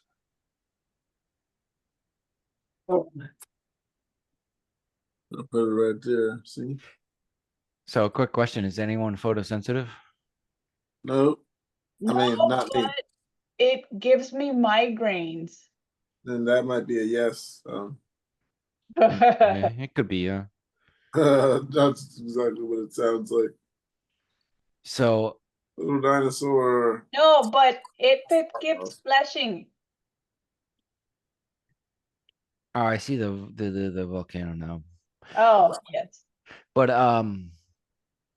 I tend to watch a lot of body cam videos, and Make me or sweat. I'll watch like Ew. cops Makes me flashing sweat. lights. It doesn't make me sweat, but it makes me Traumatized. nauseous. It makes me nauseous if I watch it. Traumatized. If it makes me nauseous too much, if I watch it too much. I feel like I'm there. Traumatized.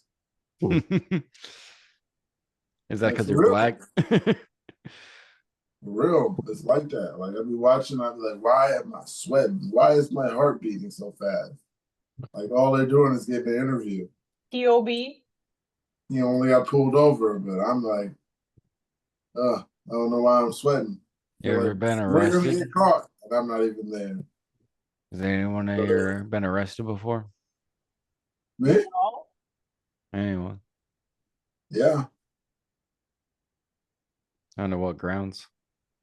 Under store grounds. Historic? Arrested, but I was taken back. Look at Mark. Oh, Blurry. I can't make it out. Got the blurred Oh, camera. shit. It's blurred out. It thinks it's the background.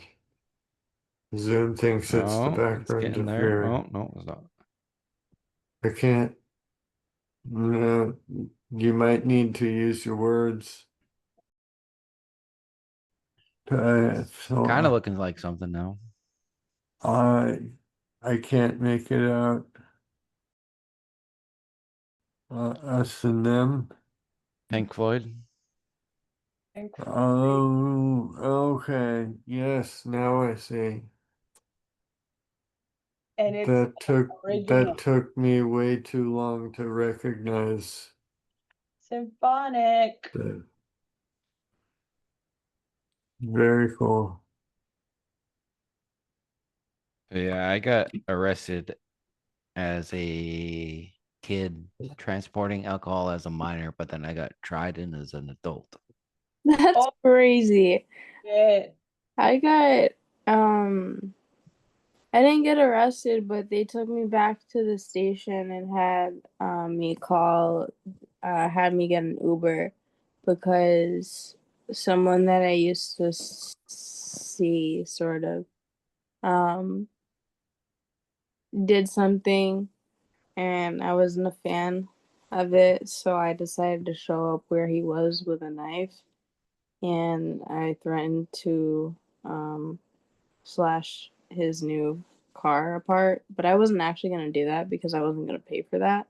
And I didn't want the charge for that. So it was more just me trying to taunt him, which I did. And then he moved the car into a parking garage, so I know he had to pay for the parking garage fee and everything. So I was like happy with that. And I was like getting ready to call an Uber, and he called the police on me.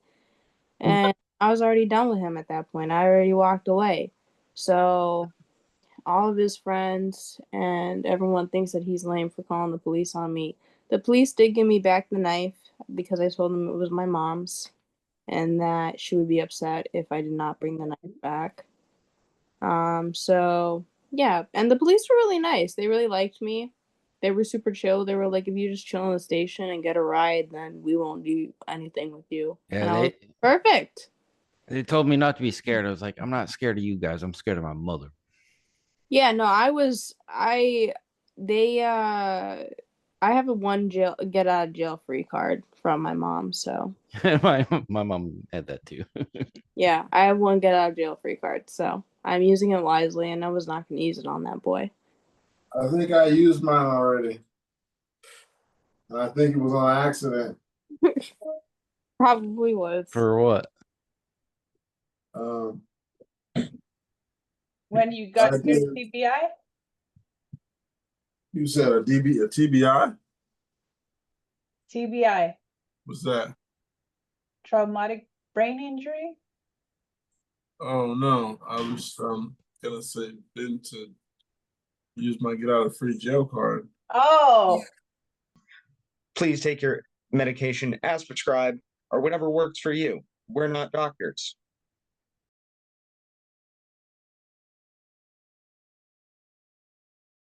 It was just funny where I'm like, okay.